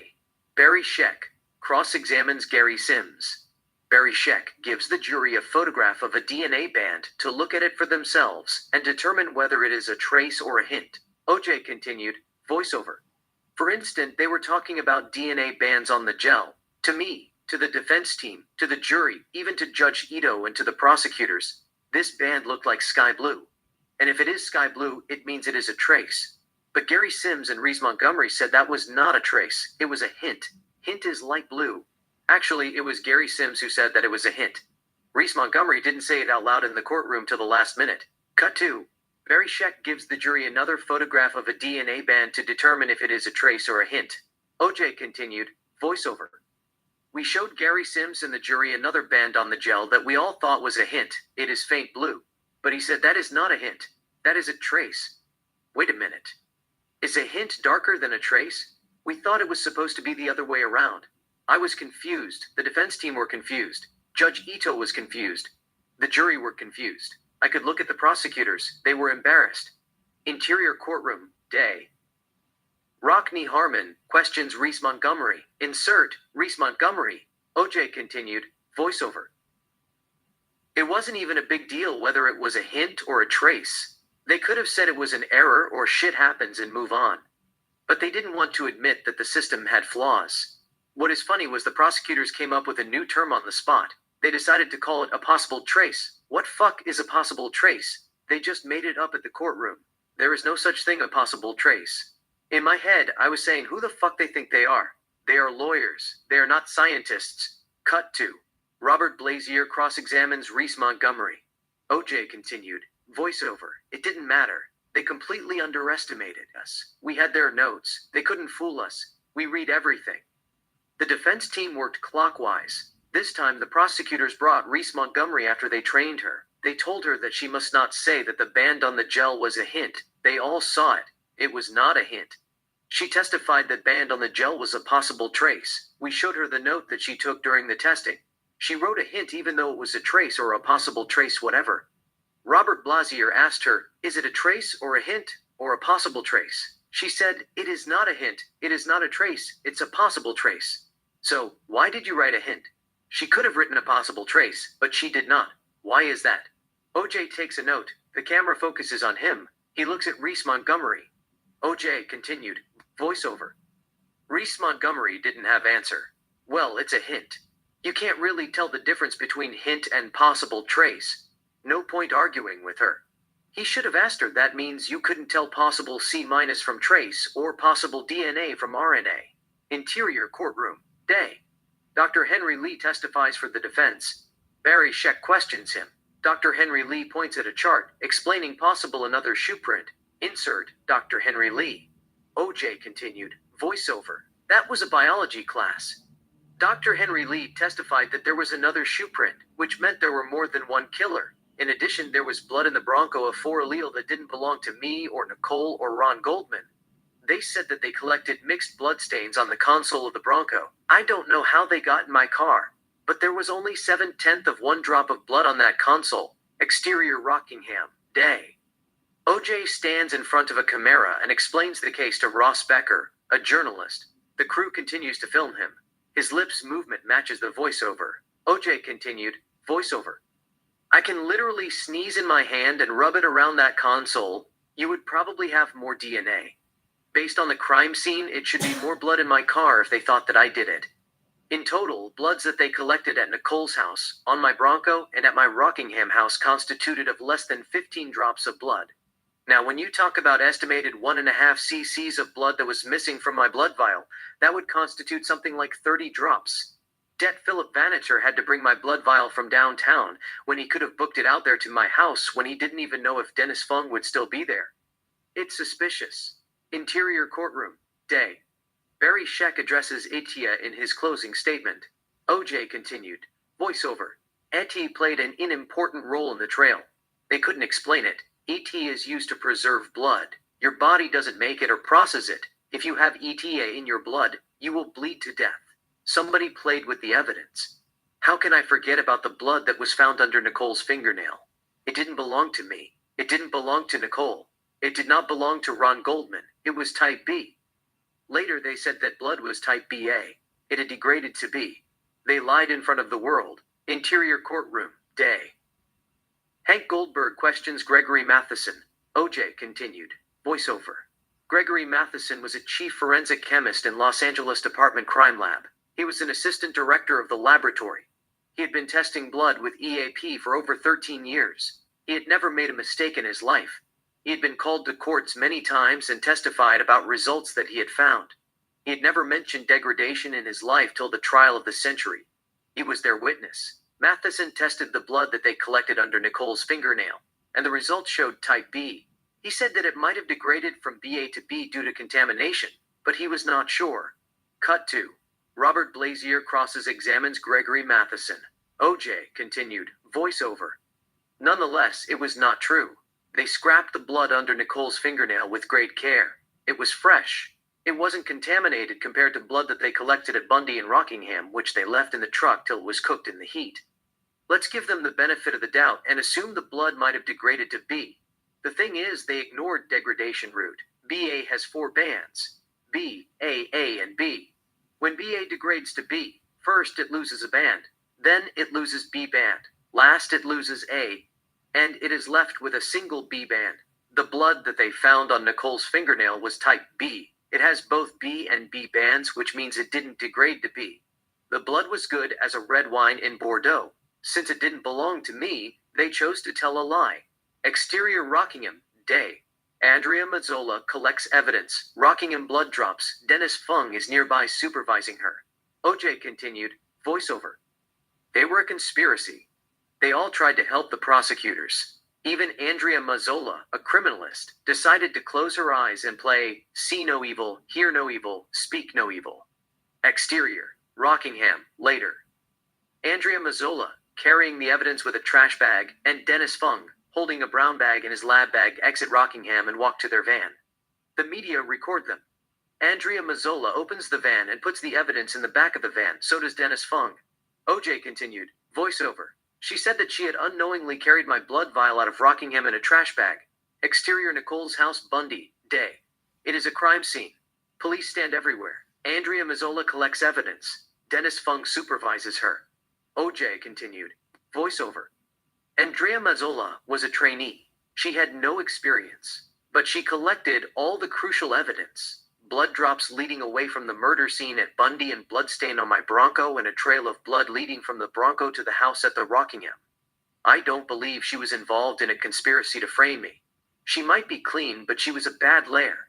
Interior courtroom, day. Hank Goldberg questions Andrea Mazzola. OJ continued, voiceover. We had a tape that Andrea Mazzola talking to DA officials on November 22nd about investigation they conducted on handling evidence. She said that she sat on the sofa and closed her eyes when Detective Vanetter gave the vial to Dennis Fung.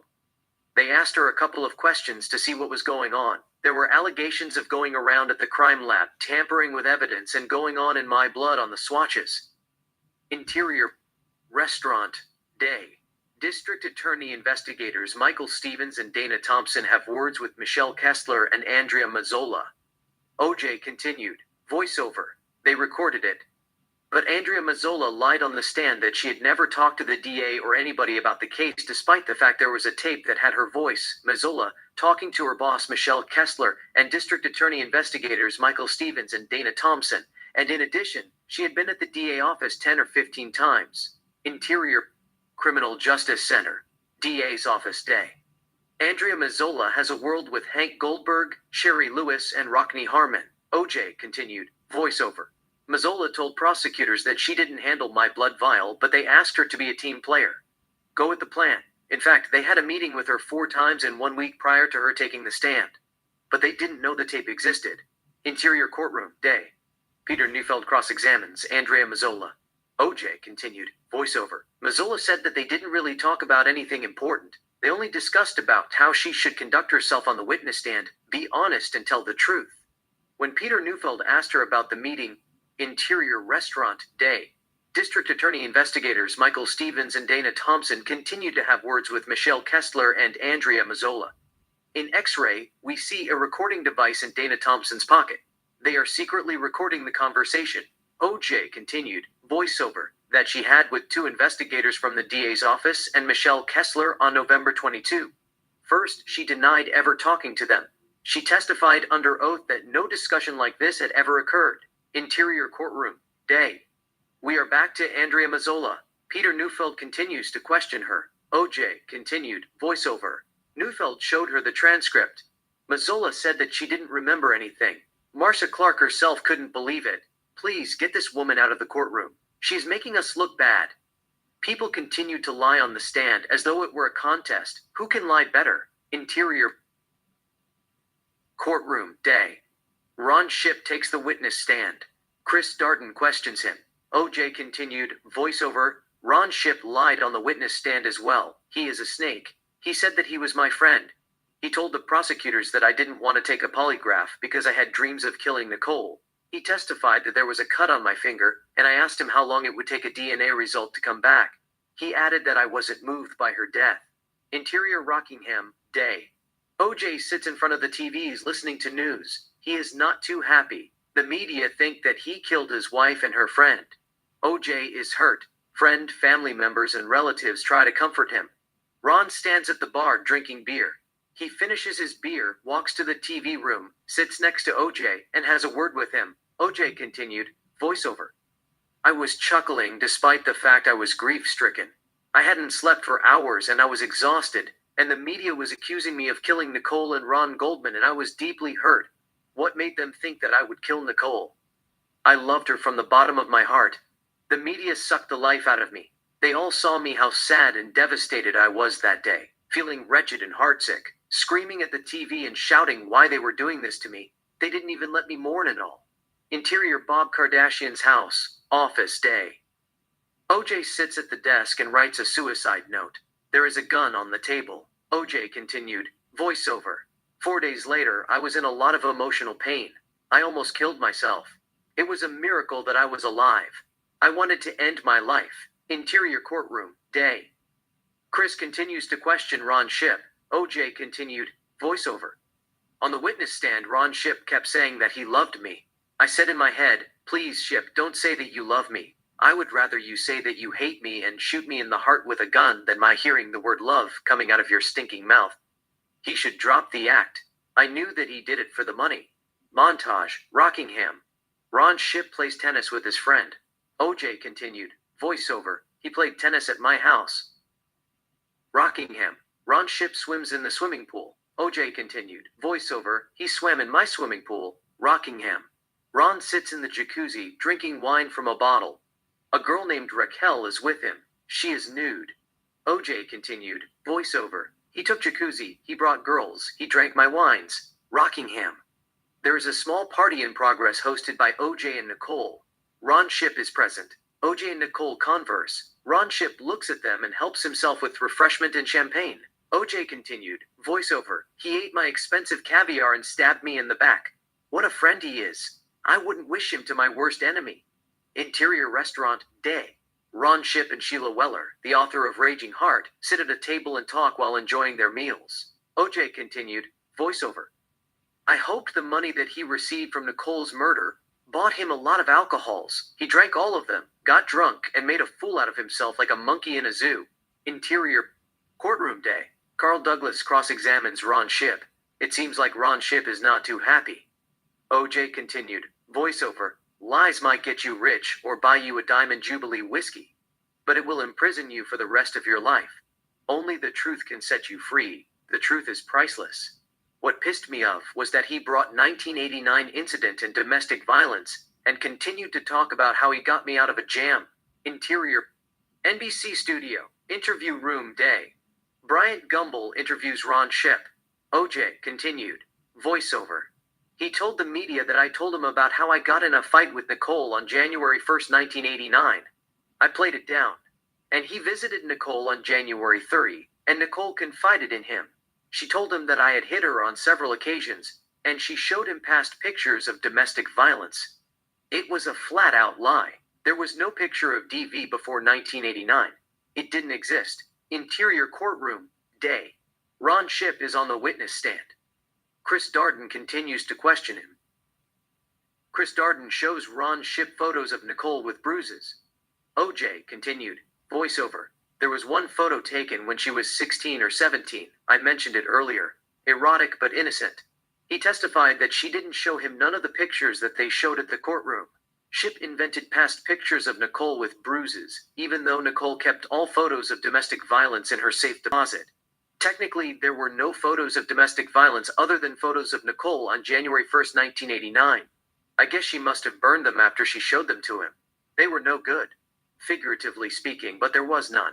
He just wanted to be part of the saga. Int film set, Naked Gun 2, day. It is lunchtime. OJ and Ron Ship sit at a table and have lunch while conversing. The film crew sit nearby.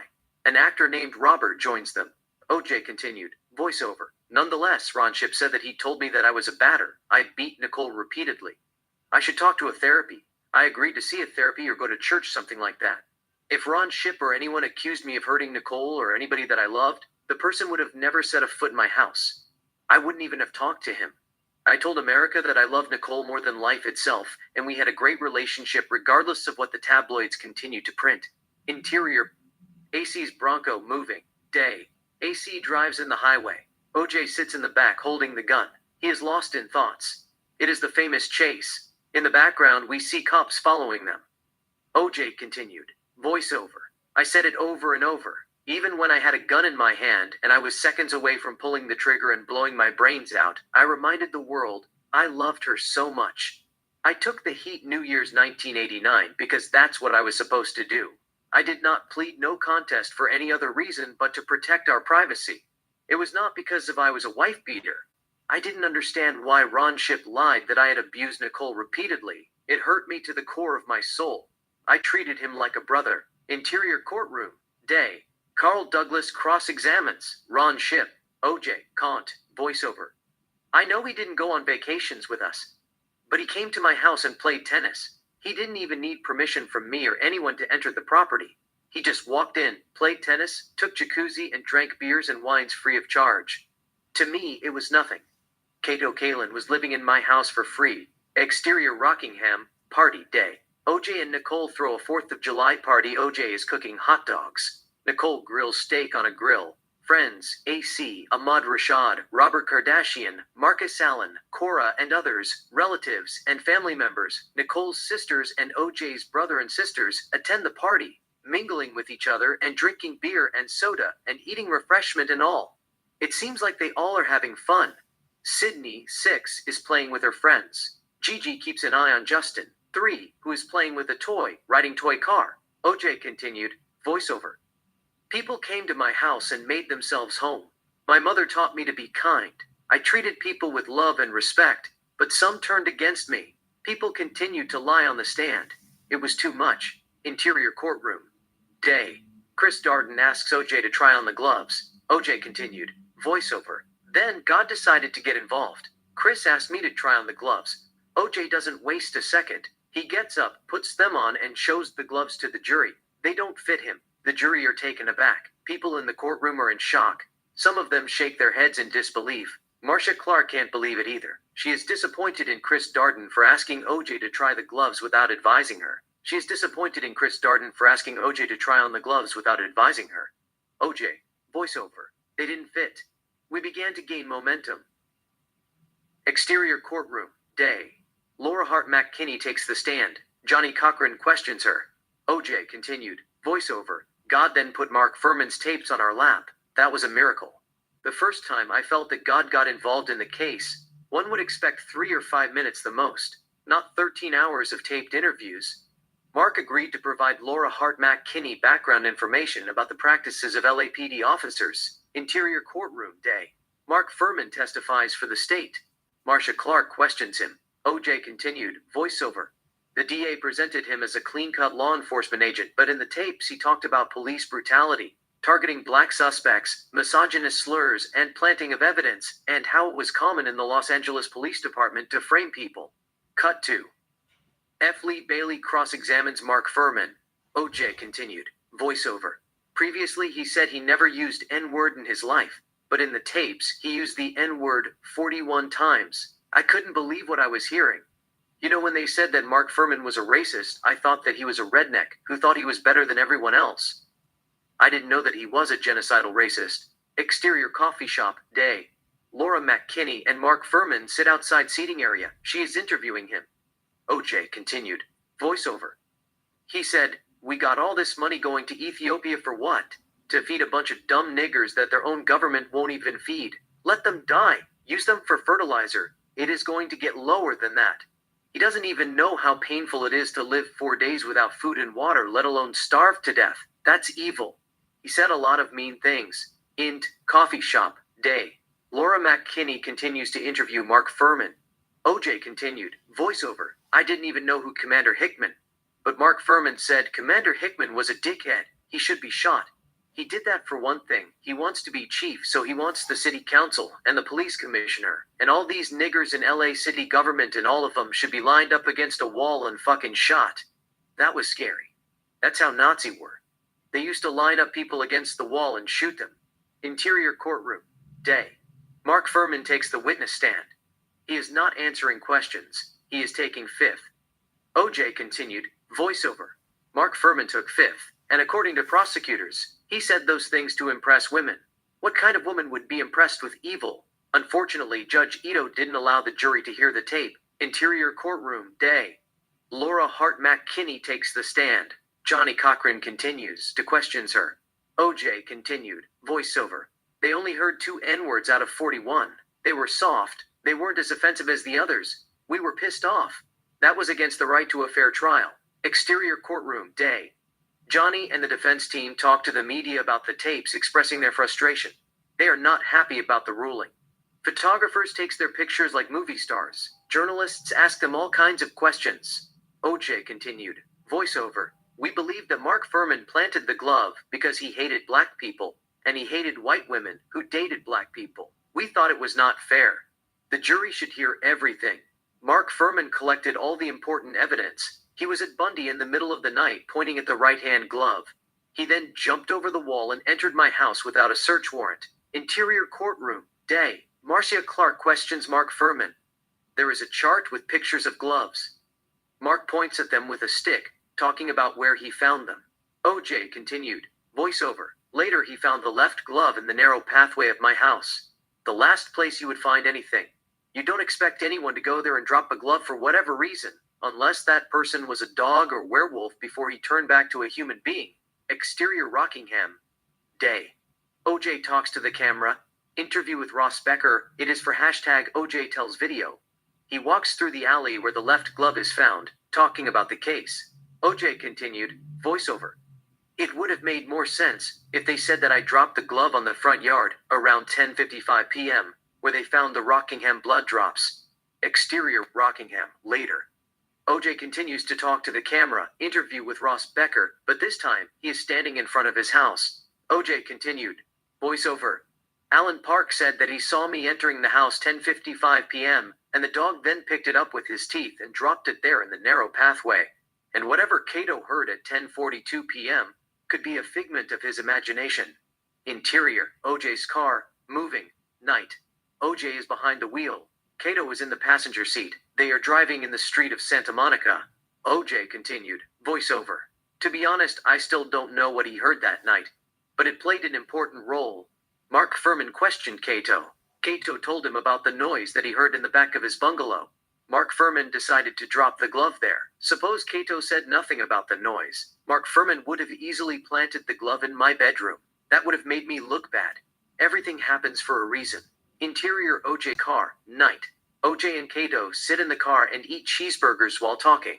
The car is parked in McDonald's parking lot. OJ continued, voiceover. You know, they all said, how did Mark Furman know that whether I had an alibi or not? For all he knew, I could be in New York City or Miami or Chicago. Exterior Rockingham, night. Mark Furman questions OJ, who is standing next to Nicole's black Mercedes. The front window of the car is cracked. Nicole stands nearby. OJ continued, voiceover. What they don't tell you is a police officer always relies on a hunch. It is called reasonable suspicion. Mark Furman saw Nicole's and Ron Goldman's bodies. He assumed Nicole was having an affair with Ron Goldman and I killed them. That's all there is to it.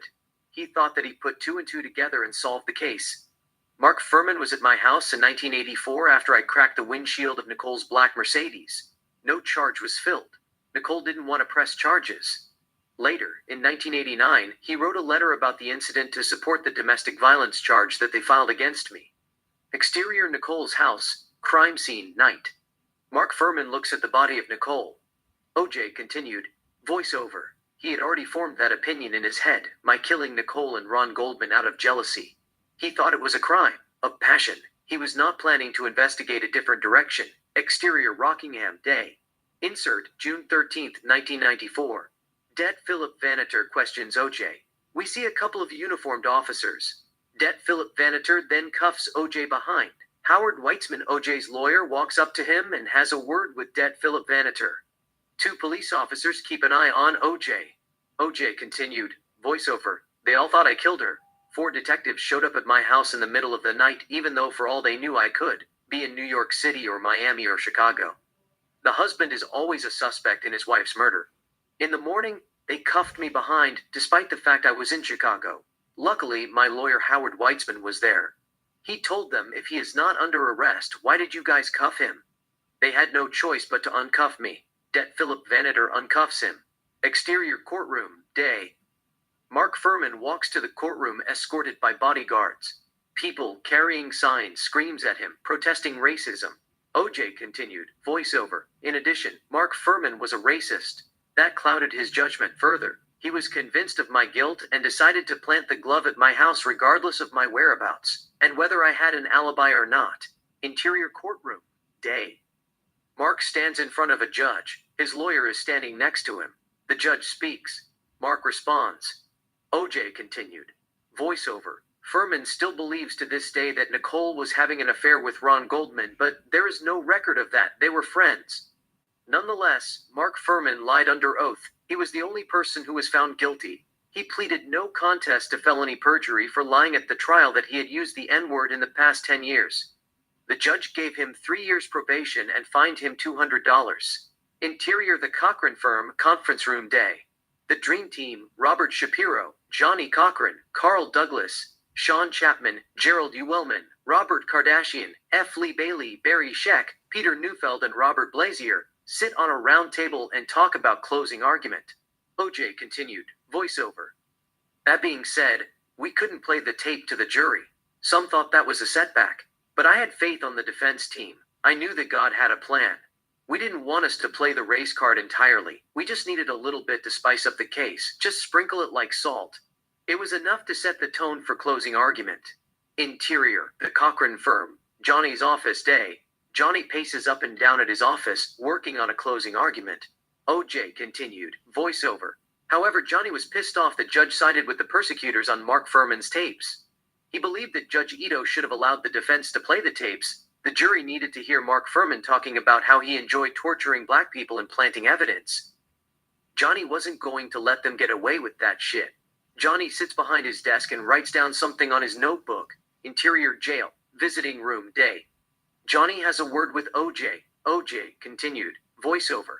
He thought that it was preposterous. In fact, it brought out the best in him. Now, he knew that he had to work extra. It was supposed to be a slam dunk.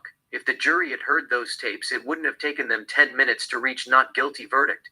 If they had allowed us to play them, the tapes would have spoken for themselves. They forced Johnny to speak for them. Exterior football highlights, day. We see a couple of OJ's football highlights in montage. OJ continued, voiceover. It was like we had the ball inside an opponent's 25-yard line. It was fourth quarter. The game is tied. We just needed a field goal to win the game. We had one of the best kickers in the world. But the opposite team kept calling timeout to ice the kicker or draw offside. It worked somehow. They got their wish. Judge Ito threw a couple of yellow flags for no reasons. They pushed us back out of the field goal range. We couldn't even attempt the field goal. The game went to extra time. Johnny didn't even want to settle for field goal this time. He wanted touchdown. Interior courtroom, day. Johnny Cochran gives a closing argument. OJ continued, voiceover. It was one of the best closing arguments of all time. He reminded the jury that not only was Furman racist, but he was also a corrupted law enforcement agent. He read Catherine Bell's letter out loud. Catherine Bell said in her letter to Johnny Cochran Jr. on July 19th, I'm writing to you in regards to a story I saw on the news last night. I thought it ridiculous that the Simpson defense team would even suggest that there might be racial motivation involved in the trial against Mr. Simpson. Interior, Catherine Bell's house, day. Catherine Bell sits at a dinner table and writes the letter on a typewriter. Catherine Bell, voiceover. I then glanced up at the television and was quite shocked to see that Officer Furman was a man that I had the misfortune of meeting. You may have received a message from your answering service last night that I called to say that Mr. Furman may be more of a racist than you could even imagine. Interior Marine Recruiting Center, day. Mark Furman hangs out with two Marines who work there. Catherine Bell continued, voiceover. Between 1985 and 1986, I worked as a real estate agent in Redondo Beach for Century 21 Bob Marr Realty, now out of business. At the time, my office was located above a Marine Recruiting Center off of Pacific Coast Highway. Catherine Bell walks in to say hi. She greets the two Marines. She then introduces herself to Mark. They strike up conversation. She is smiling. It seems that she is attracted to him. Catherine Bell continued, voiceover. On occasion I would stop in to say hello to the two Marines working there. I saw Mr. Furman there a couple of times. I remember him distinctly because of his height and build. While speaking to the men, I learned that Mr. Furman was a police officer in Westwood, and I don't know if he was telling the truth. But he said that he had been in a special division of the Marines. I don't know how the subject was raised, but Officer Furman said that when he sees a nigger, as he called it, driving with a white woman, he would pull them over. Cut to. Catherine Bell continues to converse with Mark, but her smile has disappeared. Her eyes are filled with tears. She looks terrified. Catherine Bell continued, voiceover. I asked what if he didn't have a reason, and he said that he would find one. I looked at the two Marines to see if they knew he was joking, but it became obvious to me that he was very serious. Officer Furman went on to say that he would like nothing more than to see all niggers gathered together and killed. He said something about burning them or bombing them. Interior Catherine Bell's office, day. Catherine Bell speaks on the phone. Catherine Bell continued, voiceover. I was too shaken to remember the exact words he used, however, I do remember that what he said was probably the most horrible thing I had ever heard someone say. What frightened me even more was that he was a police officer. I am almost certain that I called the LAPD to complain about Officer Mark Furman, yet I did not know his last name at the time. I would think that the LAPD has some record of this. Interior courtroom, day. Catherine Bell takes the stand. F. Lee Bailey questions her. Catherine Bell continued. Voiceover. Now that I know Mr. Furman was the investigating officer, I must suggest that you check into his background further. I am certainly not a fan of Mr. Simpson, but I would hate to see anyone harmed by Officer Furman's extreme hatred. Interior courtroom, day. Johnny Cochran continues to give a closing statement. OJ, voiceover. Johnny told them if it doesn't fit, you must acquit. Not only was he talking about the gloves, but he was also talking about mountain of evidence that DA thought had against me, which was reduced to nothing. Of course, they accused him of comparing Mark Furman to Adolf Hitler. Exterior courtroom, day. Mark Furman tape is playing. They all listen to it in shock. Mark, tape. We got all this money going to Ethiopia for what? To feed a bunch of dumb niggers that their own government won't even feed. Let them die. Use them for fertilizer. OJ shakes his head in disbelief. OJ, voiceover. At that time when I heard the tapes, I thought that Mark Furman was the worst human being on the planet. I am not going to defend Adolf Hitler. He was the reincarnation of the devil. Exterior gallery, night. OJ visits a gallery. Photos of 1985 famine in Ethiopia. OJ continued. Voiceover. But the devil or Adolf Hitler at least would show mercy to a starving kid who hasn't eaten food or drunk water for weeks and couldn't tell life from death and earth from hell because Mother Nature has decided to wage war against his body, mind, and soul, and he doesn't even know why this is happening to him. But he still hopes that help or someone would soon arrive and give him a cup of water or a tiny biscuit to help him breathe or sleep at night, and dream playing with the wooden toy that his father once made him for Christmas. Who can turn his or her back on that? That was beyond racism. That was genocidal racism. Exterior Germany, 1940, day. Hitler, standing in the podium, gives speech to millions of his supporters. OJ continued, voiceover. I thought if Mark Furman had a power, or went back in time, and became the leader of the Nazi Party, the Third Reich, he would have been worse than Adolf Hitler. Interior Mark Furman's house, night. Mark, 25, sits on the sofa and watches Hitler's speech in a video. He is smoking cigarette and drinking beer. He then opens his pants and begins to masturbate on the speech. OJ continued, voiceover. We would have heard all kinds of evil things that he did in the past. The media tried to play it down. He is not racist. He is just talking blab blab. Interior Oprah Winfrey Show, day. Oprah interviews Mark Furman. OJ continued, voiceover. Mark Furman was on Oprah Winfrey's show. She asked him, are you a racist? Oprah thinks that she is God. Mark Furman lied under oath. What makes her think that Furman would tell her that he is a sadistic racist in front of millions of people? She is living in a fantasy world. Interior college ballroom Halloween party night. Sydney, OJ's daughter, 19, dances in the middle of the crowd. They all are wearing Halloween costume. Sydney is wearing Jessica, the rabbit costume with red hair. A young man, wearing Ku Klux Klan's white hood and robe, and approaches her to dance with her. Sydney is not interested in dancing with KKK. OJ, voiceover. They all ignored the significance of remarks that Mark Furman made in those tapes, but it continued to affect America to its foundation. Teenagers, who are brainwashed by white supremacy, fascism, and bigotry, bring guns to schools and shoot innocent people. Interior college ballroom. Halloween party, later. Sydney sees a young man, white, who is dressed as her father, Simpson 32 buffalo jersey, and carrying a fake bloody knife, his face painted black, and his girlfriend, white, wearing a black dress like Nicole and fake blood on around her neck, her chest, and her dress.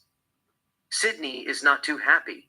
They look at her. The guy removes his helmet. He has fake afro. They kiss French in front of Sydney. The guy then pretends to stab his girlfriend and slashing her throat. The girl squeezes fake blood with her hand, joking and all. Their friends laugh. It is insensitive. Sydney shakes her head in disbelief and walks toward the exit. We see a group of kids wearing Nazi uniforms. OJ continued, voiceover. Kids in America have a lot of hate in their hearts at a young age, and when they grow up and become adults, they hurt people who wake up in the morning, work 2 or 3 jobs, make an honest living, and try to put food on the table. Mark Furman was one of them. He was a bad role model. Interior courtroom, day. Barry Sheck speaks in closing argument. OJ continued, voiceover. Nonetheless, to me, Barry Sheck is co-MVP of the trial with Johnny Cochran. Nobody knew if he was a lawyer or a scientist. Without him, we wouldn't have won. It had nothing to do with race, maybe a little bit. But if you ask the jury who your favorite lawyer in the trial was, most of them would tell you it is Barry Sheck. Barry Sheck. There is at least 1.5 mil missing, no question about it, early in the game because of the toxicology entry. And then we have Mr. Paratas' unsworn recantation. Is this a coincidence, or is it corroboration that something is wrong? Something is terribly wrong at the heart of this case. It is a reasonable doubt, because missing blood, I submit to you. The blood is an essential fact in the prosecution's circumstantial case. If you can't trust the man who carried the blood, if you can't trust where this blood went, I mean, Edda missing blood. Coincidence? Corroboration? Something is terribly wrong. The jury are taken by his speech, OJ continued, voiceover. He introduced Edta to them. People thought that the jury were morons. The media accused them being uneducated and pro-black. Exterior courtroom, day. Black people celebrate outside the courtroom. OJ continued, voiceover. The verdict divided the nation. Black people believed that I was innocent. White people thought that I was guilty. The media accused the jury being biased. Interior Yolanda Crawford's house day. Ezra Edelman interviews one of the jurors, Yolanda Crawford. OJ continued, voiceover. Later, Ezra Edelman made a documentary, OJ, Made in America. Questioned two jurors why they reached the verdict that fast.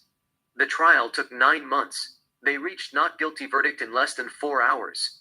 One of them were smart, Yolanda Crawford. She told him that she was at the courtroom almost for 1 year. She heard everything. She took note from day one. She knew in her heart that there was a reasonable doubt. She didn't need another 4 or 5 weeks to make up her mind that a man was innocent of crime that he was charged. Interior Carrie Bess's house, day.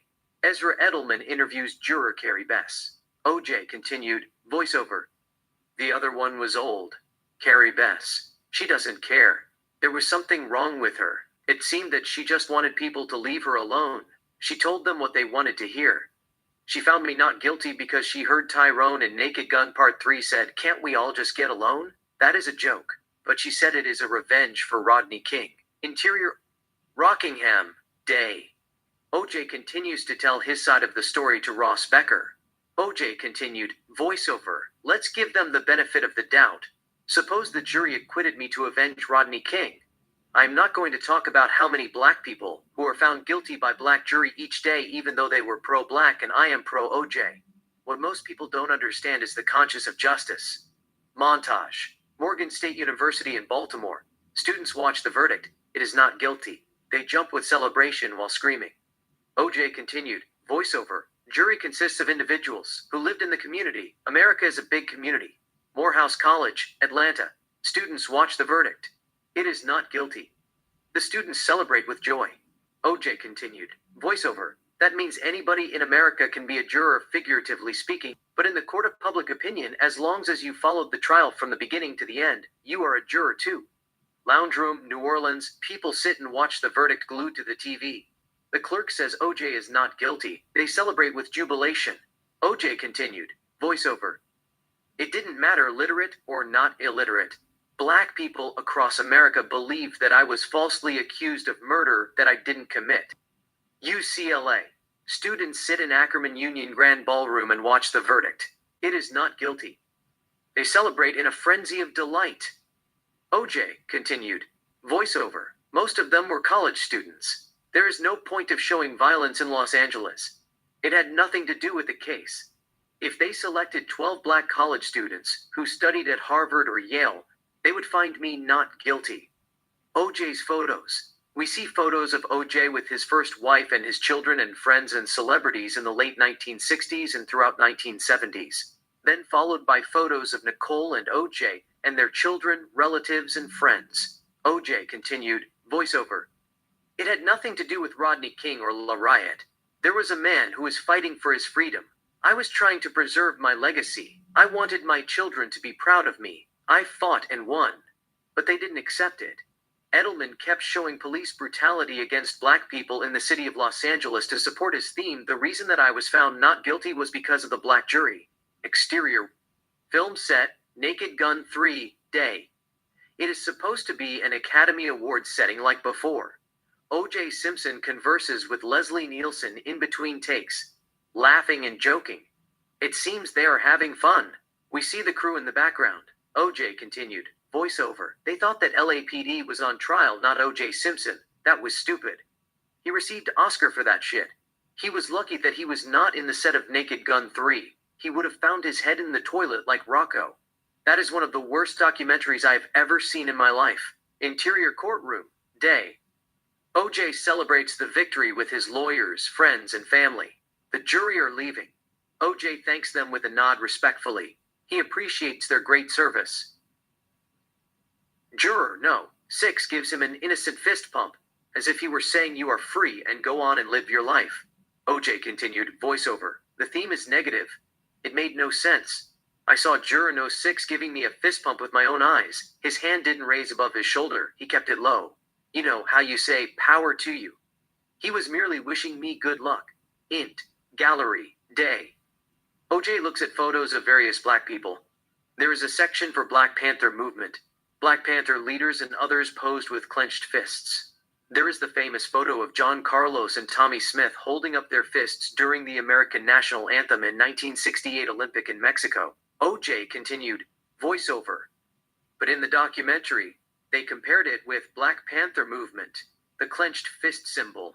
I am sure the court has the video somewhere. They weren't allowed to show the jurors for some reason.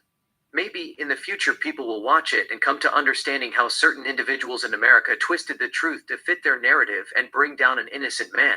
Exterior. Danny Bakewell's office. Day. Ezra Edelman interviews Danny Bakewell, civil rights activist. O.J. continued, voiceover.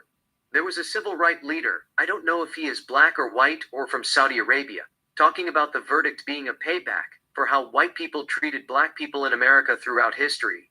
He said that I was a vessel. He used me for black people's cause regardless of whether I was guilty or not. In fact, he believes that I am guilty. And he doesn't regret using me for black people's cause. Interior. Gallery. Day. O.J. continues to look at photos of various interesting black people, kids, young women, young men, adults, etc. O.J. continued, voiceover. But no black man or woman wanted the blood of Nicole or Ron Goldman on their hands. Suppose I was guilty. One thing about black people in America, who have fought for liberty, equality, and justice over the years, is they have always borne themselves with great dignity in their time of need and courage. They feel an exceptional sense of pride being virtuous and knowing that they take the side of good. Cut 2. O.J. looks at photos of black people who are mistreated by police and the government. Some of the photos are graphic. O.J. continued, voiceover. You can spit on their faces, flag them till they bleed, break every bone in their bodies, hang them on trees, shoot them in their heads, or burn them alive. But they will never lower themselves to heal their wounds. We have always accepted responsibility when we fight for freedom. We have always had our feet on the ground when we stand up for equality. And when they treat us unfairly, we have always sought justice in its purest form. That's what makes our struggle worth our while and the results sweet. Exterior D.C. Martin Luther King Jr. Speech Day. Martin Luther King Jr. gives his famous speech I Have a Dream in Washington, D.C. to end racism in the United States in front of a crowd of more than 250,000 people. O.J. continued, voiceover. When Martin Luther King Jr. gave his famous speech I Have a Dream, or when Sam Cooke sang Change in 1963 at the height of civil rights movement, they didn't talk about taking innocent lives or say that we should use a killer for our cause or celebrate a not guilty verdict in favor of a black man, even though we believe that he is guilty and seek solace in injustice. But they told us to fight for equality peacefully and fairly and end racial discrimination and segregation in the United States. Martin Luther King Jr. said, darkness cannot drive out darkness, only light can do that. Interior. Jazz bar. Night. Sam Cooke sings A Change Is Going to Come. It is a stylish bar. The majority of the audience are black. Some of them have white girlfriends. O.J. continued, voiceover. Sam Cooke touched our soul whether we are black or white. He talked to us with melodies that birds in the Garden of Eden produced. He reduced us to tears with the voice of an angel. Oh, there've been times that I thought I couldn't last for long, but now I think I'm able to carry on. It's been a long time coming. But I know a change gonna come. Oh yes, it will. Interior. Gallery. Day. OJ continues to look at photos of black people, violence and nonviolence, and people who have changed the world. Martin Luther King Jr., Malcolm X, Muhammad Ali, Nelson Mandela, Rosa Parks, Angela Davis, Mother Teresa, and others. We also see photo of interracial couples holding hands and exchanging kisses and hanging out, black and white kids playing together. OJ continued, voiceover. He made us want to change for the better and live together in harmony. We have never turned to evil or asked the devil to bring us salvation. We turn to good and ask God to give us strength to face all our troubles, to grant us the serenity to accept the things we cannot change, courage to change the things we can, and the wisdom to know the difference. Interior. Danny Dayquel's office. Day. Ezra Edelman continues to interview Danny Dayquel. OJ continued, voiceover. That's why I distance myself from false prophets in the first place. The Bible said, beware of false prophets, which come to you in sheep's clothing, but inwardly they are ravening wolves. Matthew 7:15. And I don't know who said it. If you build a great building on a weak foundation, the building eventually will collapse and kill everybody in it. Exterior. Los Angeles. Riots Day. We see 4 black men severely beating a white man, Reginald Oliver Denny, a construction truck driver, in 1992 Los Angeles riots after he is pulled from his truck. One of them strikes him with a cinder block. OJ continued, voiceover. Evil is the weakest of all foundations. It cuts us from God. Anything that has evil is doomed forever. There is no cause behind evil but suffering. God won't answer your prayers if you dance with the devil. You become menace to the society. You cause serious harm to those who are trying to keep their heads above the water and get by. Sooner or later, you pay the price for your sin. Nobody will save your soul. The devil himself will turn your kingdom into the hottest place in the solar system and make your life a living hell. Cut to. Another 4 black residents of South Central Los Angeles, Bobby Green Jr., Lay Uil, Titus Murphy, and Terry Barnett, come to Reginald's rescue. They pick him up and place him in his truck. Bobby Green, a truck driver himself, gets behind the wheel and drives Reginald Oliver Denny to hospital. OJ continued, voiceover. It's just that it's wrong. It is an insult to black people. They are saying that we are insensitive. That is not true.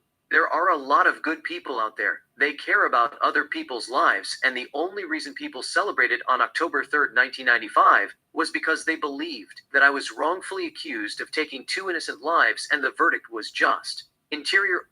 Daniel Freeman Hospital Day. Dr. Paul Toffel Black performed surgery on Reginald Oliver Denny. OJ continued, voiceover. They knew that I didn't do it. It had nothing to do with Rodney King or violence against black people. It has never entered in their heart. Interior courtroom. Day. Det Philip Vanader takes the stand. Shapiro cross-examines him. OJ continued, voiceover. Edelman never talked about corruption in depth that took place during the trial. He assumed that I was guilty and made a documentary in a guilty point of view, which is a no-no. Interior courtroom. Day. Robert Blasier cross-examines Gregory Matheson. There is a big chart of a blood veil. Robert Blasier is trying to show the jury missing blood from OJ's veil. OJ continued, voiceover. The first thing that they teach you in documentary 101 is tell the truth. If you can't tell the truth, at least look at both sides of the argument. The documentary was heavily one-sided. It presented one opinion about a particularly important topic in the history of America. Int Cedars Hospital. Fundraising. Day. OJ raises $250,000 for charity to help birth defects. Professional athletes and celebrities attend the event. OJ gives the check to a doctor. OJ continued, voiceover. Nobody talked about how generous I was. I treated people the way I wanted to be treated, with love, kindness, understanding, and compassion.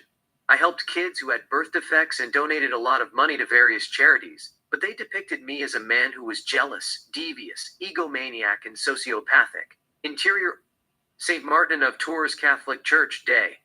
OJ stands in front of Nicole's coffin holding Sydney's and Justin's hands. OJ continued, voiceover. They don't know the pain that my soul felt, losing someone that I had always loved from the bottom of my heart, and being falsely accused of killing the love of my life, and a young man whom I had never met in my life, and who had never done me wrong. Interior. Law Building. Civil Trial Deposition Day. John Kelly, a lawyer for Browns, interviews AC. Nicole's parents, Lou and Judith, are present, so does Fred Goldman. A cameraman records the deposition. OJ continued, voiceover. You know, in addition, Edelman showed a segment of AC in the civil trial deposition. AC said, I've seen OJ fight, talk himself out of a lot of situations. When people watch that, they will automatically assume that I talked myself out of a guilty verdict. At least, that is the opinion that they want you to form in your head. Exterior, Park, Day. OJ, 14, and AC, same age, play tag football with a group of kids. The quarterback tosses the ball to OJ. OJ jukes the defenders, runs down the field, and scores touchdown. He dances like James Brown while trash talking. OJ continued, voiceover. But what Edelman didn't want you to see is the complete AC's deposition video. AC was telling them about my childhood in San Francisco, how boisterous I used to be, how I didn't like to get involved in a fight. I was a lover, not a fighter. Still, if there was a fight, I wouldn't back down. Int Law Building, deposition day. John Kelly continues to question AC. OJ continued, voiceover. Kelly, Brown's lawyers, one of the plaintiffs, asked AC, when you say he was boisterous, did you ever see him talk himself out of a fight situation? That's when AC said, I've seen OJ fight, talk himself out of a lot of situations. Shortly after a couple of questions, 4 or 5, Kelly asked him to explain about my talking myself out of a lot of situations. AC said, no, I didn't say a lot of situations. Exterior Park, basketball court, Day. OJ, 14, and AC talked to 2 girls of same age. OJ continued, voiceover. But AC did say it. He couldn't take back. They wanted an answer. AC said, nothing out of the ordinary, just young guy stuff. They asked him such as, just flirting with girls? Interior, OJ's car, Day. OJ, 17, and Marguerite, 17, kiss in the car. OJ continued, voiceover. You know, they took something innocent like that, threw away what they didn't need, and showed a segment to make me look bad. To be honest, I don't know what AC was thinking about at that time. Maybe he was referring to how I courted Marguerite even though she was going out with him, and eventually how I explained to him that Marguerite and I were in love. She loved me and I loved her too. She wanted to be with me. I wanted to be with her. Exterior, OJ's car. Day. OJ and Marguerite continue to make out. Then, out of nowhere comes AC and shakes the car violently, screaming at them. He is mad. Marguerite gets out of the car and tells him to cut it off. AC cools down. Marguerite tells him that she is in love with OJ. OJ continued, voiceover. He forgave me. We remain best friends. That is not a crime. If you love someone, you will love them no matter what. You are not supposed to control your heart, and you can't control your heart if you are young. It is impossible. We breathed love. We lived for love. Exterior Park, Day. OJ and AC play basketball. They then stop playing and talk about something. Marguerite approaches them and tells AC that she is sorry that she went out with OJ behind his back, but she feels connection with OJ. She wants to be with him. AC is not too happy, but he forgives her. OJ continued, voiceover. I was young. I was in love. I followed my heart. End of the story. Or AC could be talking about girls that we flirted with when we were young. It was innocent. It shouldn't be used to support a theory that I talked myself out of a guilty verdict. Interior courtroom, Day. Marcia Clark accuses OJ of killing Nicole and Ron Goldman in her closing argument. She points her finger at OJ, as if she is telling the jury that OJ killed them out of rage. OJ continued, voiceover. Besides, flirting with girls is not going to help you talk yourself out of a guilty verdict. You are going against merciless law enforcement agents and prosecutors that seek guilty verdict at all costs. Exterior Rockingham night. A police photographer takes the picture of left glove in the alley of OJ's property. OJ continued, voiceover. They don't stand aside and wait for you to make a move. If they believe that you are guilty, they will plant evidence against you whether you like it or not. Casanova can't stand a chance against them. Interior van, moving, Day. Ruby Wax interview OJ in the car. She is a little bit flirtatious. It seems like she is seducing him into confessing for something that he didn't do. But OJ doesn't mind. He is happy to tell his side of the story no matter what. There is a big smile on his face. Mike Gilbert, OJ's agent, is the van. OJ continued, voiceover. They said that I was a smooth talker, but when you tell the truth, you don't have to be smooth. Let the truth melt on your tongue and leave your lips smoother than butter. I told the truth. If the truth melted on my tongue and left my lips smoother than butter, I am sorry, but it is not my fault. I am innocent. Exterior golf course. Day. OJ plays golf with Mike Gilbert. OJ continued. Voiceover. In addition, Edelman questioned Mike Gilbert. Mike Gilbert is a thief. He is the reason that I spent 9 years behind bars. What is sad is that Mike Gilbert continued to tell people that I confessed to him that I killed Nicole. Int. Bookstore. Day. Mike Gilbert signs a book, How I Helped OJ Get Away with Murder. People stand in a line to get his signature. OJ continued. Voiceover. He wrote a book titled, How I Helped OJ Get Away with Murder. He is one of the worst human beings I have ever met in my life. Interior. Hyatt Hotel night. OJ and Ruby Wax sit at a table. Ruby Wax continued to interview him. OJ continued. Voiceover. A lot of people have asked me if I killed Nicole and Ron Goldman. Some were close to me. Others were strangers. There were those whom I trusted with my life. I told them the truth. Interior Rockingham night. OJ and Linda Deutsch sit at a coffee table. Linda Deutsch interviews him. OJ continued. Voiceover. You can even ask lawyers who represented me in the trial, or Linda Deutsch, one of the greatest human beings on the planet. She is a special correspondent for Associated Press. She never took sides or formed an opinion. She reported the truth as it was. I have always maintained my innocence 100%. Interior. ESPN studio, up close day. Chris Myers interviews OJ Simpson. OJ continued. Voiceover. I have sat and spoken about it many times, one interview after another. I told the world that I didn't do it. I am innocent. Interior Rockingham. Day. OJ and Mike Gilbert sit in the TV room and watch basketball, Lakers versus Bulls. OJ is smoking weed while drinking beer. OJ continued. Voiceover. Mike Gilbert is a fraud. He said that I smoked marijuana, took a sleeping pill, drank beer, and told him if she hadn't opened that door with a knife in her hand, she'd still be alive. Nicole would have called 911 before she stepped out of the house with the knife. He thought that she was Cynthia Rothrock. Or since everybody was making money from Nicole's death, he wanted to cut. But it doesn't take a rocket scientist to know that Mike Gilbert is a phony. Is he really telling us that I came to Nicole's house wearing a knit cap and gloves in the heat, 81 degrees, to have words with her, and Nicole stepped out of the house with a knife, and I took the knife from her hand and killed her even though I had a flight to catch in about 20 minutes? Nobody buys that in the right state of mind unless they are morons. But the thing is that people are desperate when it comes to murder. First, they believe anything. Then, they start to question. You know, the person or persons who came to Nicole's house, they didn't come to chat with her. They came to kill her or Faye Resnick. The killer had a knit cap and gloves. It was not accident or rage. They planned it. Interior Mike Gilbert's house. Day. Edelman interview Mike Gilbert for OJ, Made in America. OJ continued. Voiceover. Mike Gilbert also told Edelman that before Chris Darden asked me to try on the gloves, I stopped taking my arthritis medicine for 2 weeks under his advice, which made my hands swell. Interior courtroom. Day. Brenda Vemich is on the stand. Johnny cross-examines her. OJ continued. Voiceover. The thing is, we didn't even know whether Chris Darden was going to ask me to try on the gloves or not. Johnny puts on latex gloves, takes out the right-hand glove from a yellow evidence envelope, placed the glove in front of the witness, and asks her a couple of questions.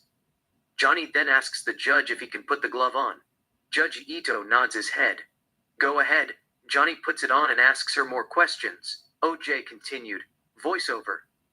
Johnny was cross-examining Brenda Vemich, who said that she sold the gloves to Nicole in New York City. First, he tried on the left-hand glove found at the Rockingham. It was small. Johnny then placed the right-hand glove found at Bundy in front of the witness, asked her a few questions, and requested the judge if he may try it on. The judge gave him his blessing. Johnny put the glove on. He was surprised how small the gloves were. He asked Brenda, do they come? The extra large is kind of small. She said no, but they stretched. Johnny continues to ask her. OJ continued. Voiceover. Johnny couldn't wrap his head around that the glove was extra large. How can they stretch? Brenda told Johnny that the glove didn't fit him. He relaxed for 1 second, thought that she read his mind, and asked her if they were too small. He hoped she agreed with him, but she said that they were too big. Johnny was left flabbergasted. He told her, since I'm wearing it, it seems too small for me, but we won't argue about that. They all laughed. That is when the idea occurred. Exterior courtroom. Day. O.J. Shapiro and Johnny discuss about the case, the possibility of trying on the gloves. Richard Rubin, glove expert, is on the stand. O.J. continued, voiceover. Eventually Shapiro tried it on. He measured my hand. We knew it wouldn't fit. I don't want to talk about FX's The People versus O.J. Simpson. It was inaccurate and biased. They thought I did it. We see Jeffrey Toobin in the courtroom. Insert Jeffrey Toobin. He is sitting behind the Goldmans. O.J. continued, voiceover. It is based on the book, The Run of His Life, The People by O.J. Simpson, written by Jeffrey Toobin, the same guy who got caught masturbating in a Zoom conference in 2020. I am not going to say what goes around comes around, but karma is a bitch. F. Lee Bailey whispers something on Chris Darden's ear. O.J. continued, voiceover. Anyhow, the same day, F. Lee Bailey told Chris Darden, you, sir, have the balls of a stunned field mouse. If you don't ask him to try on the gloves, I will. It happened less than 1 hour. Int ABC Studio, GMA, Day. George Stephanopoulos sits with Gil Garcetti and asks him a couple of questions. O.J. continued, voiceover. Later, District Attorney Gil Garcetti appeared in various talk shows, promoting the documentary, O.J. Made in America, and said that he didn't know that I stopped taking my arthritis medicine. That is why the gloves didn't fit. It was a revelation to him. He didn't know that before the documentary. Exterior golf course, Day. O.J. and Mike Gilbert play golf. O.J. swings the club and hits the ball clean. The ball lands on green. O.J. is happy. He tells Mike Gilbert jokingly, it must be the gloves. They fit for the game. Mike Gilbert looks at O.J. suspiciously. O.J. continued, voiceover. Now, they are going with that story thanks to Mike Gilbert. He is an asshole. But I know he didn't invent that rumor. He just wanted to take credit for it. Interior courtroom, Day. Chris Darden brings O.J. not taking his arthritis medicine to Judge Ito attention. Yet, Johnny gets up, objects Chris Darden's statement, and defends the truth. O.J. continued, voiceover. On June 21, 1995, Chris Darden accused me of not taking my arthritis medicine during the trial. It is on record. He told Judge Ito that the arthritis medicine was anti-inflammatory. They were informed that I had not taken it for 1 day, and it caused swelling in the joints and inflammation in my hands. Exterior golf course, Day. O.J. and Mike Gilbert stand on the green. It is O.J.'s turn. He is about to putt. He sits on his knees, measures the distance, and putts the ball slowly. The ball rolls across the green and falls in the hole. O.J. does a fist pump celebration. He is having a spectacular day. He smiles big, takes off his gloves, signs on them, and gives the gloves to Mike Gilbert as a gift. O.J. continued, voiceover. In O.J. Made in America, Mike Gilbert said that I hadn't taken the medicine for 14 days. Imagine the prosecutors were concerned about that I didn't take the medicine for a day. What would my hands have looked like if I hadn't taken it for 14 days? Nobody asked them to get their facts straight. Mike Gilbert is a liar. Int Criminal Justice Center, Gil Garcetti's office, Day. Gil Garcetti has a word with Marcia Clark and Chris Darden. O.J. continued, voiceover. On the other hand, Gil Garcetti was playing stupid for the camera. He had talked to Chris Darden on June 21, 1995, about my possibly skipping arthritis medicine for a day. Told him that Chris made a mistake by asking me to try on the gloves, never ask a question for which you do not know the answer, and wanted him to bring my not taking arthritis medicine for 24 hours to the judge's attention, and fix it in vain. Interior Criminal Justice Center, press conference day. Gil Garcetti talks to the media after the verdict. Goldmans, Marcia Clark, Chris Darden, Rockne Harmon, and others stand in the back, supporting the prosecution and waiting their turn to speak. O.J. continued, voiceover. They all are shady. Gil Garcetti should pay attention to what he is saying. This is ridiculous. He was their boss. He knew what was going on in the courtroom. To say that it was new to him is like a school principal who is caught drinking whiskey at a local bar in the middle of the day, saying that he didn't know that he was supposed to be at school. Interior Gil Garcetti's house, night. Gil Garcetti sits at the coffee table and watches TV, CNN, Larry King, while drinking whiskey. On the TV, Larry King talked to legal experts Roger Kosek and Greta Van Susteren about the case. Then comes Nancy Grace. Larry King asks her a couple of questions. It seems that she is criticizing the prosecutors. Gil Garcetti is not too happy. He drinks everything in one breath. O.J. continued, voiceover. It is Tuesday. He thought that advising students. Approving teachers' curriculums and keeping the school environment safe were not his responsibility. But you can't blame him. He just wanted people to take it easy on him. They got criticized for not winning the case despite the fact they spent $10 million. Interior bookstore, book signing, day. Marcia Clark signs autographs, without a doubt a book that she wrote with Teresa Carpenter. People, holding her book, stand in line to get her autograph. OJ continued. Voiceover. Yet, Marcia Clark signed $4 million book deal. Good for her. I don't question how people make money in this country. As long as they don't break the law or hurt people, they are entitled to make money however they know. Exterior. Rockingham. Day. OJ returns to home in a white van after 15 months in jail. OJ gets out of the van. AC is happy to see him. He greets him with a hug. Bob Kardashian is with OJ.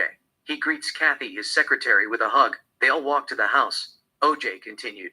Voiceover. Anyhow, friends are like angels and demons. Some stood by me, but other cut ties with me. There were those who betrayed me, such as Mike Gilbert, Peter Hyams, who wrote and directed Capricorn 1, and Tom McCollum, whom I used to play golf with, and others. Martin Luther King Jr. once said, "The ultimate measure of a man is not where he stands in moments of convenience and comfort, but where he stands at times of challenge and controversy." I know AC will take a bullet for me. He is a dear friend of mine. He has never lost faith in me. Interior Rockingham, day. OJ is happy to be free. They are having a small victory party. Friends and relatives are glad to see him again. They greet him with a hug. OJ and Bob Kardashian hug again. OJ thanks him for everything. OJ continued. Voiceover. I had great respect and admiration for Bob Kardashian. He was there for me when I needed him during the trail, but in the end, he decided to distance himself from me. They put too much pressure on him. He couldn't take it anymore. He had children, whom he wanted to protect and keep them from harm. I don't have bad things to say about Bob. He is exceptional. I am still in debt to him. We prayed together. Interior Rockingham to party today. A small party is in progress. OJ and his defense team, Johnny Cochran, Carl Douglas, Sean Chapman, Gerald Ullman, Robert Kardashian, F. Lee Bailey, Robert Blasier, and others celebrate the victory. At the moment, they all are watching TV. Robert Shapiro talking to Barbara Walters on ABC. OJ continued. Voiceover. Robert Shapiro is a businessman. That day he was supposed to be at my house celebrating the victory with the rest of the defense team instead of talking to Barbara Walter. Insert TV. Barbara Walters. Mr. Shapiro, you said in the beginning that race would not be a determining part of this case, so you would not play the race card. The race card was surely played, Shapiro. My position was always the same, that race would not and should not be a part of this case. I was wrong. Not only did we play the race card, we played it from the bottom of the deck. OJ and his defense team are not too happy. OJ, voiceover. It was his idea to bring race in the first place, but he did what he had to do. It was business as usual. He was looking after himself. People stopped talking to his wife. They accused him of being a traitor. He just wanted to distance himself from the chaos and get his career back on track. Those who associated with the case were ostracized. Some even received death threat. Interior Rockingham, party later. OJ has a word with F. Lee Bailey. Both are drinking whiskey. OJ continued. Voiceover. One person that I considered as a true friend and an incredible human being was F. Lee Bailey. He didn't even know me, but he didn't flinch. He stood by me. Many doubted that I was innocent. He believed in me. A lot of people criticized him for his cross-examination method. He was unfairly disbarred a couple of times as a result of being involving in the case. He didn't back down. Interior courtroom. Day. Mark Furman is on the stand. F. Lee Bailey cross-examined him. F. Lee Bailey. Did you say to the lawyers who were trying to prepare you for the Bell problem that you never use that language? Marcia Clark. Same objection. Mark Furman. I wasn't asked, Sir F. Lee Bailey. Withdrawn. I will be more specific, Judge Ito. All right. F. Lee Bailey. Did you tell the lawyers in that room that you never used the word nigger? Marcia Clark. Same objection, Your Honor. Judge Ito. Overruled. Mark Furman. It was never asked. F. Lee Bailey. I'm asking, do you? Marcia Clark. Objection, Your Honor. Judge Ito. That is vague. Rephrase the question. F. Lee Bailey. Do you use the word nigger in describing people? Marcia Clark. Same objection. Judge Ito. Presently? F. Lee Bailey. Yes, Judge Ito. Overruled. Mark Furman. No, Sir F. Lee Bailey. Have you used that word in the past 10 years? Mark Furman. Not that I recall, no. F. Lee Bailey. You mean if you called someone a nigger, you have forgotten it? Mark Furman. I'm not sure I can answer the question the way you phrased it, sir. F. Lee Bailey. You have difficulty understanding the question? Mark Furman. Yes, F. Lee Bailey. I will rephrase it. I want you to assume that perhaps at some time since 1985 or 6, you addressed a member of the African American race as a nigger. Is it possible that you have forgotten that act on your part, Mark Furman? No, it is not possible. F. Lee Bailey. Are you therefore saying that you have not used that word in the past 10 years, Detective Furman? Mark Furman. Yes, that is what I am saying. F. Lee Bailey. And you say under oath that you have not addressed any black person as a nigger or spoken about black people as niggers in the past 10 years, Detective Furman? Mark Furman. That's what I'm saying, Sir F. Lee Bailey. So that anyone who comes to this court and quotes you as using that word in dealing with African Americans would be a liar, would they not, Detective Furman? Mark Furman. Yes, they would. F. Lee Bailey. All of them, correct? Mark Furman. All of them. F. Lee Bailey. All right, thank you. Interior Rockingham tonight. Back to OJ and F. Lee Bailey and his defense team. They continue to party. OJ continues to talk to F. Lee Bailey. OJ, voiceover. F. Lee Bailey defended me from the beginning to the end. He even wrote books about it. The Truth About the O.J. Simpson Trial by the architect of the defense. He said that I was innocent till the day he died. F. Lee Bailey was one of the greatest lawyers in the world. He visited me every day while I was in jail. I couldn't never thank him enough. Exterior beach, photo shoot, day. Faye poses nude for Playboy. A photographer takes her picture. OJ, voiceover. Faye Resnick made a lot of money from Nicole's death. Now she could buy enough cocaine that would last her for a while. Exterior W Hotel, pub day. OJ and Cora sit at table with soft drinks. There are not too many people in the bar, only a few customers chilling. OJ, who do you think might have killed her? Cora, I don't know. Maybe Michelle. OJ, Michelle? Cora, yeah. Nicole slapped her. She has motive. OJ, you can't be serious. Michelle can't even harm a fly, besides she is weak. Nicole would kick her ass. I can't even imagine Michelle taking Ron Goldman out. Cora, I didn't say that she personally killed Nicole and Ron. Who knows? She hired hitmen. They killed her. Then they killed Ron Goldman. OJ, please don't spread that rumor or tell anyone Michelle has something to do with Nicole and Ron. I know Michelle. She is one of the sweetest women I have ever met in my life. Even though Nicole slapped her, she understood her. She loves the children. She would never do that to them. Take their mother away for no reason. I don't buy it. Cora. Nicole hated Michelle. She told me herself. She didn't trust her. She even suspected her stealing jewelries. They kept disappearing. She thought it was either you or Michelle who took them.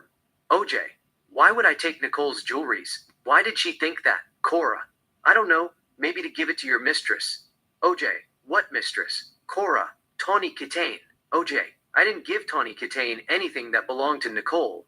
Tawny Kitane and I were friends. Cora, you slept with her. OJ, it just happened. I didn't plan it. I mean, it's not love. It's just sex. Cora, that's what they all say. It's not love. It's sex. For us, love is sex. We can't tell apart. We don't fuck someone we don't love. OJ, that's why you left Ron? You can't tell sex from love? Cora, you could say that. OJ, what is his name again? Cora, Joseph. OJ, are you in love with him? Cora, yes I am. OJ, I am not going to tell you how to live your life. I know that Ron is my friend. But sometimes you just have to follow your heart and find happiness within yourself. Cora, thanks for the advice. I love Ron. But I wasn't enjoying anything. The sex was bad. There was no passion in the marriage. I felt like a prisoner. I wanted to leave him long time ago. But I stuck around for the sake of the children. I then met Joseph. I fell in love with him. I knew I was not getting young. I wanted to live my life. I had to make a choice. Stay and be miserable, or follow my heart and be happy. I chose to be happy. OJ, have you talked to Faye lately? Cora. No, I haven't talked to her for a while. Last time I talked to her, she told me that Nicole was planning to have sex with Ron Goldman. OJ, Faye is a liar. I don't believe a single word that comes out of her mouth. Cora. She said Nicole told her on the phone that she was going to do Ron Goldman. OJ. I doubt that they were talking about sex that night. Sydney heard Nicole sobbing. Faye said they were giggling. Sydney is a smart girl. She can tell giggling from sobbing. Cora. I am just telling you what she told me. OJ. Let's assume what she said was true, but how would Faye know that Ron Goldman was going to drop by at Nicole's house? Faye called Nicole 9:00 p.m. They talked for about 30 minutes, from 9 p.m. to 9:30. Her mother then called her about 9:35 and told her that she dropped her glasses at the Mezzaluna. They had found it. She wanted Nicole to pick it up. Nicole called Mezzaluna and told Ron Goldman to bring the glasses over to her place. If her mother didn't drop her glasses at Mezzaluna, Nicole would have never called Mezzaluna and talked to Ron. Ron didn't enter her mind till she spoke to her mother in the phone about 9:35 p.m. Faye could not possibly know that Judith called Nicole and told her about the glasses. Nicole then called Mezzaluna and talked to Ron unless she had a crystal ball that tells her the future. She lied about everything. Plus, Ron Goldman had already told his friends that he was going to meet them at a club. He was not planning to have sex with Nicole and leave in the middle of the night. The club would be close. He was there to drop the glasses. Cora. I didn't look at it that way. I thought her mother called first. Nicole then talked to Faye and told her that she was planning to seduce Ron and have sex with him. OJ. No, that is not true.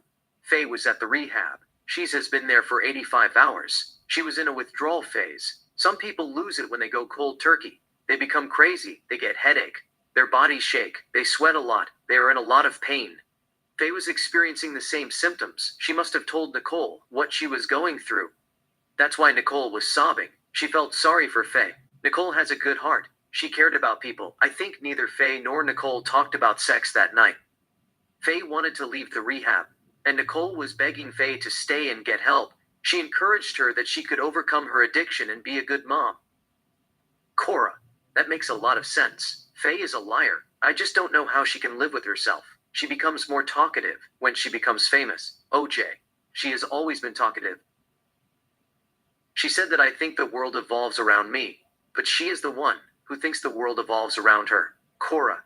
Has she ever made sexual advance on you? OJ. Not really. Maybe. I don't know. You know, she gave me looks and all, but I would have never had sex with her. She was Nicole's friend. I would never do that to Nicole even if I wasn't going out with her. Cora. But Nicole slept with Marcus Allen. He is your best friend. OJ. That is the problem with women. They think that they know us. Maybe they do. But men don't think like women. If we break up with a woman, she is free to date whoever she wanted. Nothing is off limit. Eric Clapton and George Harrison are best friends. They make music together. George Harrison was once married to Patty Boyd. She had an affair with Eric Clapton. George Harrison and Patty Boyd got divorced. Eric Clapton married Patty Boyd. Eric Clapton and George Harrison remain friends and continue to play music together. There is no hard feeling. Life goes on. George Harrison eventually met the love of his life, Olivia Harrison. She gave birth to a boy. They have been together for 18 years. Cora. I didn't know you were a Beatles fan. OJ. I am not a Beatles fan. I am a music fan. Cora. Anyway, we women can't do it. It doesn't even have to be your husband. It could be your boyfriend. If I break up with him, my best friend can't go out with him or sleep with him. If she does, she is not my best friend. She is my enemy. I will not speak to her again. OJ, the basic rule that you guys follow. Love is sex. Sex is love. You can't distinguish between them. Cora. We can, but we don't want to. Love is doing things that make your heart beat fast and loud, and pleasure is its reward. I mean, don't get me wrong, we have a fantasy to have sex with a total stranger with no strings attached, or a handsome stud that we have never met before, but we get emotional right away. We can't help it, it's in our DNA. OJ. The last thing I want to hear is DNA. I couldn't believe it. Why were they trying to frame me? I still have nightmares about sitting in the courtroom and listening to people talking about DNA evidence. Cora. I think Faye has something to do with Nicole's and Ron's murder. OJ. I know for sure it is connected to drugs. Cora. That is not what I am saying. Faye is a femme fatale. She hired hitmen and had Nicole murdered. Ron was a collateral damage. Faye planned everything ahead of time. The hitmen would kill Nicole and throw the glove at your house to implicate that you did it or had something to do with her murder. The police would arrest you, accuse you of Nicole's murder, and bring you to justice. She would then write a book about it and become famous and rich. She succussed. She wrote a book and became rich and famous overnight. OJ. I know Faye is smart, but she is not that smart. Drugs have destroyed her brain cells. But it would make a good Hollywood movie. The Diary of a Seductress, starring Linda Fiorentino. A story about a woman who hires hitmen and have her best friend murdered. She then frames the husband, writes a book, and become rich and famous. Cora. I am serious. Think about it. Why did Faye lie like that? She knew that Nicole loved you more than life itself. She was planning to put her family together at all costs.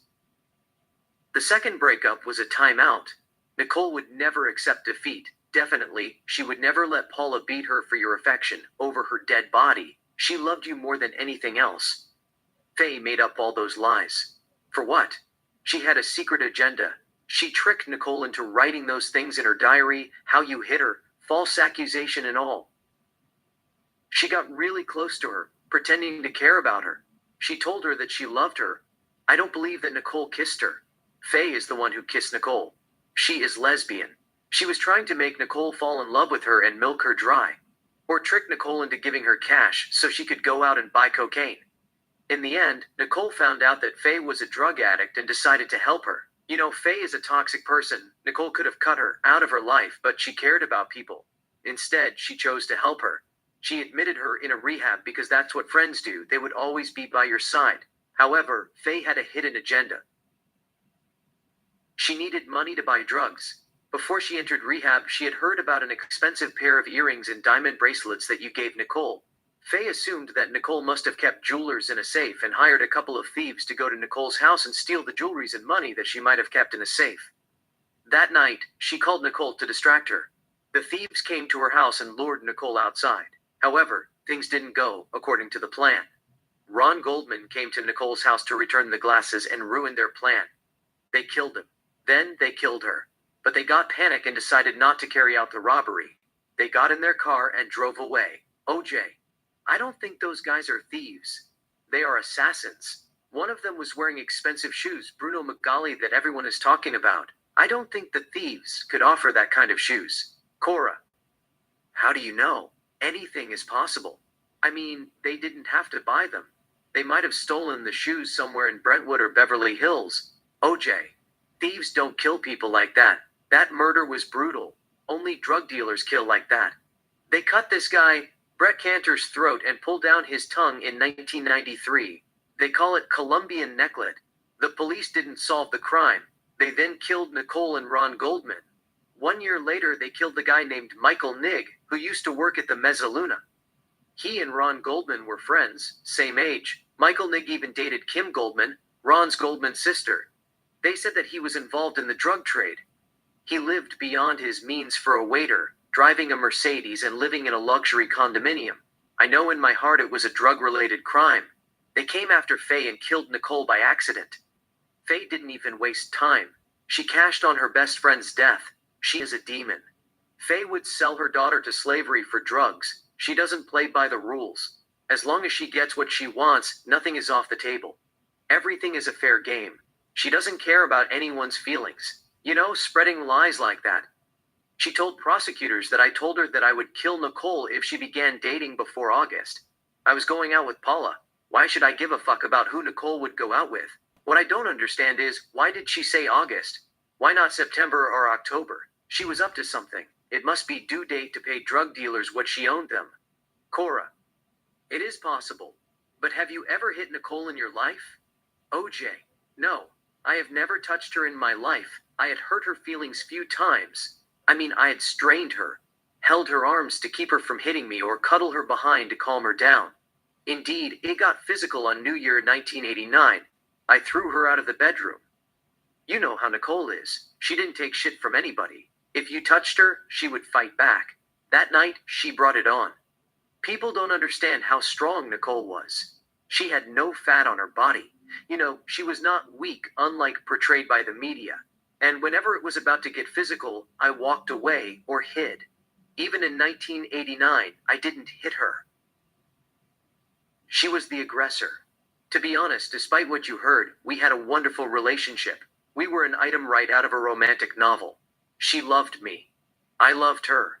Nicole was an open person. If I were a wife beater or she were a battered wife, she would have told you long time ago. Cora. Why did she write the diary? OJ. I think that she was desperate. Things between us hadn't been working out. I left her for Paula. She was upset. It was revenge. In addition, she needed money to raise the kids. So she came up with an idea to make me look like a bad husband, take legal action against me, and strike it rich. She might have talked to Faye about it. In fact, like you said, it was Faye's idea to scam money from me. She is the main player behind Nicole's fake diary. But I don't think Nicole would have gone forward with the plan. She was exercising her demons. I broke her heart. Nicole was the type of person who made you pay for doing her wrong. Cora, I still don't understand why Nicole called a battered women's shelter and told them that you were going to kill her a few days before she was murdered. OJ, how should I know, Cora? Maybe they wanted to make it look real. Faye must have advised her to go there and talk to a caseworker or call them. If she had gone there and looked at the women, real domestic violent victims, she would have found out, to her dismay, none of them looked like her. I don't mean to be disrespectful or anything, but the majority of them must have looked like prostitutes who owed money to a pimp who moonlighted as a serial killer at night.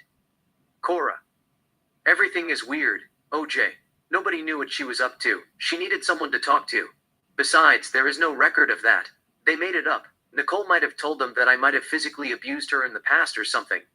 But she would never tell them over the phone that I was planning to kill her. If that was true, she would have gone straight to police station. Nicole wouldn't lie in the right state of mind. Unless I was in the kitchen, screaming at her not to do drugs like 911 called that they played at the courtroom. I warned her not to hang out with the wrong crowd. But she didn't listen to me. Cora, you told her not to hang out with me. I heard the tape. You thought I was a bad influence on her. OJ, I totally misjudged you. You know, she was partying with your guys and doing drugs. It got me worried. Cora, Nicole and I had never done drugs. We just went clubbing and danced. To be honest, I had never seen Nicole doing drugs. If she did drugs, she must have done it with Faye. OJ, I was busy to see what was going on around me. I didn't even know that Faye was a drug addict. I called her and talked to her on the phone like a regular human being.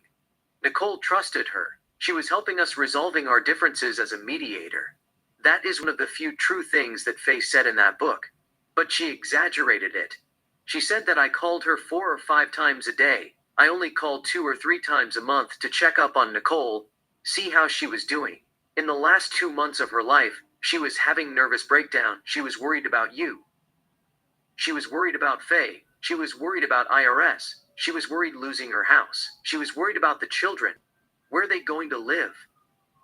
When it rains, it pours. And after we broke up, she thought that I was taking away her friends. She was paranoid about everything. But that was a typical Nicole. She kept getting herself into a jam for no reason. She was in a difficult situation, but she had always pulled together no matter what. It was not her fault. She wasn't supposed to die that day. I still believe in my heart it was a mistaken identity. They didn't come to kill her. They were after Faye. Cora, I have never trusted Faye. Did you see the video of her when the verdict read? She got hysterical. She was criticizing the jury, even though she said a lot of negative things that had damaged Nicole's reputation. She is phony. Faye is behind Nicole's murder, whether a hit or mistaken identity or robbery, or, humorously, movie The Diary of a Seductress. OJ smiles softly to himself. They continue to talk without a sound. OJ, voiceover. Nicole wasn't her usual self. Something was bothering her. You know, sometimes the people that you surround yourself influence your personality and decisions that you made. She was a little bit tense. Maybe Nicole knew that Faye was up to no good. She wanted to protect her. And it ended up costing her life. Interior courtroom, civil trial day. OJ is on the stand. Daniel Petrocelli cross-examines him. OJ continued, voiceover. I was going to focus my energy on finding the real killer, but nobody wanted to give me a break. After I was found not guilty, the Browns and the Goldmans sued me in a civil trial. Exterior New York City, Times Square day. People watched the verdict being read. It is not guilty. Black people and few white people celebrate, but a lot of white folks are in shock. OJ continued, voiceover. It was a joke. Like I said before, a lot of white people in America thought that I was guilty. They had watched the trial, and we all saw them in the TV looking like albino alligators and holding their faces with their mouth wide opened in shock when they heard the verdict. They could wait to bite a black person's head off. Interior courtroom, civil trial day. Back to OJ on the stand. Daniel Petrocelli continues to cross-examine him. The jury are composed of 8 white, 2 black, 1 Hispanic, and 1 a man who is half Asian and half black. 7 are women and 5 men. It seems they don't care what OJ has to say. OJ continued. Voiceover. This couldn't be happening. They were angry. They wanted a guilty verdict. They have already made up their mind. The only good things came out of the civil trial was some people got to know me and Nicole a little bit better. Interior Rockingham. Night. OJ sits at the coffee table. Nicole is with him. She has rested her head on his lap, lying in the sofa. They converse while OJ braiding her hair romantically. The house is lit with candles. OJ continued. Voiceover. There was no motive.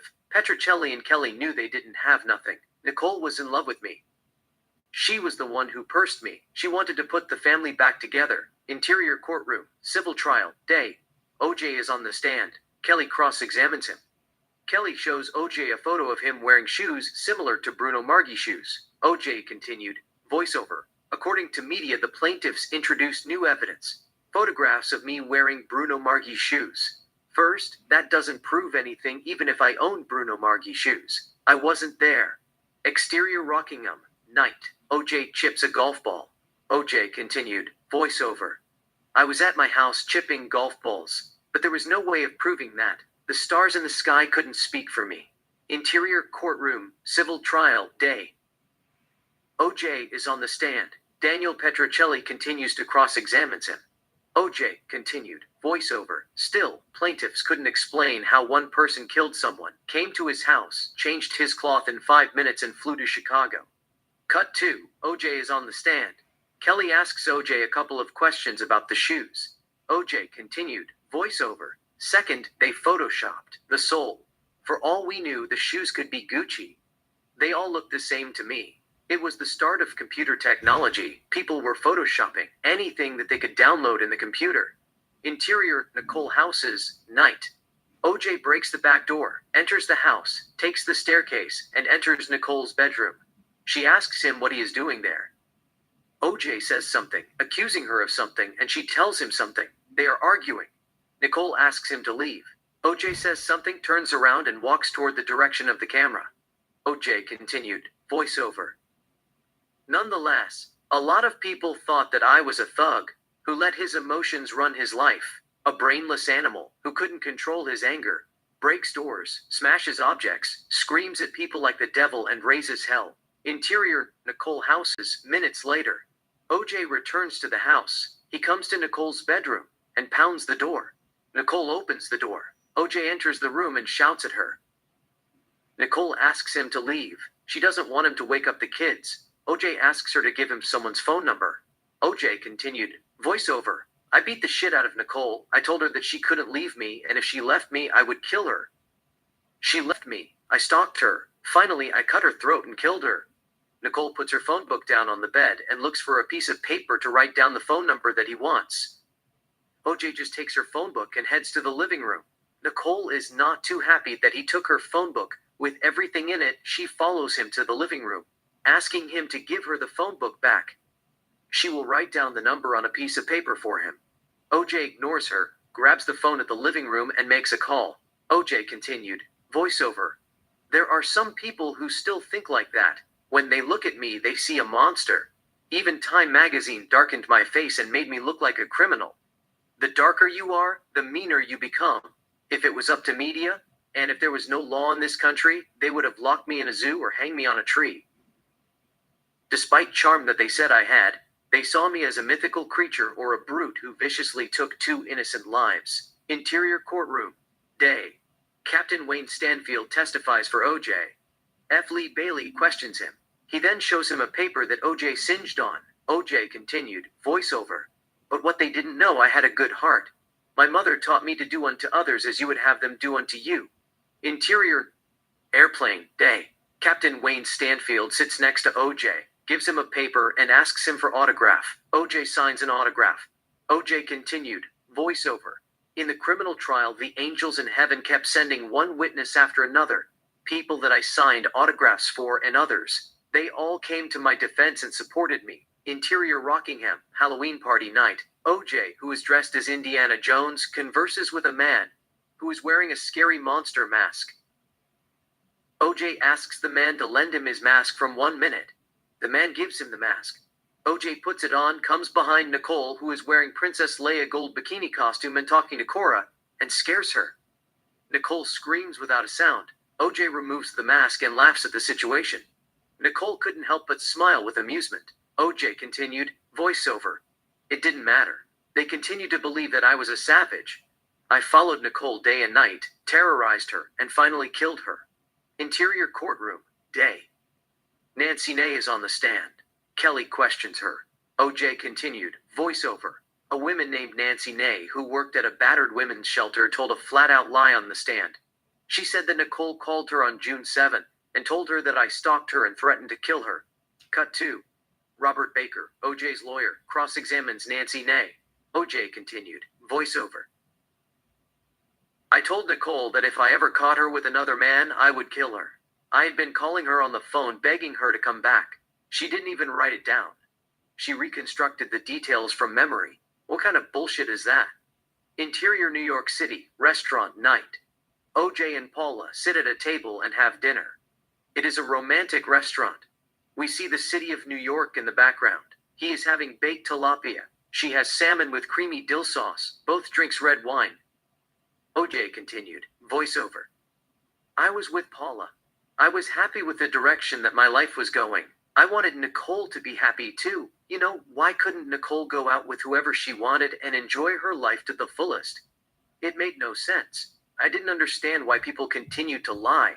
Interior New York City, restaurant night. It is the same restaurant. This time, OJ is with Nicole. They are not eating, they are just drinking wine. On the soundtrack, music plays softly. OJ continued, voiceover. They thought that I was the worst version of Othello, a jealous barbarian who got obsessed with his wife, shadowed her 24/7, imagined in his head that she was cheating on him, and killed her because if I couldn't have her, no one could. OJ gives her his hand. Nicole takes his hand. They get up, come to the dance floor and dance slow.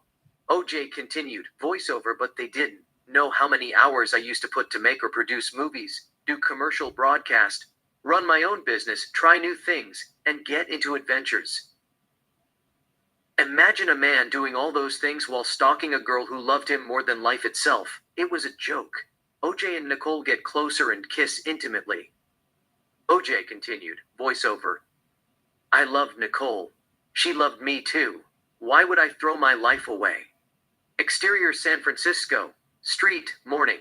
Young OJ, 16, runs in the street of San Francisco, exercising. OJ continued, voiceover. I have always made a conscious decision ever since I decided not to join Army at the age of 16, but go to college and define my purpose in life. Exterior USC, Stadium Day. An activist named Dr. Harry Edwards has a word with young OJ. It seems OJ is not interested in what Dr. Harry Edwards has to say. Insert Dr. Harry Edwards. OJ continued, voiceover. Even in college USC, they tried to use me as a tool for their cause and made me do things that I didn't want to. I stood for myself. I refused to be judged by the color of my skin, but by what I bring to the table. Martin Luther King Jr. himself said, I have a dream that my 4 children will one day live in a nation where they will not be judged by the color of their skin, but by the content of their character. Montage. We see NFL football highlights of OJ. OJ continued, voiceover. I wanted to catch the eye of the world with my talent. I knew nobody was going to stop me. I set one record after another. We see a clip of OJ's movie, Capricorn 1, OJ walking in the desert and asking for water, thirsty and all. OJ continued, voiceover. I got into acting and made a couple of interesting movies. I was involved in various businesses. OJ does commercial for Hertz. OJ continued, voiceover. I did commercials. Beach. OJ and Nicole walk down the shoreline in sunset. They then stand lips to lips, talk between kisses, and lock their lips in a passionate kiss. Nicole puts her arms around OJ's neck. He holds her closer. OJ continued, voiceover. I traveled around the world with someone I was in love with, adored and respected. Nicole and I had great relationship. We had 2 beautiful children. I worked hard. I made fortune so they could live a comfortable life. Interior OJ's and Nicole's vacation house, day. Nicole and OJ sit on the sofa covered with blanket and watch When Harry Met Sally starring Billy Crystal and Meg Ryan while eating popcorns from a bowl. Nicole is the one who is holding the bowl. On the TV, Meg Ryan, who plays Sally, fakes orgasm to Harry's dismay and amusement. The restaurant scene. Nicole and OJ smile big. OJ asks Nicole jokingly if she has ever faked orgasm. Nicole puts the popcorns on the table and fakes orgasm like Meg Ryan. OJ smiles to himself and pays her a compliment. She sounds like a porn star. Nicole throws a couple of popcorns at him and hits him playfully. OJ continued, voiceover. Why would I, all of a sudden, decided to damage my reputation, risk my sanity, kill the children of my mother, whom I loved from the bottom of my heart, destroy my life and hurt my entire family? It made zero sense. I wish people watched the civil trial and formed their own opinions about the case. I finally had an opportunity to tell my side of the story.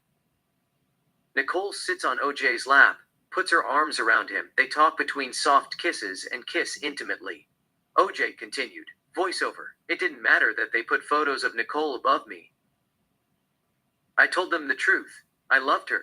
I didn't kill her. Our life together was a love story. It was not a story of domestic violence. We fitted together like puzzle pieces. Interior, Rockingham, wedding night. OJ and Nicole dance slow. Lou and Judith dance near them. Judith looks at them. Her daughter is happy. OJ continued, voiceover. Later I would learn Nicole told her mother on the phone the night of June 12, one of her last words, he will always be my soulmate. It brought tears to my eyes. I had always known she loved me from the bottom of her heart. I let her down. She didn't give up on me. I gave up on her. Interior Rockingham, day. OJ sits at the coffee table and looks at a photo album, photos of him and Nicole and the children and friends, and relatives, flipping one page after another. The majority of the photos are Nicole or Nicole and OJ together. Nicole looks breathtaking. OJ continued, voiceover. Sometimes I think about how much she loved me, and how I took her for granted, and how hard she fought for my affection, and how I neglected her, and how determined she was to win me back and keep me in her heart as long as possible.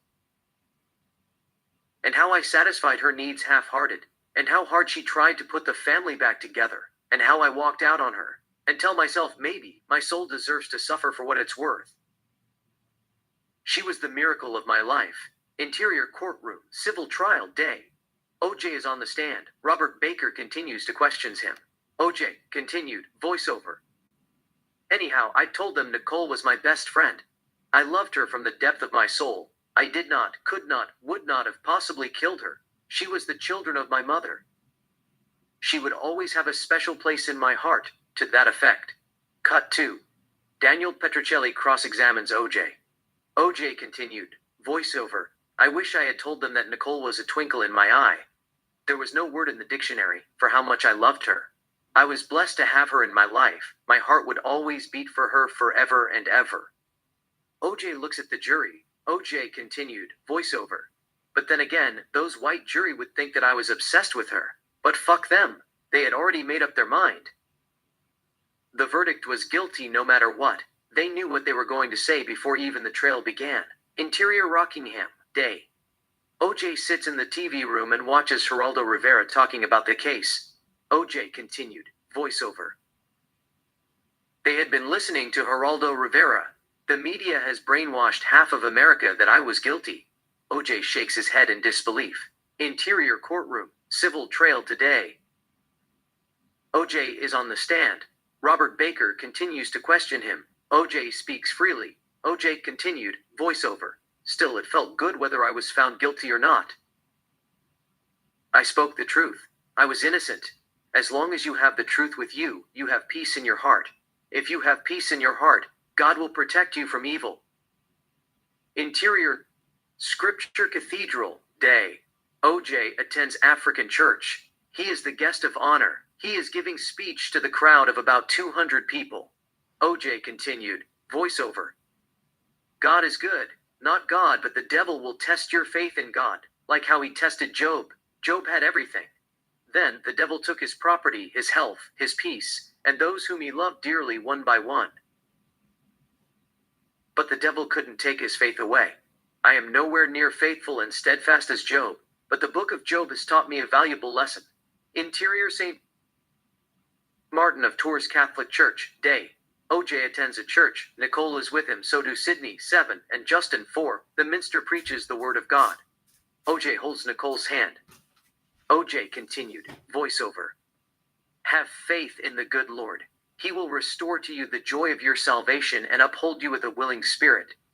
The Bible says God, your God, will restore everything you lost. He'll have compassion on you. He'll come back and pick up the pieces from all the places where you were scattered.